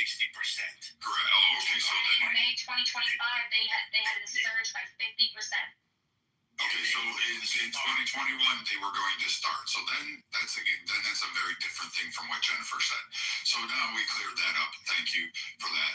So now when we did bomb them, Trump said we obliterated their weapons capability and their development research centers. He hid them. Like there's no denying that. Now when Iran says, hey, guess what? We're at 60%, and it's confirmed by international bodies saying, yeah, this is a lot worse than we thought. They were smuggling it. They were sneaking it around. Hats off to them. They were able to keep it cloak and dagger. So now Trump is like, you know what? Enough of this. You're not going to have 60%. You're not going to go any further. We're going to continue to hit you. And that is pretty much the gist of what he is saying. Hex that they're saying, no, they cannot be trusted. And prior to that, Bolt wanted to do a full-scale ground invasion into fucking Iran and eliminate all of them. Literally all of them. He wanted a full, like, desert storm roll through and pummel every town and village until we found every site that they were developing or doing uranium research on. So Trump doing the strategic shit of hitting all of their military, and Cooper sinking in literally all the coastline batteries, and the naval fleet is actually on par with a response. The first time we've done it, we did it under Reagan, and we're going to probably do it again unless these guys actually capitulate and then there's a change in the government and the people actually do what they're supposed to do and elect people that are actually for the prosperity of Iran versus what they've been having so far. So Hegseth telling us after the operation in June of 2025 was incorrect. Him saying that there's no intelligence that proves that the uranium was moved from where they obliterated everything. At that time, he had no proof. No, he had no proof that they did that. Nobody did.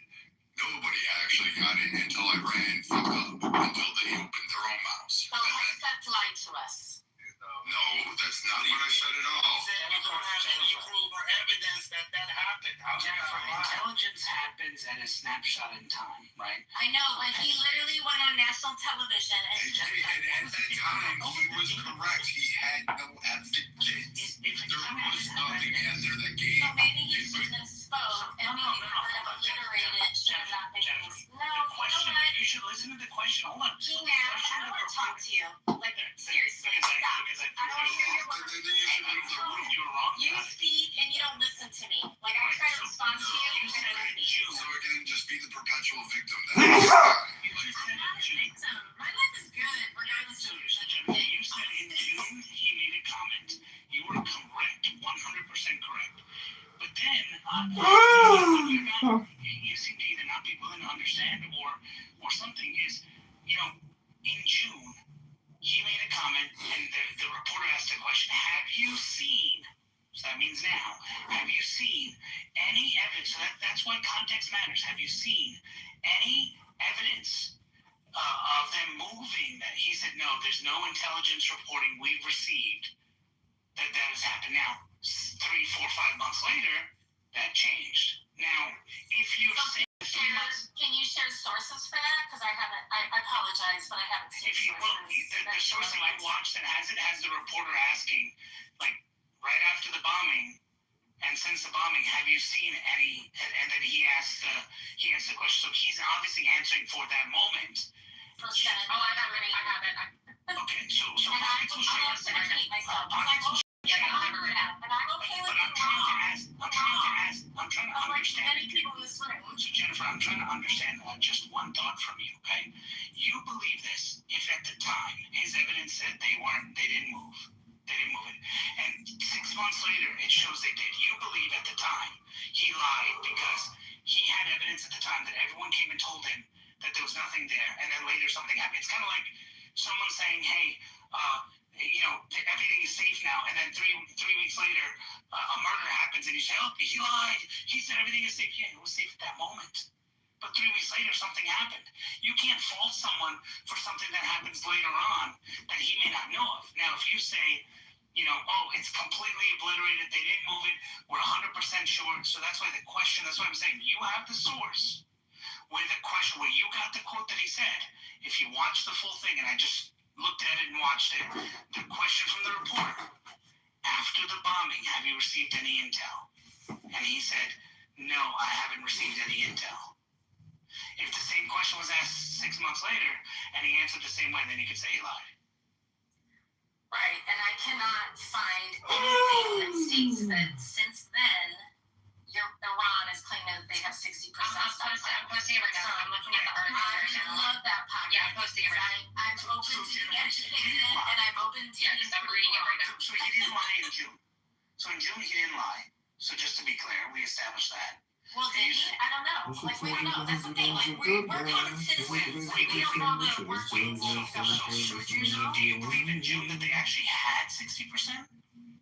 They didn't. I mean, what Hexen told us, no, I don't believe they did, because that's what he told us. So I was our government, and I feel like I lied to, because here's the best part. Do you have evidence that proves in June that they had 60% in June of 2020? Do I have evidence that they did in June? No, because our government told us that they didn't. So how can you say Hexen was lying? Who in the government told us? So I just posted the link in the chat. There's 1,000 links as well for this. I don't know how no one's not finding this, but there's 1,000 links with this information. So I just posted it. Trustable. Yeah, everything I'm finding is from 2021. Posted Yeah, no, the wrong link. March. Yes, I'm finding everything from 2021. Mine is from March. Stuff that the Israelis seized when they happened to just get all the nuclear documents out of Iran. Yeah. GB announced that you should find Yeah, Jennifer, mine is on March 16th, 2026. Is mine. So Pockets, I will read it. So Pockets, you gave the perspective, Pockets, of before the bombing, right? But what Jennifer said was after the bombing. Right. After the bombing in June, Hex answered a question that said that, there's no evidence that, he hasn't received any intel, was the exact words. Any press. But no answer. Even when this Iran strike came, not a single person followed up on it. So to say he's lying without knowing the evidence, if the evidence is there or not, is disingenuous. Now, if you're going to say, I challenge the fact that we were bombing in June in the first place because they didn't have 60%, that's what Pockets provided you the evidence that that's fair. But when you made the comment that after the bombing, and he answered that he was lying to us, that they didn't move the nuclear, maybe they did and he lied to us or whatever. He said they didn't. We don't know. We don't know if he lied or not. So you have every right, Jennifer, to challenge what we're doing now and say, hey, there's no evidence that they actually did move nuclear weapons. They had it because Hegseth said that at that time and hasn't commented since then. All I'm saying is, at that snapshot in time, it's possible he had intelligence that they didn't move it, and things changed 3 months later. Maybe new intel came. Oh, wow, surprise. They actually do have it, but we don't know. Right? So that's what I'm saying. So take a look at Joe's link. She's got information from 16 hours ago, and I would suggest that we all take a look at that real quick. I'm also going off of the Iranian officials that are also claiming that they have this as well. The one that claimed that they have enough to make 11 nuclear bombs. I don't know if you guys remember that. I do remember that. I know. The veracity of the Iranian officials is always to be questioned, but they did make statements that they have enough to make 11 nuclear warheads, and that they were at breakout, and they were at 60%. The Israelis stole those documents in 2018. And there's so much intel that came out of there to show that they were There's so much intel to show that they were at threshold capacity. And like the fact that you're in denial about it is shocking. I mean, what else do you And don't forget, after we bombed the tanks and the other city, we weren't aware that they were smuggling it into I can't even remember the name of it, Ishafan or some other, like the other location that's been popping up. So like we're going after those. You also have, we talked about the International Atomic Energy Agency. Like, do Do you trust them, or do you think they don't know what they're talking about? And what's even more amazing is we actually have satellite images of the reconstruction efforts that are actually going on at these nuclear sites, the programs that they still have going on. Which is like, to me, it's just like the fact that they're still trying to rebuild those sites that were literally destroyed, and still keeping their nuclear program intact, and keeping the key facilities that owned and actually harvested these little 972 pounds of uranium, bro, at 60% purity, which I think is where the 60% that everyone's getting from. Is it the purity of the uranium? That's been the whole narrative. Like, look, the people that are pushing for the ground troops, they're making their rounds, tonight. Mark Levin had a show. Look, it's basically that's that 400 plus kilograms of the 60 plus enriched uranium, which they think can be used for an attack, and they say, well, we have to get that. We have to basically get rid of that, and that's what they're saying is the most urgent issue. Now, I'm not saying it isn't. Obviously, it is. After Hegseth made the comment that she's talking, that now it's been found out that there was underground facilities that are We don't speak Arabic, so I'm sorry, I just wanted to say hi. I do have an interesting link from a new. Hey guys, I was just gonna say I sent all those links to myself. I'll read them throughout the night, but I have to go to bed. I have an early morning. I was gonna say I do remember the weeks afterwards. They found the photos with the trucks, and they was obviously they were getting rid of some shit. So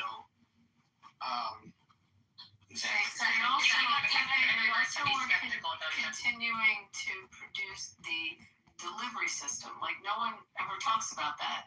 Nothing in the JCPOA stopped them from producing the delivery system, and they continue to use it.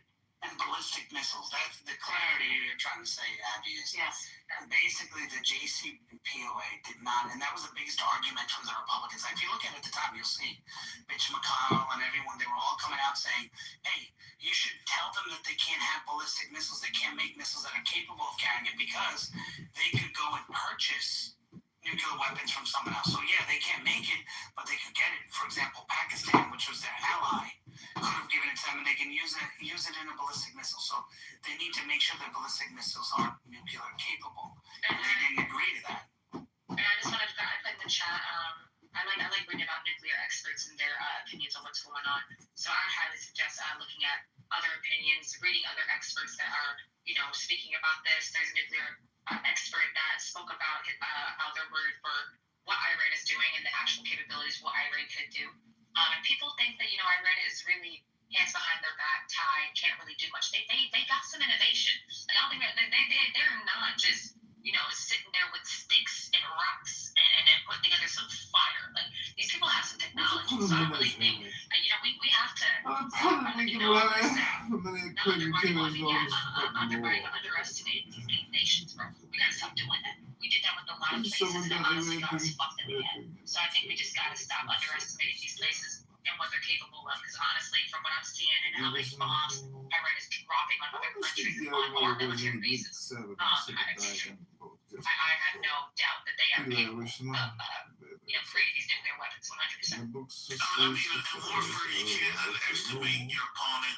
Politics are individual. I will say this though, we got the Ewoks are coming. The Ukrainians, when we fully implement their drone technology, it's going to change the dynamics of this war. And I've been saying this for about 2 months now. The Ukrainians are going to help the U.S. military in a big way. And I say by June 1st, you will have a regime change, and the whole outlook of the war will be totally different. But just give it another month or so. We'll be right there. That is the thing that, like, so. Hey, Pepe, we got the technology on our side, brother. I'm not denying that. I will say I have listened, over the course of a couple of years. There's one buddy of mine. He's a combat veteran, and that is one of my big fears. Is like with the drones. So you can see how they lob all of these rockets across the Gulf, and as well as the drones. And, one of my fears would be like, okay, well, what can they do to the American service members on their soil? It seems, I'm not an expert by any means, but this is something that I would really worry about. They seem to be able to, like where they launched this shit from pretty effectively. Like, in comparison to Iraq or Afghanistan, where Afghanistan didn't really have a means to fight by air, and they didn't have drones at the time, but then even Iraq, everything got toppled pretty much at the beginning of the war. So they didn't really have the ability to strike American troops in that way. And so maybe Brad can answer, I don't know. But one of the things I worry about is, like, how do they stop them from launching rockets on U.S. service members and hitting them with drones? How we stop them? We actually have a multitude of systems. So, like, our ships are protected, even the bases. Like if you actually look at the volume that Iran has to launch in order to maybe hit a target, like one out of 100, they may hit two. They may hit 2 strikes. So the rest get shot down pretty good. Our air crews are really good. Our satellite systems can oftentimes damage the guidance. And then, of course, we have our own batteries. Like you guys remember the Patriot missiles, and we have a few other systems that are in place to help deploy and repel these. And it's not that hard. Iran is not really developed in terms of weapons, despite all their saber rattling. And they just really don't. Like, we watched them go to Diego Garcia. We watched, a couple of them launch. And one splashed, and the other one we just tracked to see how well their guidance system had gotten into power, and then we shut it down within a 10-mile range. So it wasn't too hard. Like, they are protecting our soldiers. It's usually the volume, and occasionally one gets through, but nothing's 100% perfect. But our soldiers are pretty protected, which is why we have less deaths than what people are accustomed to.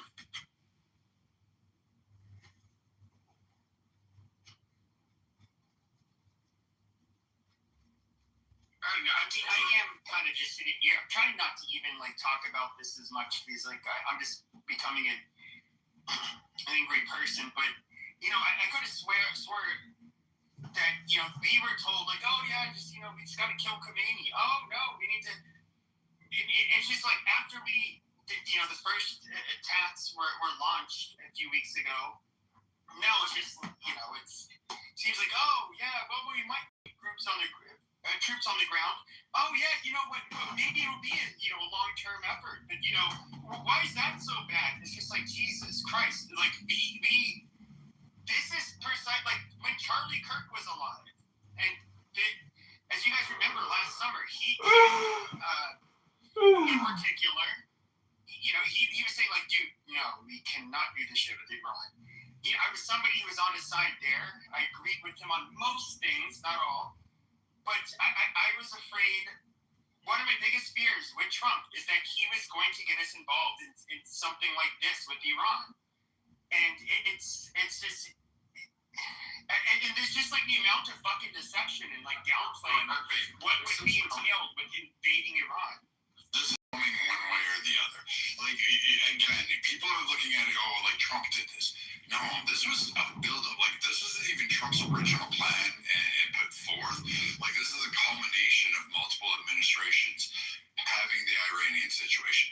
Clinton wanted to go in, but he was mired. Trump, I think, originally in his first term was going to deal with Iran, but COVID happened. So that kind of created a problem in and of itself.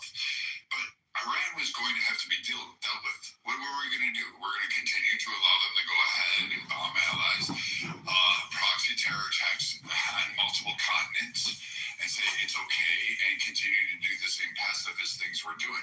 Obama tried to buy them. He was like, fine, I can't get the support to invade you and just basically destroy it.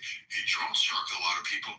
But in the end, they weren't even willing to commit to the terms that he originally outlined, and he was taking heat at home for doing this. And it turned out he probably regrets it because we did track that money down to terror groups. So now we're stuck here. There's nothing left to do except more expensive stuff. Most of the world's shipping is going right through that strait. Iran could make a fucking killing, but they decide not to. Instead, their idea is we're going to terrorize people, and we're going to support it. And what else is there though? Like, I mean, I feel like that's what they've been doing. But I mean, like at some point, after 50 years, like how long did you think the U.S. was? Even take Trump out of the equation. How long did you think the U.S. was really going to stand by and say this? Like Biden was pissed because he fell underwater. If you remember correctly. Those videos of the sailors being on their knees and Iranian Navy sitting there doing their like, ooh, Allah Akbar, you know, we're killing the American Navy. You know he was pissed off about that because his stance on the JCPO had changed. He was like, I'm done being friendly with Iran. He just didn't have the support to go ahead and do it. Like, at some point, Saudi Arabia, like, even look at the Abraham Accords, Pepe, that, like, the rest of the Middle East was going on an economic, I guess, revival or proliferation. They were coming into the fold. They were looking at economic prosperity. Iran was the one trying to wreck it. They were launching into Israel, and whether or not you like Israel, it doesn't matter. But they were still sponsoring terror groups in the continent of Africa, in areas, transit, and in Europe and Russia. Like, there was nobody that could tolerate it anymore. Somebody had to go ahead and do something. It's the U.S. United States occupants of the country. Can I speak for a second? Iran is like a massive, a very big nuclear, like not even nuclear, like a very big army country.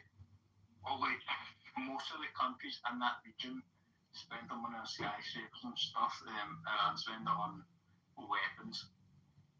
Are you from Ireland and this is English is your first language? No, Scotland.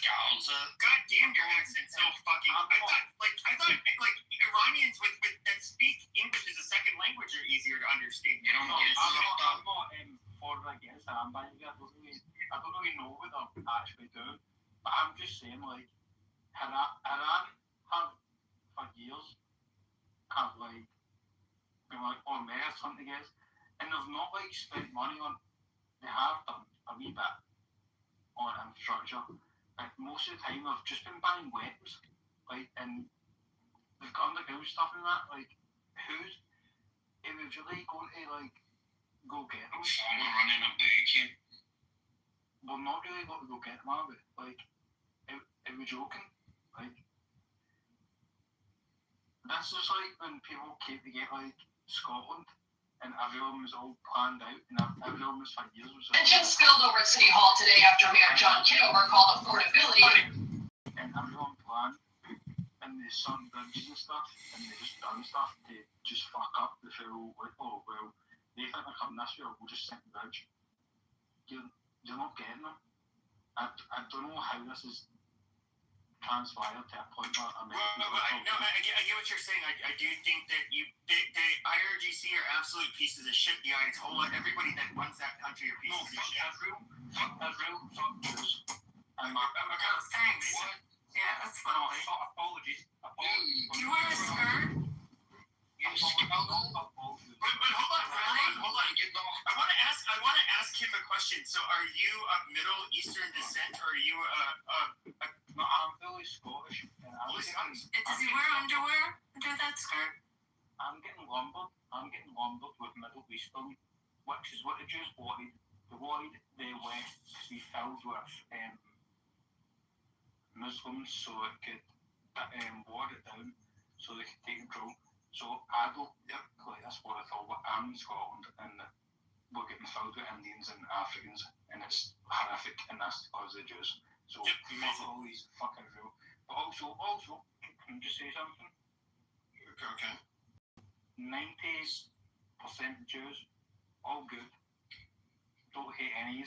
See the ones that are like, Christ is coming back and Israelis don't believe in Christ unless they're Christian. Fuck's sake, who are trying to make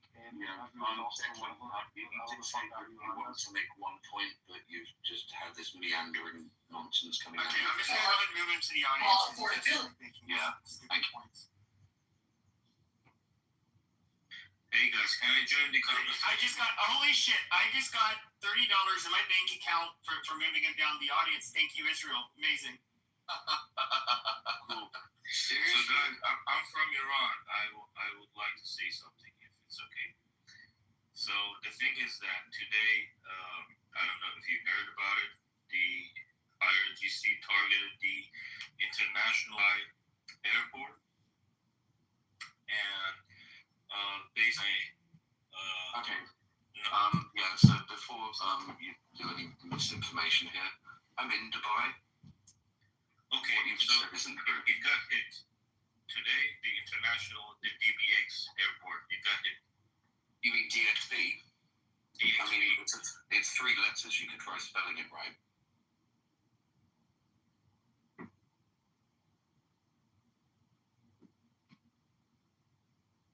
Part of the groves of Eleusis.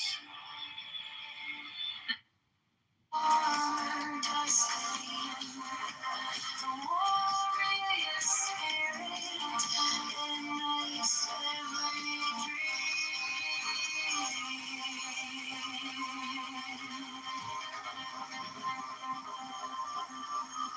No godhead could charm her, no throne could command, but manhood awakened. She took up her stand. Embraces the end. Her fire does burn. A goddess of spring, with the world left to turn. Oh, fiery Valkyrie, I invoke, I invoke. Through the flames and the embers, spell is the stroke. Your arrows are flinging, spring's tender glow. First wild and brilliant, a power I know.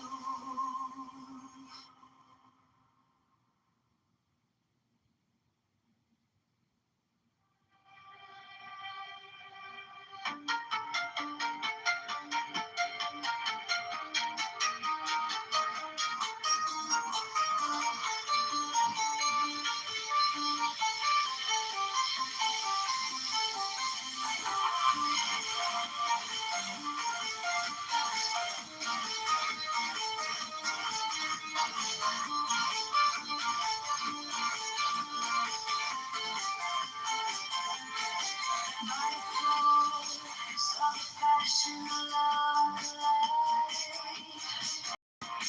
Through the shroud, through the cloud, where secrets reside. Through the storm, through the smoke, I survive, I survive. To the mountain camp, through the midnight of madness we spoke.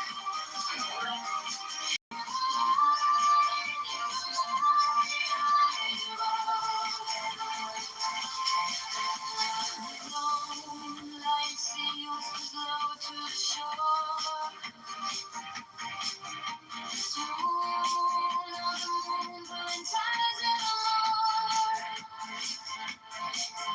Your swoon to me like a spell, like a door. Tonight we can't quite stay. By the rage of the mage, I invoke that fire in the sky. Through the midnight madness we spoke. I'm John.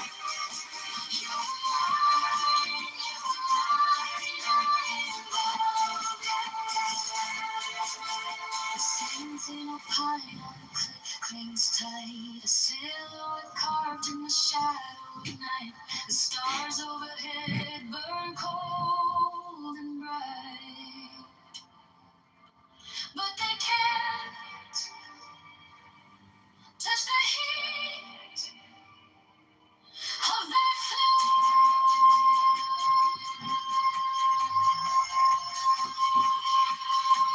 By the rage of memories, I invoke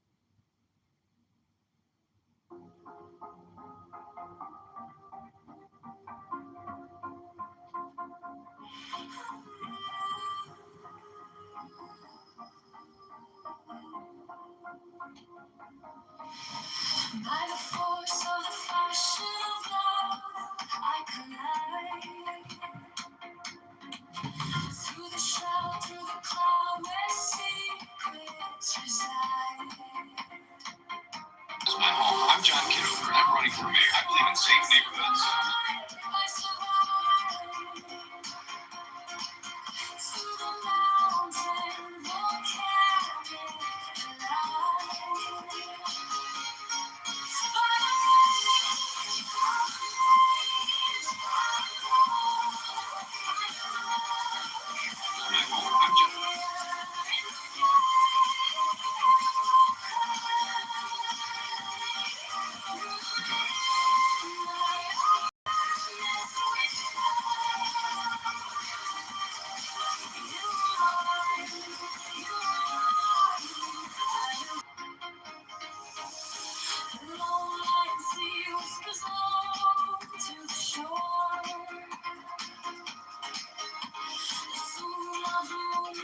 I'm just set a clear goal to make this city stronger while paying down.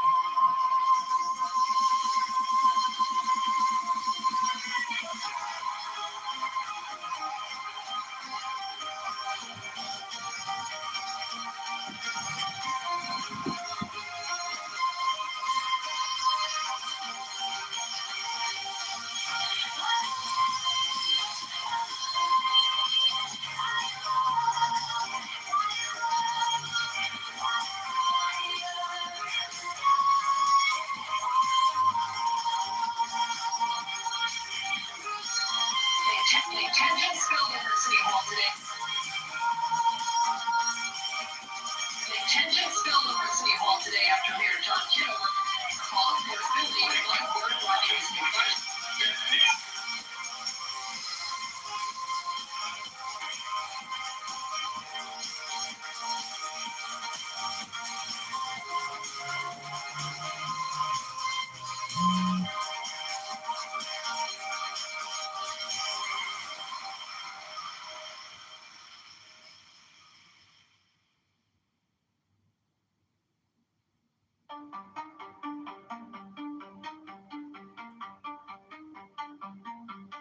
Shadows dance, they break the light,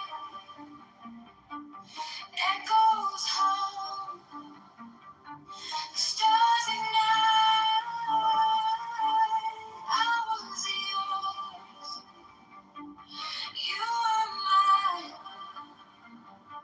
a spell woven in the spine.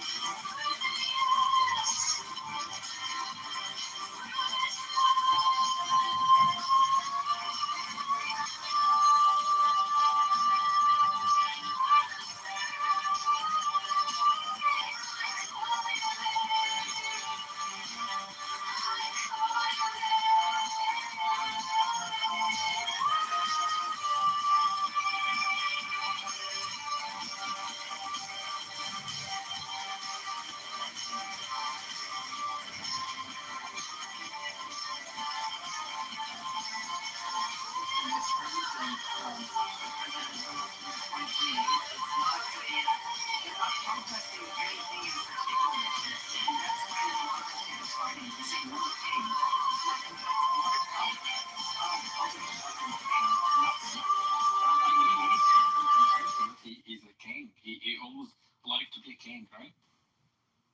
No, Habibi. It's an art project by the liberal Democrats. It's an all or nothing statement. They're the fascists. I'm just asking. If he said that, Bibi,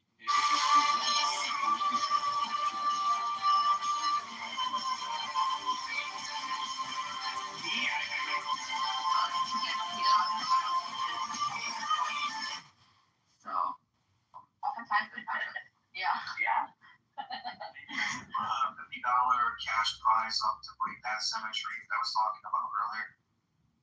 And I would just like to explain to everyone that if you haven't cashed your pink ticket to Believe, it's just $49.99 to cash out CHRISSYTHX, the letter U. I wanted to complain to Chrissy.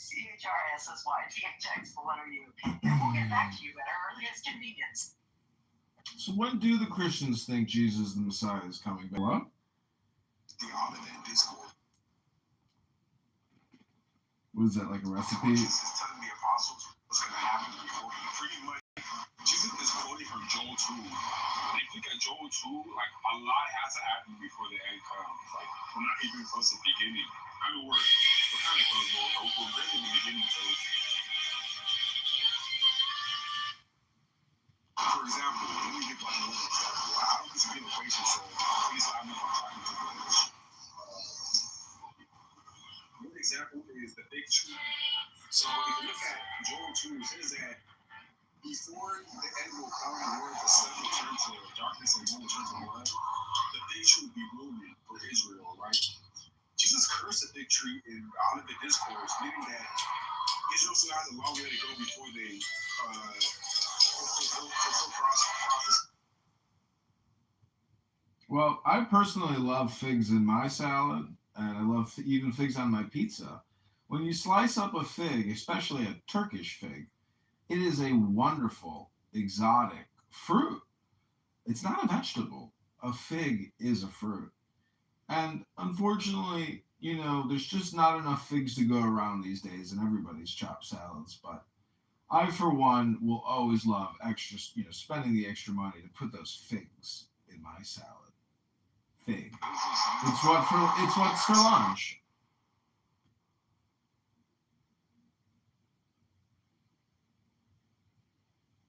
Yeah, I introduced him. Oh yeah, he left. Okay. I was just gonna tell him what you do, but like he already left.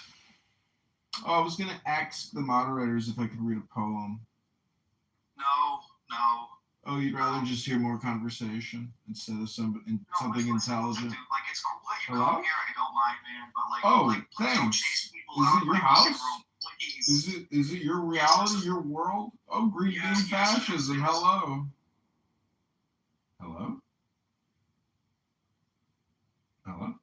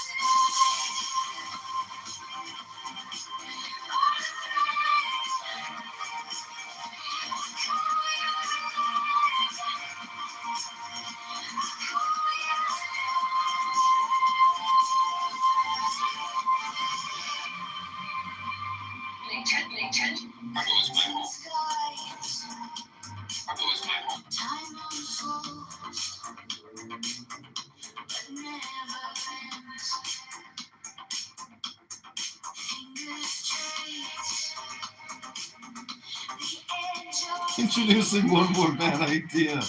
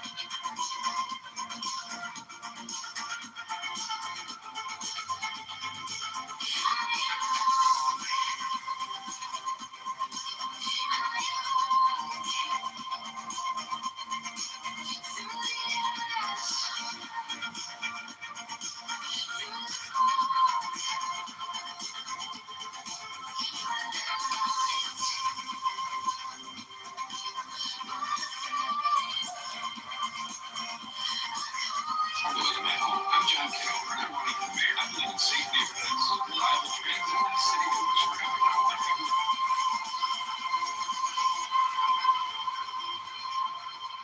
to Winds will howl, the earth will quake, a promise held,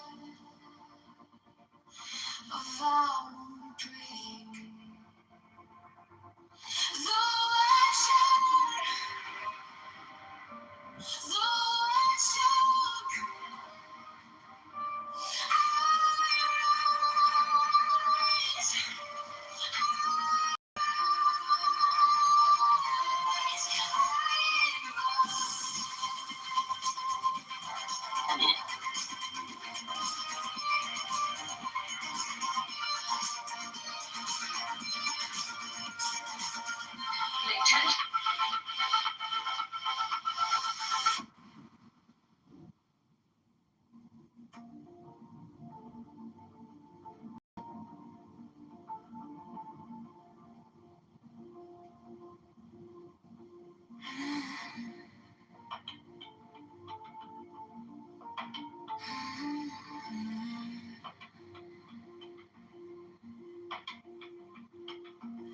No matter what, nowhere, I'm in this truth.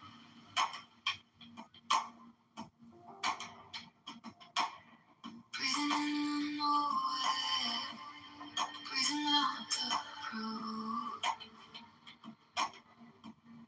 One heartbeat on repeat. Attention still. Feels like it never moves. In a single thought, 10,000 years. I am right here. Emptiness here. Emptiness there. Still even a universe stands always before my eyes. Always before my eyes. This guy just dropped a massive metal plate during I'm John Kitover, and I'm running for mayor. I believe in safe neighborhoods.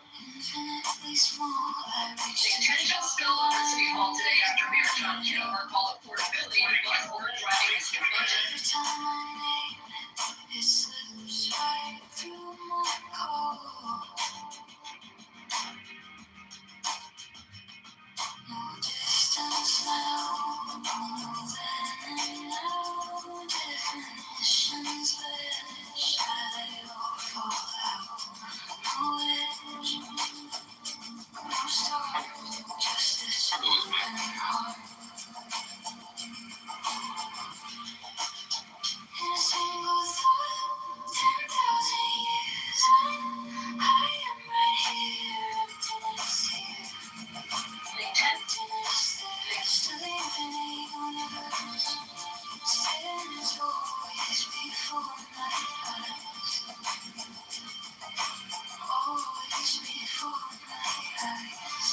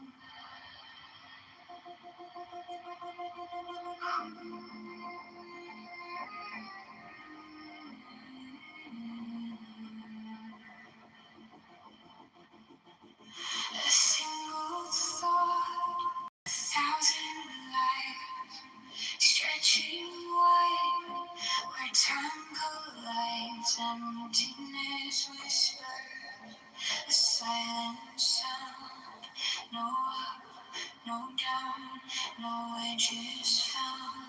Never stares me in the face.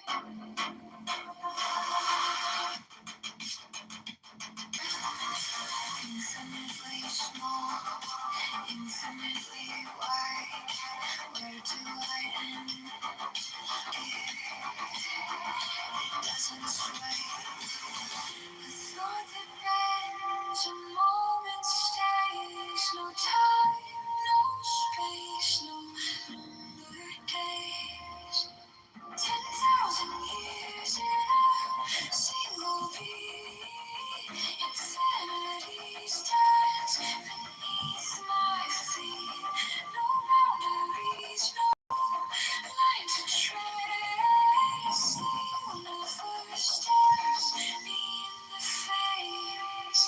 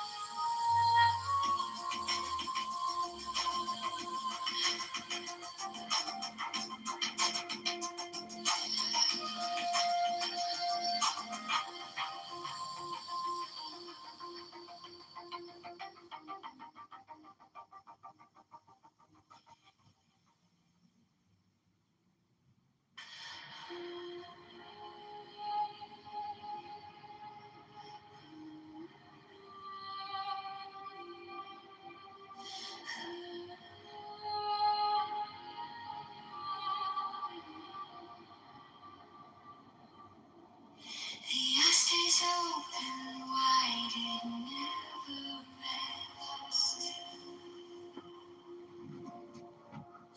No dreams to chase, no fleeting quest. The mind unmoved, no lies to draw.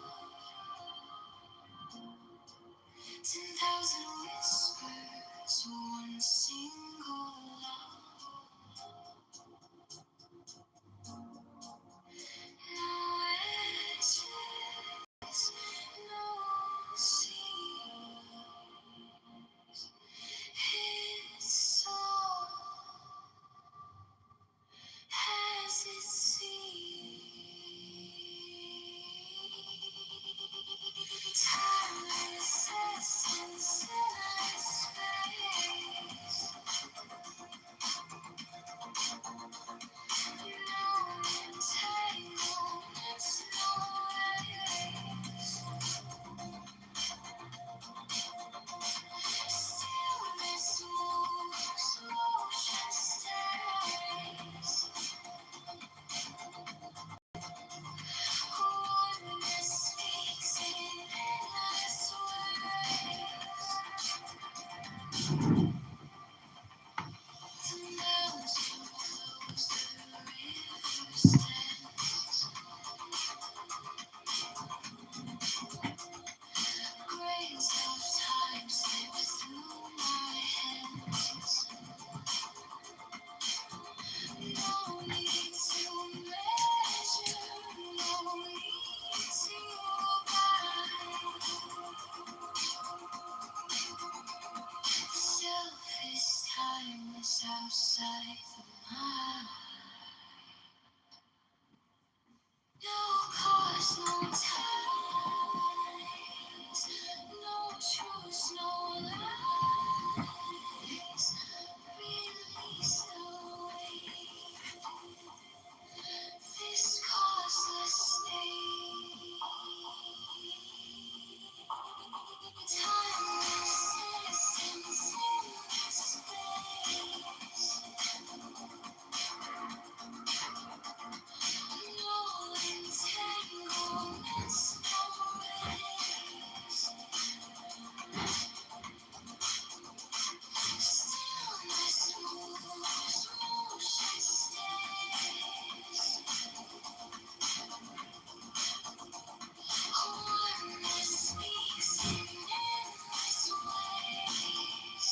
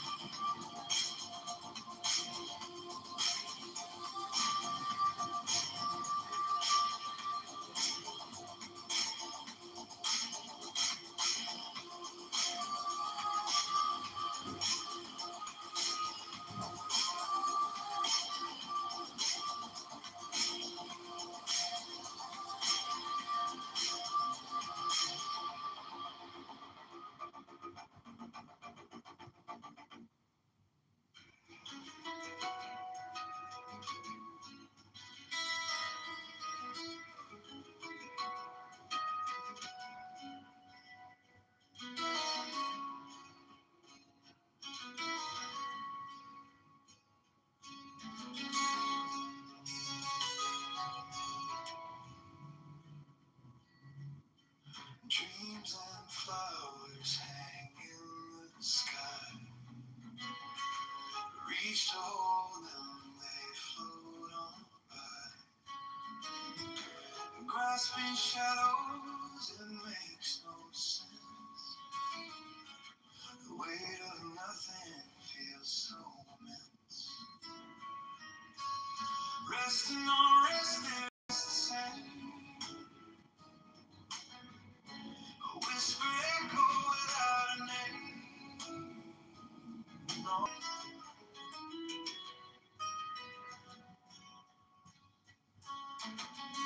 A mirror ripples with every glance.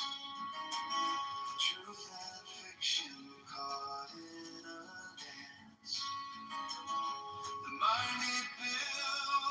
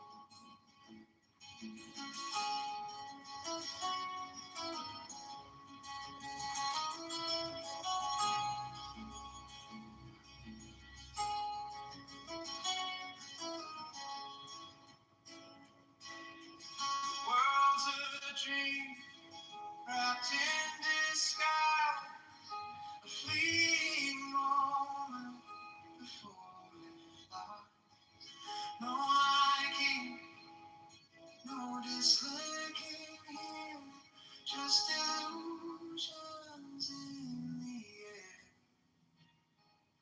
so clear.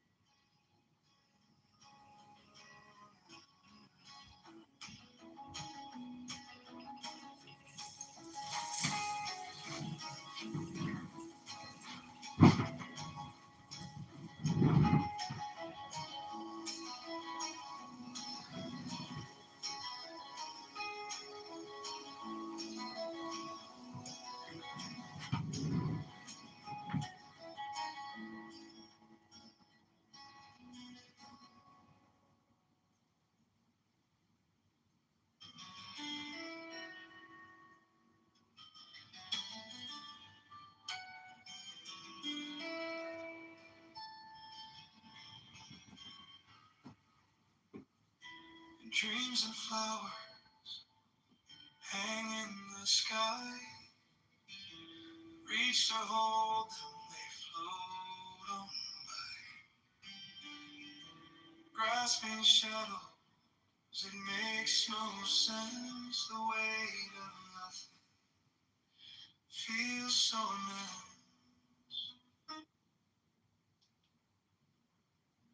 Not give them that. I personally would never give them that level of information. I don't know what else to say. But doesn't Clubhouse do the same thing? Doesn't TikTok and literally all these apps do the same thing? TikTok, yes. Facebook, Snapchat, yes. But this app isn't nearly as invasive as the others. But yeah, some of them do. It really varies app by app. But TikTok was probably the most pernicious, invasive app. And I'm talking before that. Basically, they were trying to, in my opinion, at least, destabilize the West. It was very, to me, it's incredibly transparent. The Chinese wanted to collect all this data on us.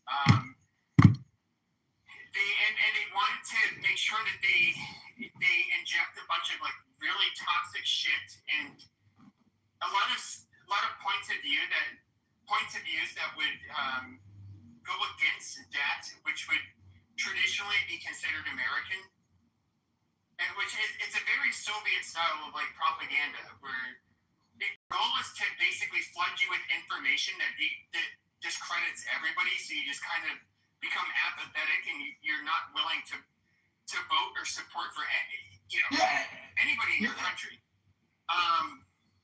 But of course, that the linchpin with that is after October 7th, and then there's people that really pro-Zionist that ended up putting an end to it.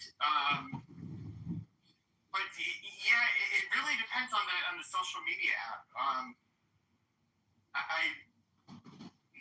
Meta is just Instagram and Facebook, pretty bad.